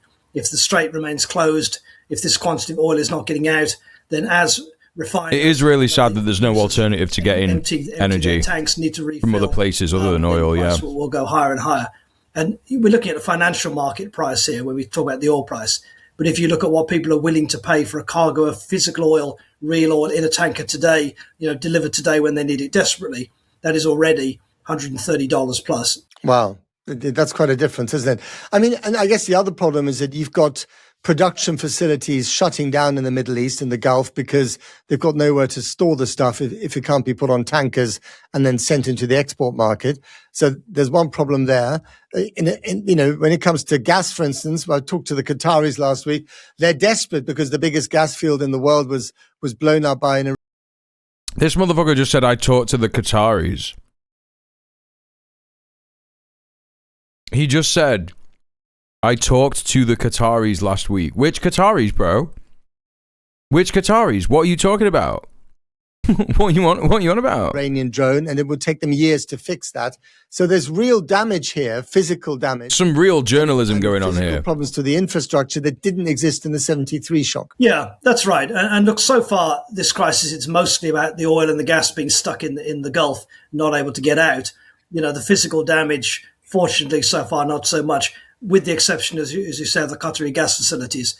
And even there, it wasn't their whole plant that was blown up. It's probably cut their output by about 17%. Once they're up and running again, most of it will be up and running within 3 to 4 months. It's just that 17% that will take years to repair. But yeah, you're right. Of course, in 73, there wasn't physical damage. But in 1990, of course, he was playing Qatar Hero. Very good. Spooky Wildland said, no online pleasures for us the Brits. And then Valerie said, gotta fuck a teacup like we used to in the good old days. course, the Iraqi invasion of Kuwait, there was huge physical damage to the Kuwait oil fields. It took years to fuck a teacup. Holly, watching this as either as a journalist or as a consumer or as someone who just goes to the local petrol station to fill up the car, you're kind of seeing the real world effects of this day by day as the price of petrol goes up.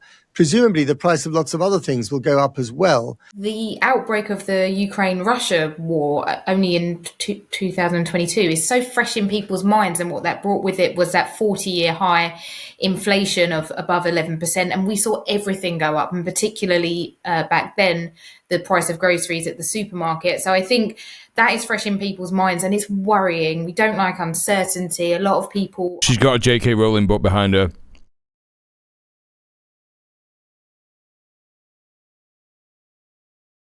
Right there.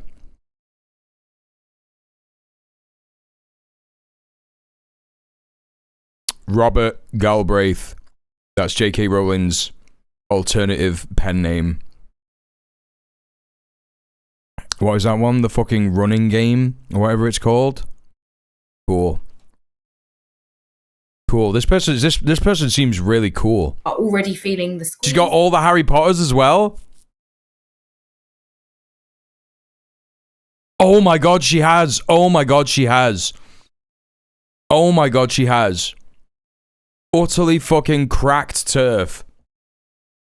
You caught that quick? Hey, Goblin Punk. Yeah. Whenever someone new turns up, like I've never seen this person before, I don't know who she is. What was her name? It just came up before, like money journalist Holly Mead. Oh no, I do know. I've heard of Holly Mead before. But I've never seen her fucking bookshelf. And I just look at like I always look at the books real quick to see if there's anything that I can recognize. I mean, she's also got like, I think this is Stephen King's It here. She's also got It by Stephen King. So, you know. Just have some taste. But yeah, I just, as soon as I saw like that name there, I was like, that's Robert Galbraith. Straight away. I can see that straight, that's right next to a fucking... She's also got another Stephen King up here. So, you know, I mean, Stephen King's okay. I quite like Stephen King, but obviously just having Robert Galbraith, like when you love J.K. Rowling so much that you have all the Harry Potters on display in your fucking podcasting room, and you have Robert fucking Galbraith you know, the extra leveled up. If you want to support TERFs more, you buy fucking Robert Galbraith books. Road commuter probably every day. Insane. At the moment on the petrol forecourt that they pass, they're noticing the pennies are creeping up. Quite substantially, actually. I mean, increase of what, 10%, 12%? And that makes quite a difference. Yeah, we're at an average today of about 150p for a litre of petrol and getting on for 180p for diesel. You know, for any drive commuter, that is a huge cost. I did a quick Google of Child 44, and it seems to be violently anti-communist. Yeah, she's got some bad books. She's got some bad books. Cost hike. And for anyone who commutes, you know, to work, if they're factoring that into their profits, it all starts to chip away a bit. And it does kind of look like she's raided a charity shop for her books. It does kind of look like that, but it also kind of looks like my mum's bookshelf as well. Although my mum doesn't have Harry Potter's or Robert Galbraith. So, it doesn't. But she does, I think she does have like a Grisham book. My mum's got loads of Stephen King. So it could entirely just be her bookshelf. Like, I do believe it. Read headlines that are quite panic-inducing about we're not getting any more oil in and forecourts will run dry. And that all starts to become self-fulfilling and we see the queues and that's worrying. So I think it's just trying to not panic, trying not to do the stockpile thing and the turn up with the jerry can thing. Because, I mean, all over the world, you're seeing countries enact special measures. So, you know, in Thailand, the newsreaders took off their jackets on air during a news bulletin because the air conditioning had been turned off and they wanted to send a signal to the rest of the country. But, you know, the 4-day week or the 3-day week, you know, across the world, people are doing lots of different things. It feels a little bit like the reaction to COVID in that, you know, lots of countries are taking different measures to deal with this crisis, and they're not all... Does anyone actually read Grisham, or people just bored at airports? I think that's why my mum's got John Grisham books, yeah. Coordinated. Is that the way you see it, Holly? I think for most households, the best thing to do is try not to get swept down the rabbit hole of those bigger macro. The melt vision today is crazy, yeah. And focus on, I'm trying a new style. You can control. Wasn't me, thank you so much for the 100 bits. Usage at home. How can I perhaps use my car less? How can I make other cost Thank you for supporting the stream. How are you? Switching my insurer or my phone provider and try and free up a bit more in the household budget that way. But it's also hard because it's harder to budget when prices are rising. Yeah. Very normal compared to that lady we saw with 4 Margaret Thatcher books. Yeah, absolutely. Melpert heard you say that, Morgana, because he instantly like jumped up here. He was like, I don't like that people are judging me how close I am. Wage is going up tomorrow, so that's a small help. How can I stop eating food for a month was crazy, by the way, yeah. And any pensioners who receive the state pension. Inebriated, the only way to survive in the United States. Stay safe. And actually, we've heard today that from July, our energy drink responsibly, smoke responsibly. But from tomorrow, for 3 months, use drug testing kits. So it's not all doom and gloom, and you just focus on those micro wins. Okay, the micro wins. I love. Focus on the micro wins. What do you mean, dude? What are you fucking talking about? Let's go back to macro storms then, Robin. I mean, explain to me in very clear terms why, even if the war were to stop next week, the accumulation, there's an accumulator effect of what's been going on that will lead to higher prices. No, but that's essentially what people are saying, right? People are saying that. She has Lee Child books. Yeah, no, well, this is what I'm saying, Prince. My mum has Lee Child books. That's why I believe it is actually just her bookshelf, right? Shortages. Some people just have bookshelves that look like this because they go to Waterstones and it's like, this is the one that's on offer today. This is the one that's being promoted. That, you know, you walk into Waterstones and it's like they got the tables with all the books. And so no one actually like looks for like an author that they know in the fucking library part of the bookshop. They just go to the fucking, you know, the tables where all the promotions are, and it's like, you could get this one for £10. You could get this one for £5. People do, in fact, buy the airport paperbacks, yeah. No offense taken at all. My mum does need better taste. It's, yeah. it's terrible. How that works? Well, you know, firstly, the Gulf countries have had to shut down a lot of their production because they can't export, and those barrels are just not being produced, right? So there's a deficit in the market. Let's say it's 11 million barrels per day, 330 odd million barrels per month, and we've had about 1 month of crisis so far. Every month is accumulating that loss of 330 million barrels.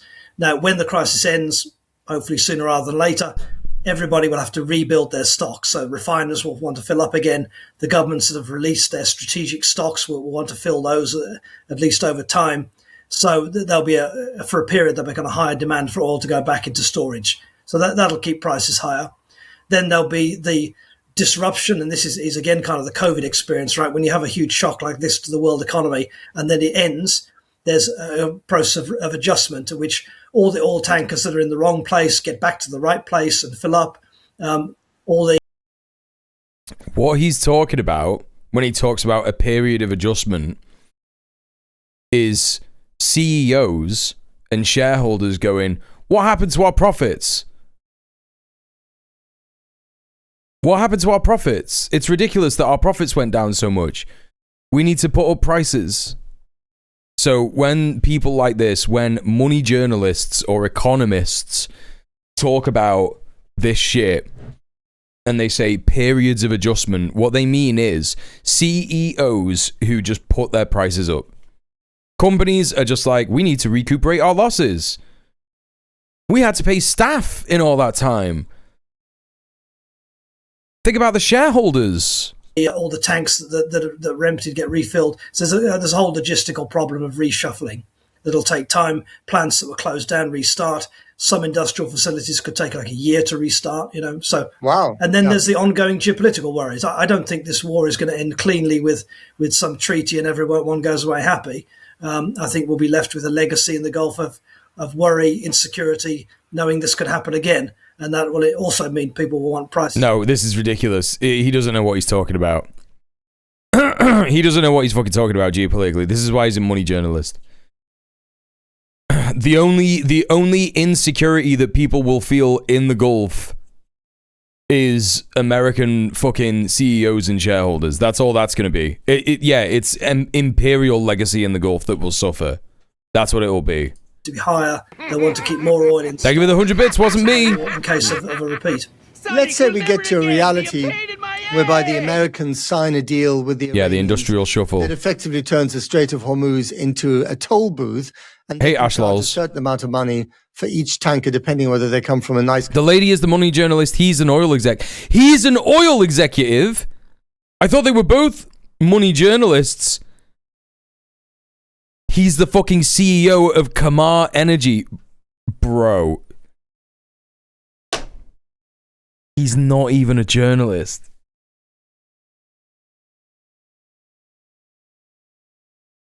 He's not even a fucking economist, man. I can't believe this shit. Channel 4 was like, let's get a CEO on. Let's get an oil CEO on to talk about how much more does Holly Mead talk on this fucking show? No, it's overwhelmingly him. She's peppered in throughout. But even her opinion, I'm not sure I care about. They love getting a business person on. Yeah, I'm not like, okay, let's watch this for a bit more, because then afterwards, chat, if we've got time, which we may do, we've got John Elmer, okay? You know? What's that I hear? Yes, that's right. Everyone's excited for John Elmer. John Elmer's incredible analysis. John Elmer come on Red Planet Challenge, by the way, because we know him through Rob Rousseau, who refused to give me John Elmer's contact details. So, you know, that's the kind of guy that Rob Rousseau is, isn't it? He just won't do that stuff, but it's okay. It's okay. It's just how these things go, isn't it? Come from a nice country or a nasty country, as far as they see it. Is it possible to get to some kind of modus vivendi with that going forward?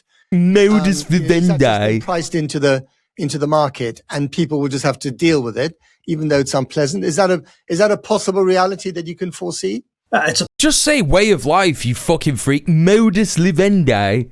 Modus vivendi. Possible one, yeah, but it's a crazy outcome. I mean, you don't generally fight a war Of course. Fight a war with the intention of giving your adversary control of a strategic waterway and paying them billions of dollars a year, But it is a possibility. I mean, if Trump walks away from it effectively, that's what we're going to get, unless the Gulf states get involved. Those are some Hogwarts shit. It absolutely is. And look, if the US can't do it, I don't think any other combination of countries is likely to be able to reopen the strait by force either. So, yeah, that is a possible outcome. Now, to be honest, I don't think that makes much. If that were the outcome, I don't think that makes much difference to the end. Look at our oil CEOs, man. Look at what they look like. Look at this guy. Look at him. He's just a little fucking winnet.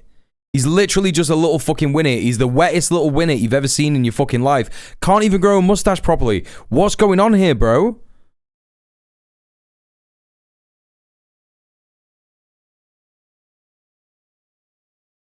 What the fuck is this?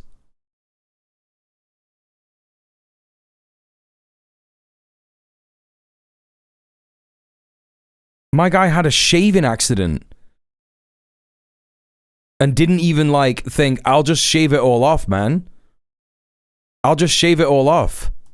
He's not even bothered. This guy's hair is receding like his profit margins. Oh, that was a good one. Oh, that was good. Oh. Oh, come on, chat. What the fuck, man? This is what you pay for.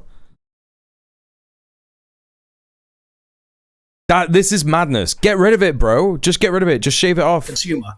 Imagine you're paying $2 million, which is the number we hear. He looks like he smeared shit all down his fucking nose. Like, what is 2 that? million barrels. The bag of pubes is still in the mail. That's $100 per barrel. So, the cost increase to the consumer is not much then. Yeah. But the strategic implications for the Gulf countries of allowing Iran to establish itself. Barack says, sick burn, unlike the oil, since we don't have it and can't burn it. Chat's on fire, I'm on fire. Yes, that's right. Sadly, they're receding in the inverse of his profit margins. Oh, look at me, who understands money. Well, just, yes, you're right. I got the joke wrong. I guess. Great. You could have just pretended. Kind of de facto owner of the strait, as if it's some kind of Iranian Suez Canal. I mean, that is remarkable. It is an Iranian Suez Canal. And which country would want to be in that position? Holly, are you seeing... if only we could harness the fire from this stream. Exactly, that's what I want to hear. Cars, which are, of course, quite expensive. I mean, certainly the European variety is more expensive than the Chinese variety. Are people really seriously thinking of switching now because petrol become so expensive, plus all the other things that made people turn to electric cars in the past? For the first time, electric vehicles are liable for road tax. And that was previously a huge incentive for a lot of people. So I think electric vehicles being brought within the scope of that is... Yeah, have a great time, Sophie. Thanks for hanging out. And a disincentive. Everyone go follow Sophie. The levies and Rongo Bongo. Grants that have disappeared. Have also kind of stopped that. And we have this thing called the expensive car tax, which is literally, the name tells you exactly that. Whereas if you buy a car above a certain value, it was £40,000, it's been put up in the budget, you pay an extra £400 a year, I believe it is, for the first 5 years of ownership. And most EVs, even the cheap ones, I'm putting that in inverted commas, the canal was part of South America until the US backed a coup to make South America weaker. Taylor's old as time. No, that's the Panama Canal, Morrigan. The Suez Canal is in Egypt. Are coming in above that. So there are still extra costs. Now, if you can have a charger at home, then charging that vehicle does become quickly cost effective. But for anyone who doesn't have the ability to do that, who's relying on the network's infrastructure or on street charging, it's still cost prohibitive, and there's still a lot of question marks over the reliability and availability of... I mean, I don't think she's dropping anti-EV propaganda. I think that what it is no, I wasn't trying to call you stupid. I was just Yes, there are two canals that are strategic trade routes, and you just got it wrong. That's all it is. You just got one of them wrong. she isn't quite saying, lol, American cars, lol, electric cars, so silly, so ridiculous, you should just buy American SUVs, right? She isn't doing that particularly, but she is kind of saying some truth as well, where she's like, you know, there isn't that much infrastructure in the UK to charge your car, and it's quite expensive, it's not regulated, yada yada yada. It is kind of true. I feel like the everyone has a car shit is insane. Well, this is the key thing, right? It's like they're being reasonable about electric cars now.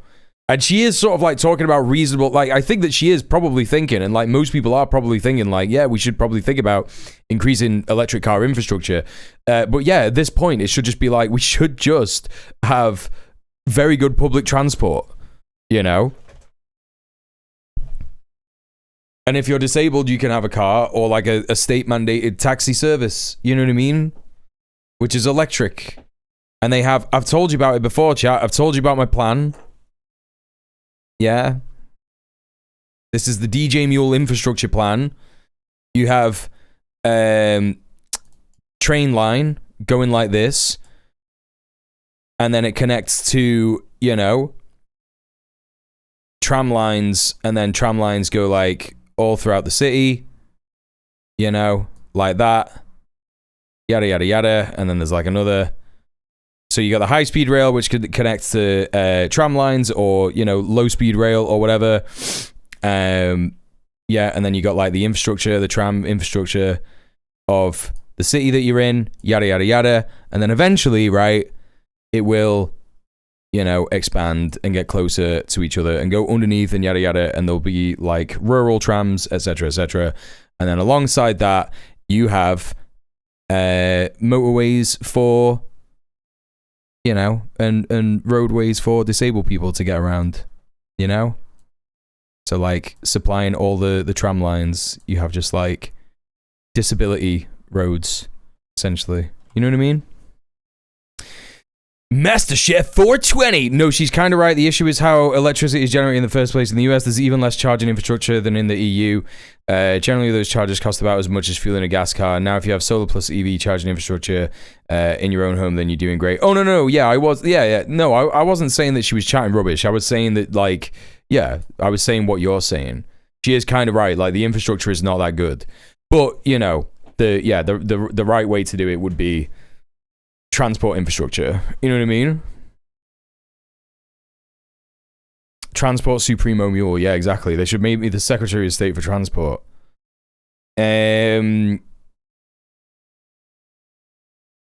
Yes. What is there? So will there be a cool water slide? Sure, whatever, man. It's going to encourage masses of people to suddenly go out and buy EVs.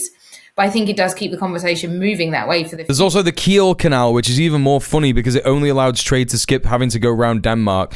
That's so daft. And that's so daft. Next time people are replacing cars, that becomes a more viable alternative. Are you seeing signs that the government is approaching this crisis cleverly in terms of taxation, either, you know, reducing taxes? Don't forget the air canal. Other taxes there, you know, in order to recalibrate. Never forget the air canal. A new normal that involves higher energy prices, especially from oil. We've kind of heard whisperings about already that possibly could come to fruition is whether the government will have to intervene over energy prices, which they did in the previous energy crisis. Wow, that's crazy. That's crazy. You're telling me that the government will have to do a socialism in order to save the private energy companies? That's mad. Did anyone ever write about that, or how that's a thing? So we know that previously the government stepped in and put a cap of £2,500 a year on the average annual household bill, and without that, they wanted to do it to bypass Denmark's control of the straits. What straits? What are people talking about?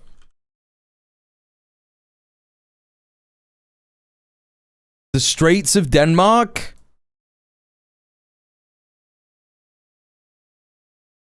When they came up with the phrase dire straits, it was about this stream. You mean the straits in between thingy? You mean like here? So like they wanted to, let's do some more drawing.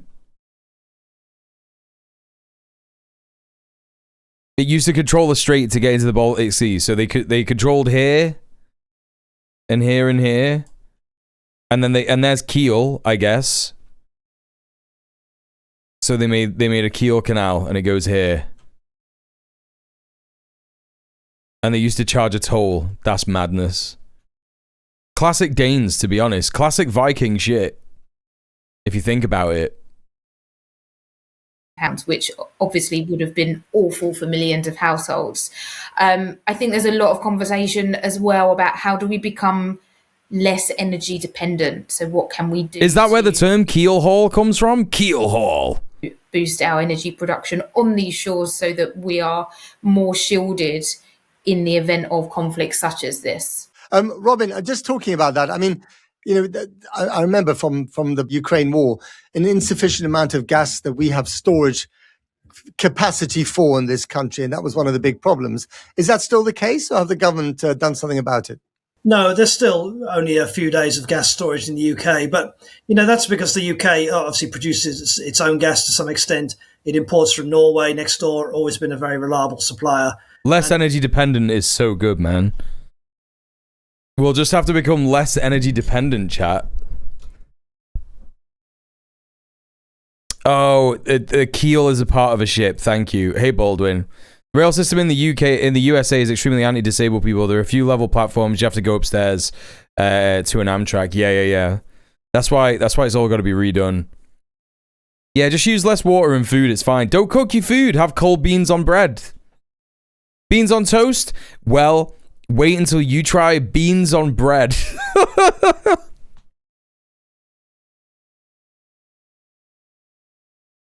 He really should cut the other side of the mustache so he could get beat up for no reason. Like, what happened here, bro? And it imports liquefied natural gas. So we don't need that storage. It hasn't been necessary. Baked bean butties, in mate. Germany and so on, where just chew raw rice for hours. Store gas for summer and you use it in the winter and so on. Different case for the UK. So that's less of a worry for me. Again, gas in this case is more about price, and prices will go up. People got dragged along the keel, and if they didn't drown or have their bones broken, they would get cut up by barnacles. That's mad. I think, but they still will go up. So your big worry is still oil? Yeah, gas is also a worry, but less so than oil. A lot is happening here. His room is freaking me out. What? This guy? Or this guy? He does. It is serial killer vibes.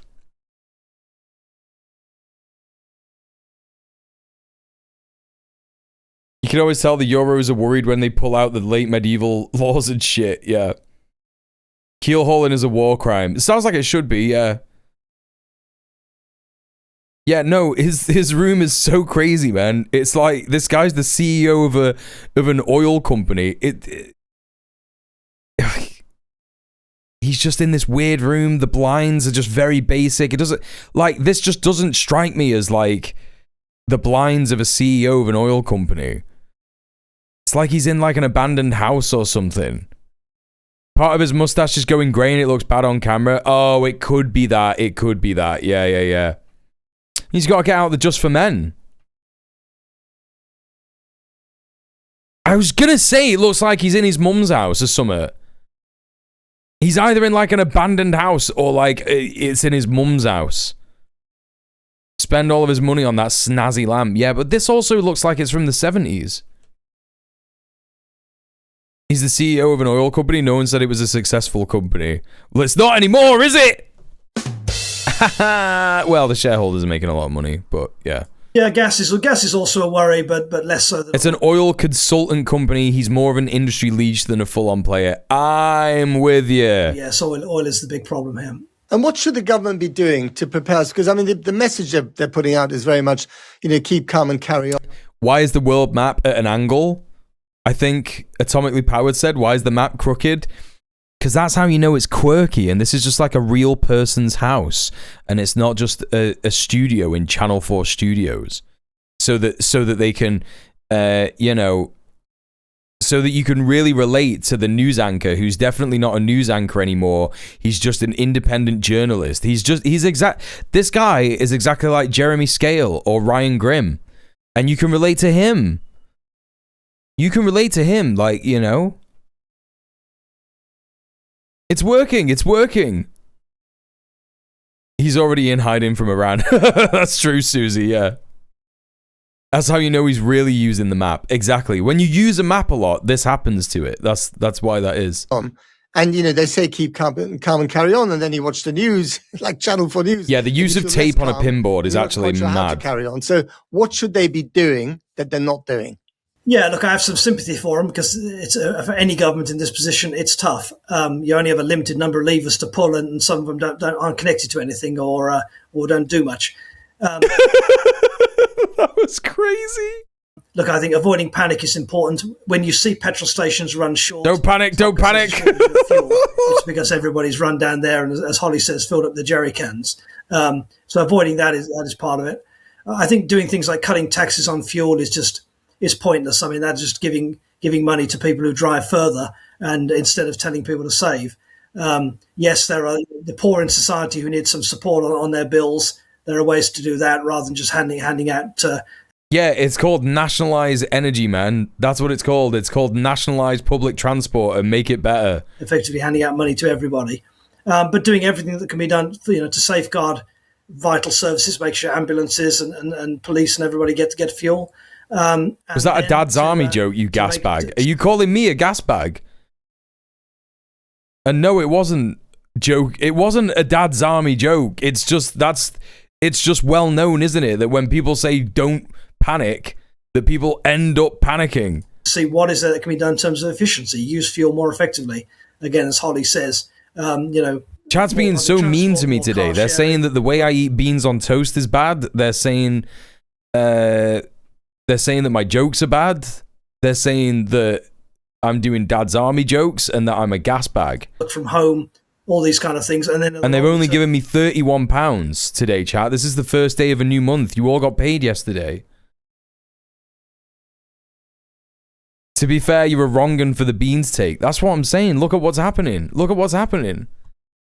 Look at this. To encourage the use of electric vehicles as much as possible. Trump, of course, has said in a post over that we should get our own oil from the Middle East, I think he meant, or via the Strait. I mean, do you know what he meant by it, and what can we do about it? I mean, can we get our own oil from there?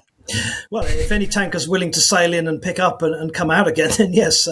But that's the problem, isn't it? No, look, I think this is about... Yeah, there's literally no way to solve this issue at all. Don't try and speak to Iran. Don't try and speak to their government or anything like that. Diplomacy? Sorry, what's that? We don't do that round here. You know? We just don't do it. Firstly, trying to shift blame, and secondly, trying to call NATO in to help bail out the US. Why are you thinking about this stuff? Just get some guys, get on the phone. Hello, Iran. We've decided to not let the US use our bases. You know?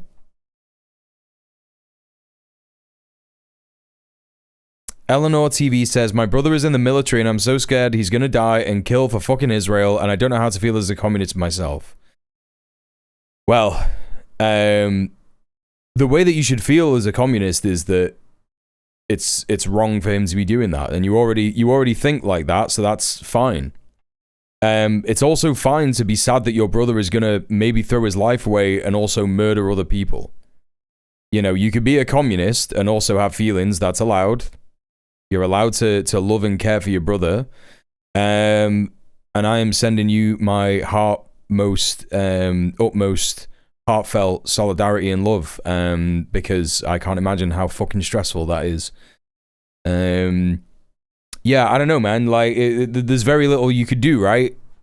There's very little you could do other than, if you have a good relationship with your brother, yes, you could get in touch. You could try and get him in touch with the hotline for conscientious objectors.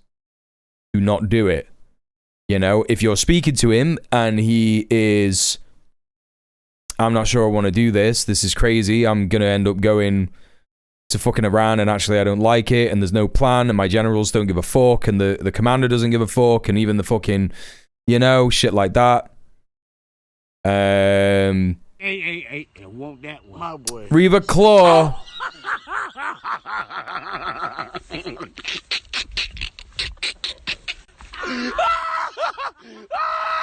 coming in clutch. Money's to help with bills and to feed the good boy. Thank you very much. Thank you very much for the £4.20. Don't suck too hard on the roach, chat.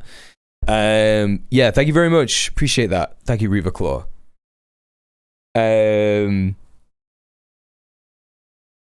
Okay, no Fed posting, no Fed posting. Please don't do Fed posting. You can always refuse an order on ethical grounds. Yes, you can. If any lurkers are soldiers, sailors, or marines of the Imperial Corps, you have a choice. Suffering the consequences of disobedience to save your soul is worth it. Yeah, absolutely. Conscientious objector line, and make sure that they say they are not a conscientious objector prior to joining, yeah. I'm going to call him soon, and been advocating for my parents to encourage him to do the same as well, yeah. Yeah, absolutely. Yeah, well, you know, I am sorry that it is stressful, and yeah, that's the best advice that I could give you from what I've seen and stuff, you know, like, yeah, the conscientious objector, it's called the Center for Conscience. Hang on a second, it's on Twitter. They tried to ban it, like, a few weeks ago or something.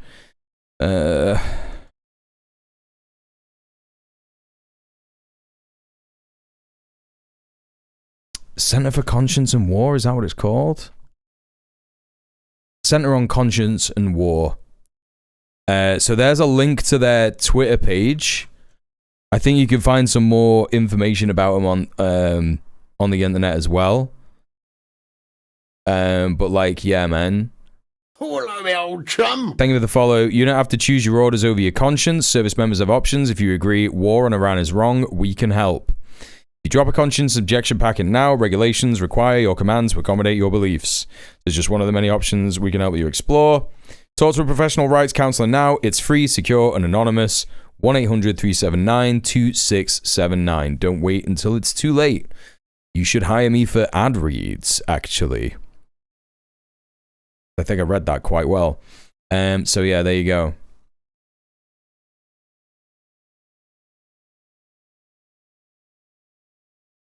From this situation, which I'm sure it's not going to do. Look, I think you can also poop hard in the toilets and accidentally cause dryer fires in the laundry room.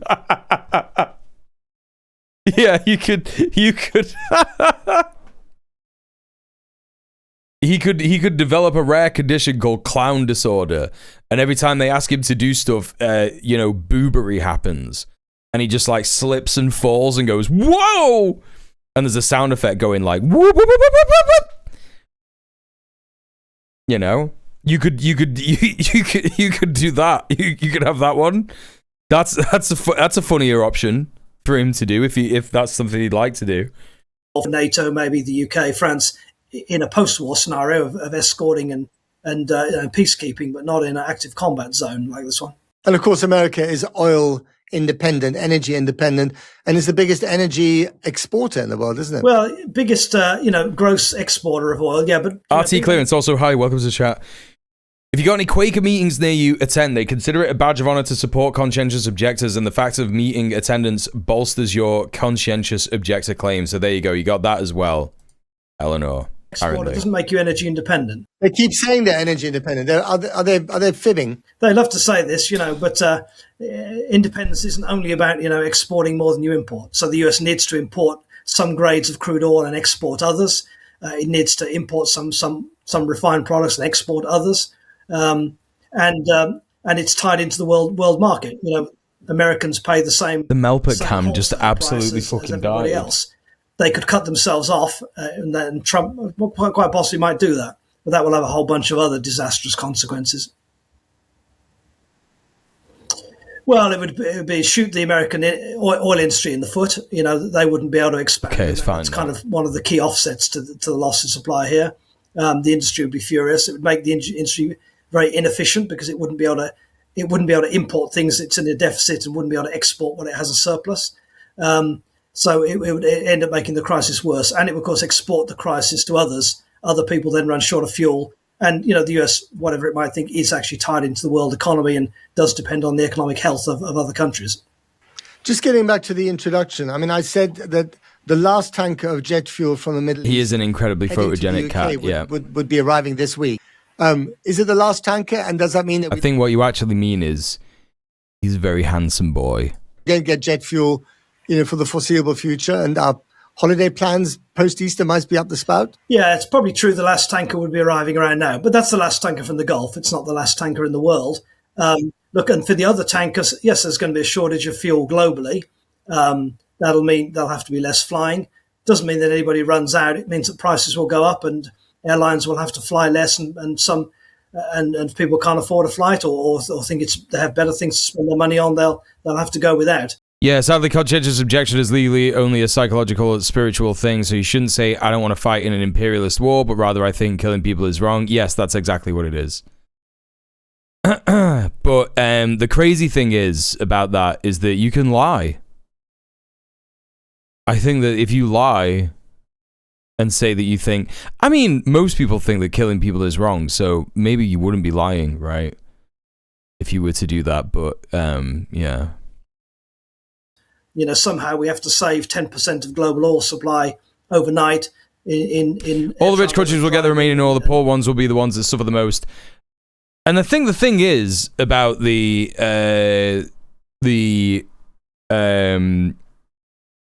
poor countries getting the most is that most of those countries are probably already countries that are dealing with China and benefiting from the Belt and Road Initiative, right? So the advantages of having a bloc like BRICS, where one of the main trading partners has almost fucking, I don't know, tripled its output and also tripled its market profitability of electric solar panel generators, generators, they're not electric solar panels in that block. One of the major blocks has done that. That sounds like a very easy way for some of these, countries to get away with not having oil, and also electric vehicles. So there you go. We could be seeing the last days of oil. Industries and everything else that uses oil. Holly, just as Easter's upon us and people are looking forward to the summer, maybe getting out of the kind of eternal grey of an English winter, want to book their holidays. Is there any evidence that the airlines are either shutting down or rerouting or charging more? It's crazy that these people are only thinking about going on holiday. I haven't thought about going on holiday in like 10 years. Like, who's got the money for this?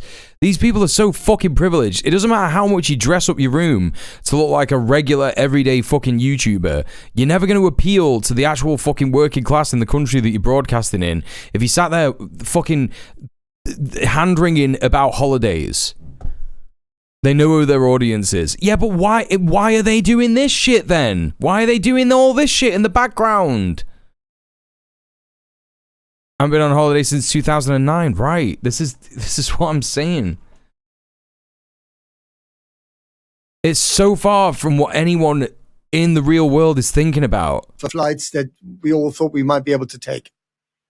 We haven't seen that yet. That doesn't mean it won't happen. And if you've paid for your summer holiday, then they shouldn't really be putting prices up after the point of payment.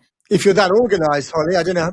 I'm not that organised. Some people sort this stuff very far in advance. We know air passenger duty is going up in April with the new financial year in April anyway, and it's already very depressing when you buy a cheap flight and at the end you get the breakdown and you realise your flight cost £1 and then you paid 500 quid in taxes. So expect that column to get a bit worse.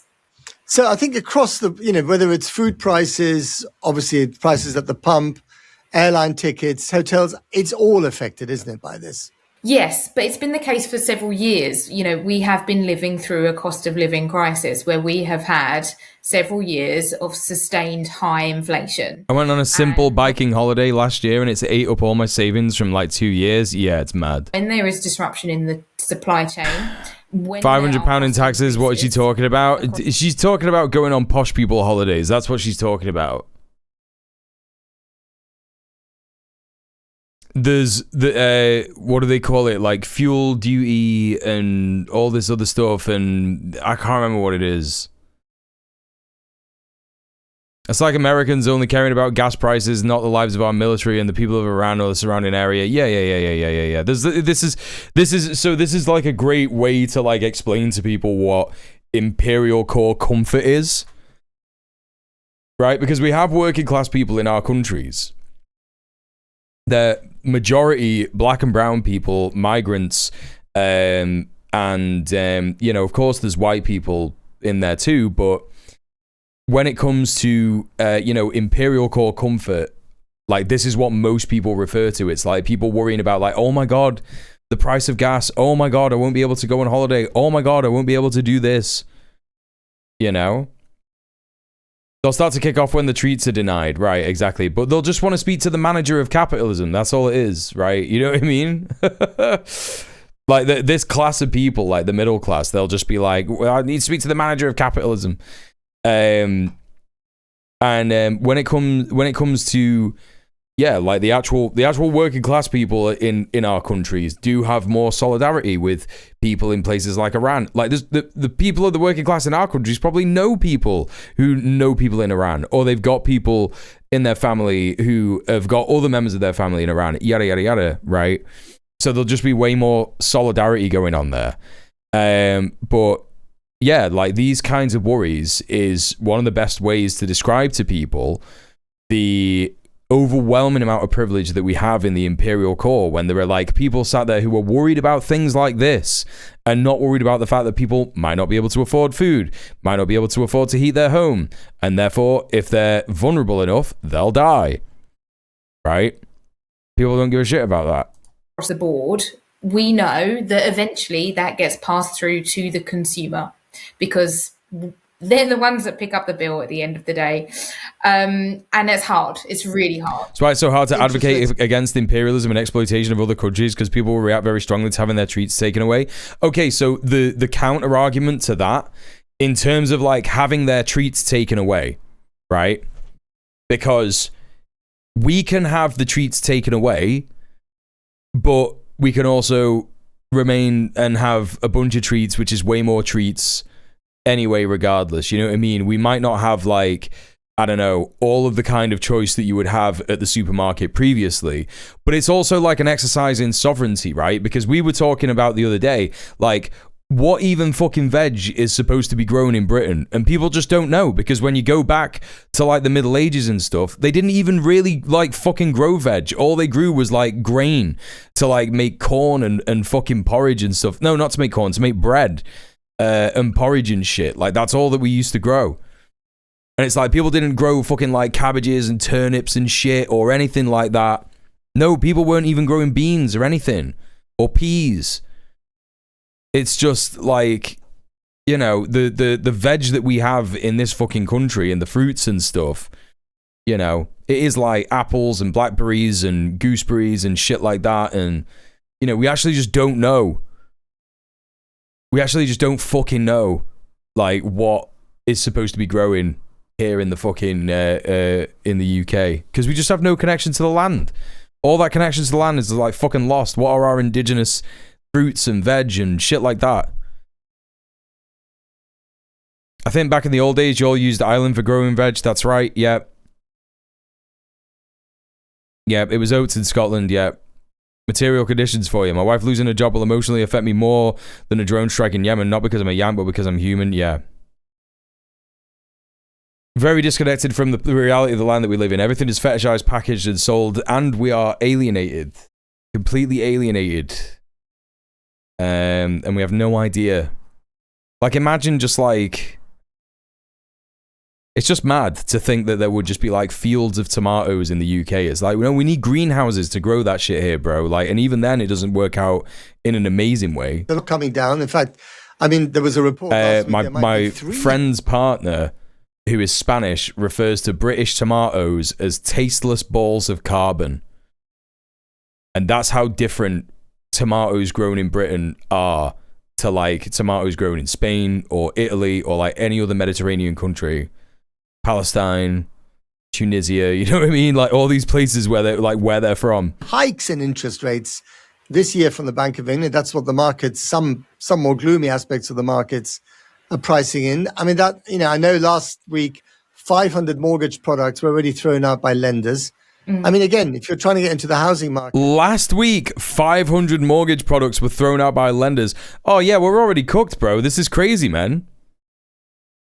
Same as here. Grocery stores full of flavorless food. Yeah. It's the illusion of choice, you know. Florida tomatoes taste awful. Yeah.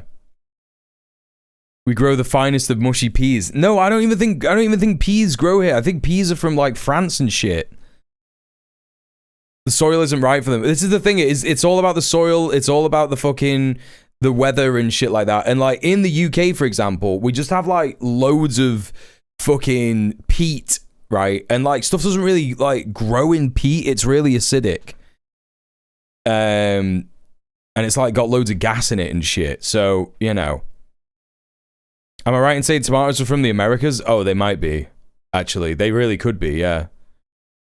Yeah, the first place Europeans colonized was Europe, not in the same way as other continents were colonized, but the colonial mindset was born here. It raised our culture and our history as well. No, absolutely. Not nearly the same thing. No, I think it was, I mean, you're right, it's not nearly as bad or as genocidal, for sure. Like, there weren't as many people murdered, but there were certainly people murdered. Like, that, like, if you think about the pagans and shit that the Romans murdered, and if you think about the pagans that then the Protestants continue to murder.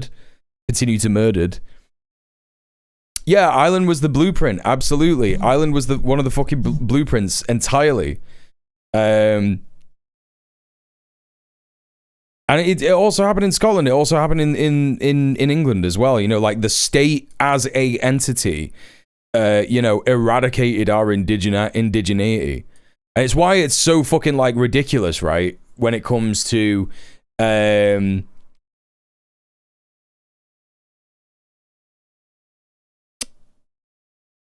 whatchamacallits, gammons saying that they're indigenous Brits. It's like, bro, you don't know what you're talking about. You don't know what the fucking indigenous Brit is. No one does. No one knows what an indigenous British person is. From as far as we know, we were Celts, we were fucking Picts, we were fucking, you know, madness, just absolute madness. I started taking magnesium supplements recently on doctor's orders because over-farming means even veggies in the US don't have enough magnesium to keep us healthy. Yeah, absolutely. Hey, Reaverclaw, the Romans introduced a lot of veg to the UK. Yeah, I bet, yeah. Again, you know, this is colonialism. Bog dwellers, don't forget the bog dwellers. We were bog dwellers, yeah. I need to get back into learning Scottish Gaelic. It's nice seeing the names of the mountains and understanding the meaning. 100%, yeah. An indigenous British person, sure as shit, wouldn't want to be ruled by some German immigrants. True, though. That's what I'm saying. Mortgage products were already thrown out. That's what I'm saying. I mean, again, if you're trying to get into the housing market and get a mortgage, this is really bad news. And it's actually really hard for anyone who's already on the housing ladder and was perhaps preparing to remortgage this year and might have been budgeting for a certain rate because of the predictions that rates were coming down, and they've now got to go and redo those sums. Is it offensive to call people a gabby git? No. It's a really hard time for households. I think... Well, it depends what you mean by offensive. Is it like a slur? No. Is it offensive? Yeah, it can be. Like, I'm a gabby git because I'm gabbing on Twitch. I'm a Twitch streamer. I'm a yapper. I'm a gabber. Again, it's not getting too bogged down in that macro stuff. And just back to add this, Mule vindicated forever. The Intercept. Wait. Let me just renew my subscription to the Intercept.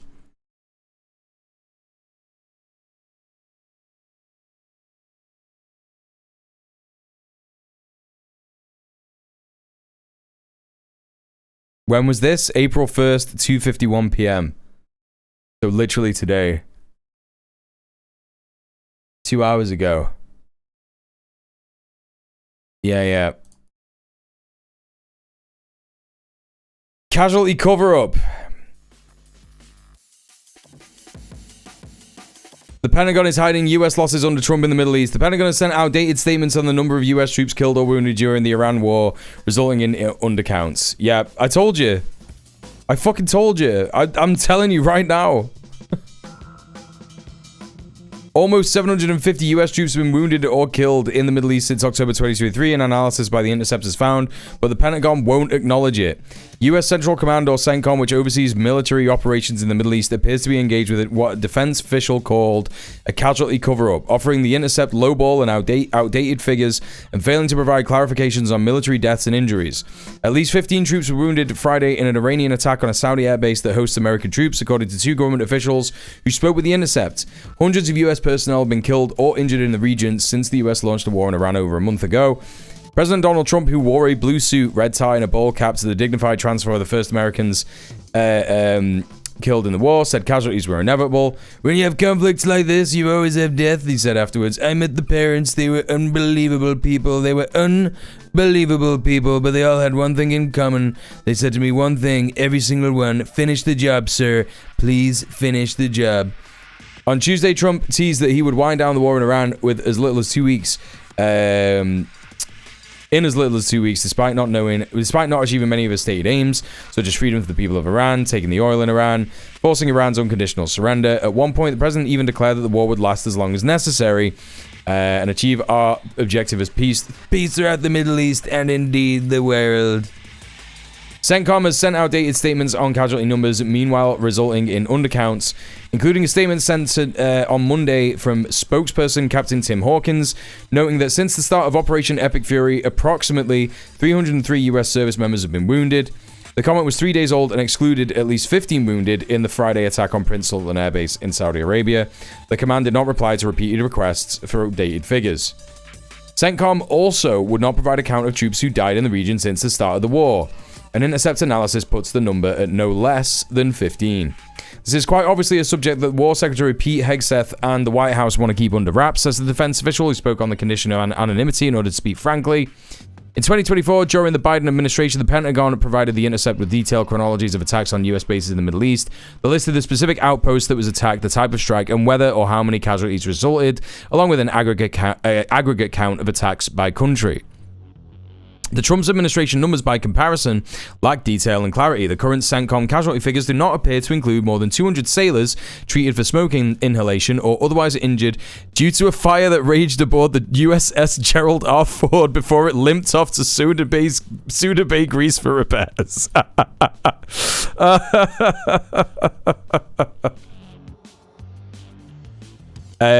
Just be mindful who you call bro in the chat, Virulent, because Mia is not a bro, she is a sister. But yeah, sleep well, Mia. Thank you so much for being here. Take it easy. Yeah, he spoke to nobody. Yeah. CENTCOM and the White House should be providing accurate and timely information on the costs and casualties involved in this war. After all, it is American taxpayers who are funding it, and U.S. economic prosperity and economic well-being that's being undermined by it. Jennifer Kavanagh, and the Director of Military Analysis and Defense Priorities, a think tank that advocates for measured U.S. foreign policy, told The Intercept. As the US has relentlessly bombed Iran, the country has responded with attacks on US bases across the Middle East using ballistic missiles and drones. CENTCOM refuses to even offer a civil count of US bases that have been attacked. It was a meme. Sorry. Okay, take a day off. Take a day off for saying it was a meme.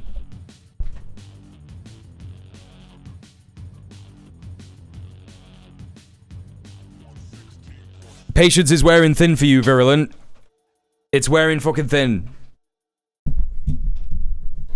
This is the second time you've been timed out now. Next time it's going to be a permaban. Alright. I'm the streamer. You do what I say. When I tell you something, you just fucking apologize. You don't say it was a meme, or I was saying this because of this, or this or this or this. You just say, sorry about that. It's dead easy.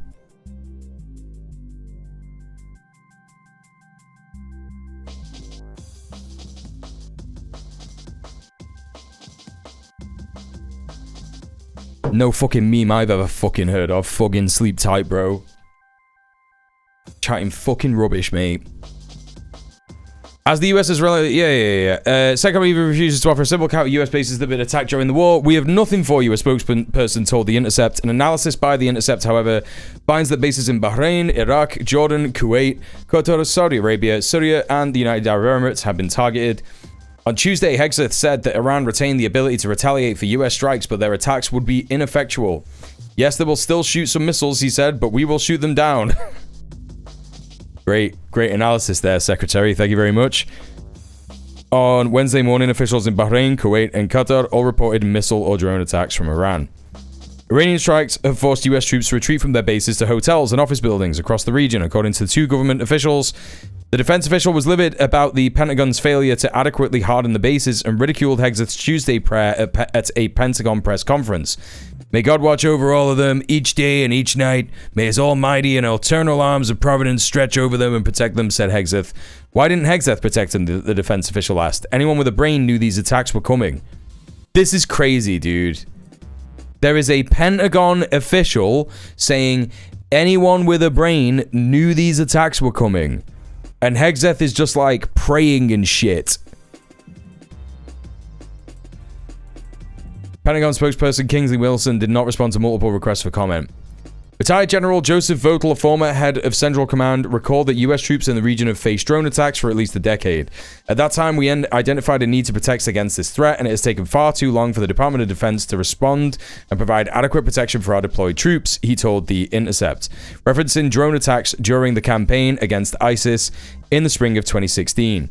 It was a known expectation that, if attacked, Iran would retaliate against our bases, installations, and forces, and I agree that we should have anticipated and been prepared for this inevitability. Kavanaugh, who previously called attention to the vulnerability of US outposts in the Middle East, echoed Votel. It has been clear for years that the rapid proliferation of drones and cheap missiles would put US bases and early detection radars in the region at risk. Yet the Pentagon did little to protect them, she said. The failure to invest in hardened infrastructure was a choice. Congress should see this as a failure, as evidence that simply giving the Pentagon more money is not a path to national security. We would be better off if bases across the region were closed for good. Correct.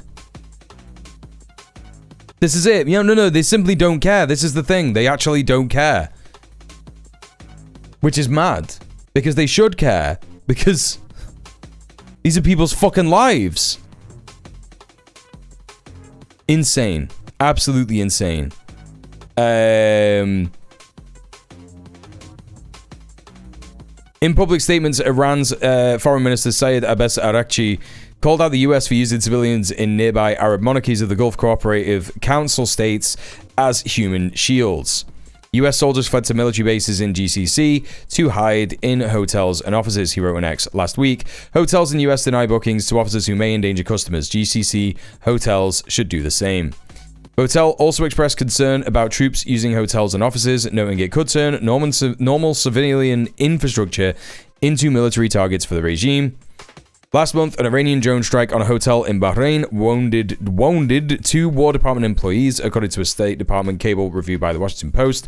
CENTCOM did not respond to a request to confirm The Intercept that those injuries stem from a march to attack on the Crown Plaza Hotel, a luxury property in Manama, Bahrain's capital, but one official indicated this was likely.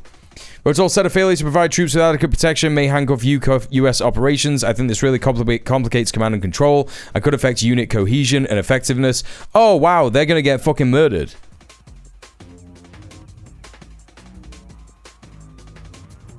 The entire ground invasion force that is going to Iran has no command and control. They are going to get fucking destroyed, mate. I mean, I already knew that this was the case, but like, they're gonna get destroyed. They're fucked. They are fucked. That said, we may not have many options if we cannot protect the military bases where we normally will be bedded down. 50 US troops in the Middle East have died since the beginning of the Iran war, including 6 personnel who were killed in a drone strike on Port Shuaib, Kuwait, a soldier who died to an enemy attack on March the 1st, 2026 at Saudi Arabia. More than 520 US personnel have also been injured, including those who suffered smoke inhalation on the Ford. This is fucking... Bro. Prior to the current war with Iran, US bases in the Middle East were increasingly targeted by a mix of one-way attack drones, rockets, mortars, and close-range ballistic missiles after Israel's war in Gaza began on October 2023. Most of the attacks occurring in the year following the outset of the conflict. By the way, a genocide. It's a genocide, The Intercept. It's a genocide.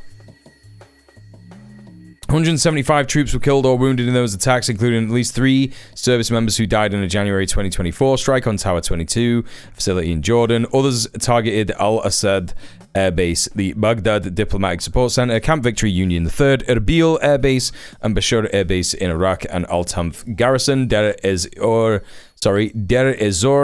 Air Base, Mission Support Site Euphrates, Mission Support Site Green Village, Patrol Base Shadadi, Rumelin Landing Zone, Tel Baidar, and Tal Tamir in Syria. The casualty statistics do not include contractors, most of them foreigners who suffered non-combat injuries.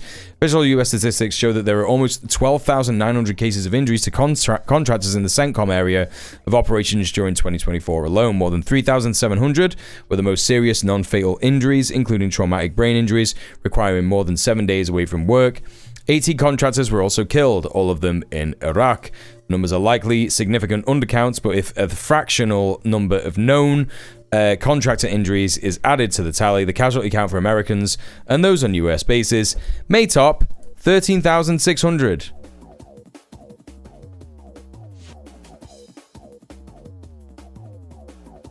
This is going to MacArthur approaching the Yalu all over again. Entire battalions annihilated. Yep. Yeah, they're breaking new grounds in being battered. No one's ever been this battered before. No one's ever been beaten up this badly. We really got beat up this time. They're saying no one has ever seen anything like it. The most battered that any military could possibly be in the history of the world.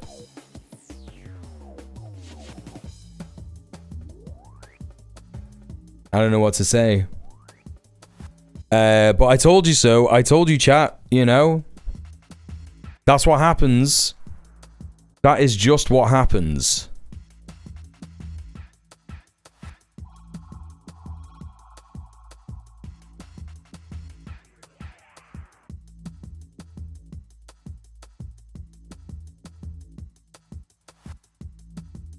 The Nobel Clown Prize. They're calling it the Nobel Clown Prize.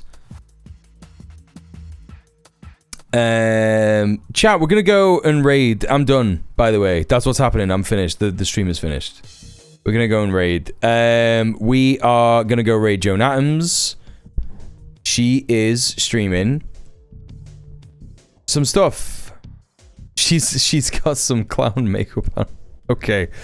Alright. Oh, she's streaming the Artemis moon launch. So if that's something that you're interested in, you will enjoy that entirely. Alright, chat. Thank you so much for all the support tonight. Thank you for being here. Thank you for all the raids. Thank you for all the subs. Thank you for all the donos. Thank you for all the follows. Thank you for the lurks. Thank you for being in the chat and being legends. And those of you that have been watching on the VOD channel, don't forget to leave me a comment. Thank you very much for leaving a comment last time, Nelsonverse. Really appreciated checking out your comments on the VOD channel the other day. So thank you so much for that. Chat, join me for the raid. You will enjoy Joan's stream, I guarantee it. Copy and paste the first raid message if you have a sub. If you don't, copy and paste the second. And I will be back tomorrow. Stay excellent to each other. Peace, peace, peace, peace, peace. Good night.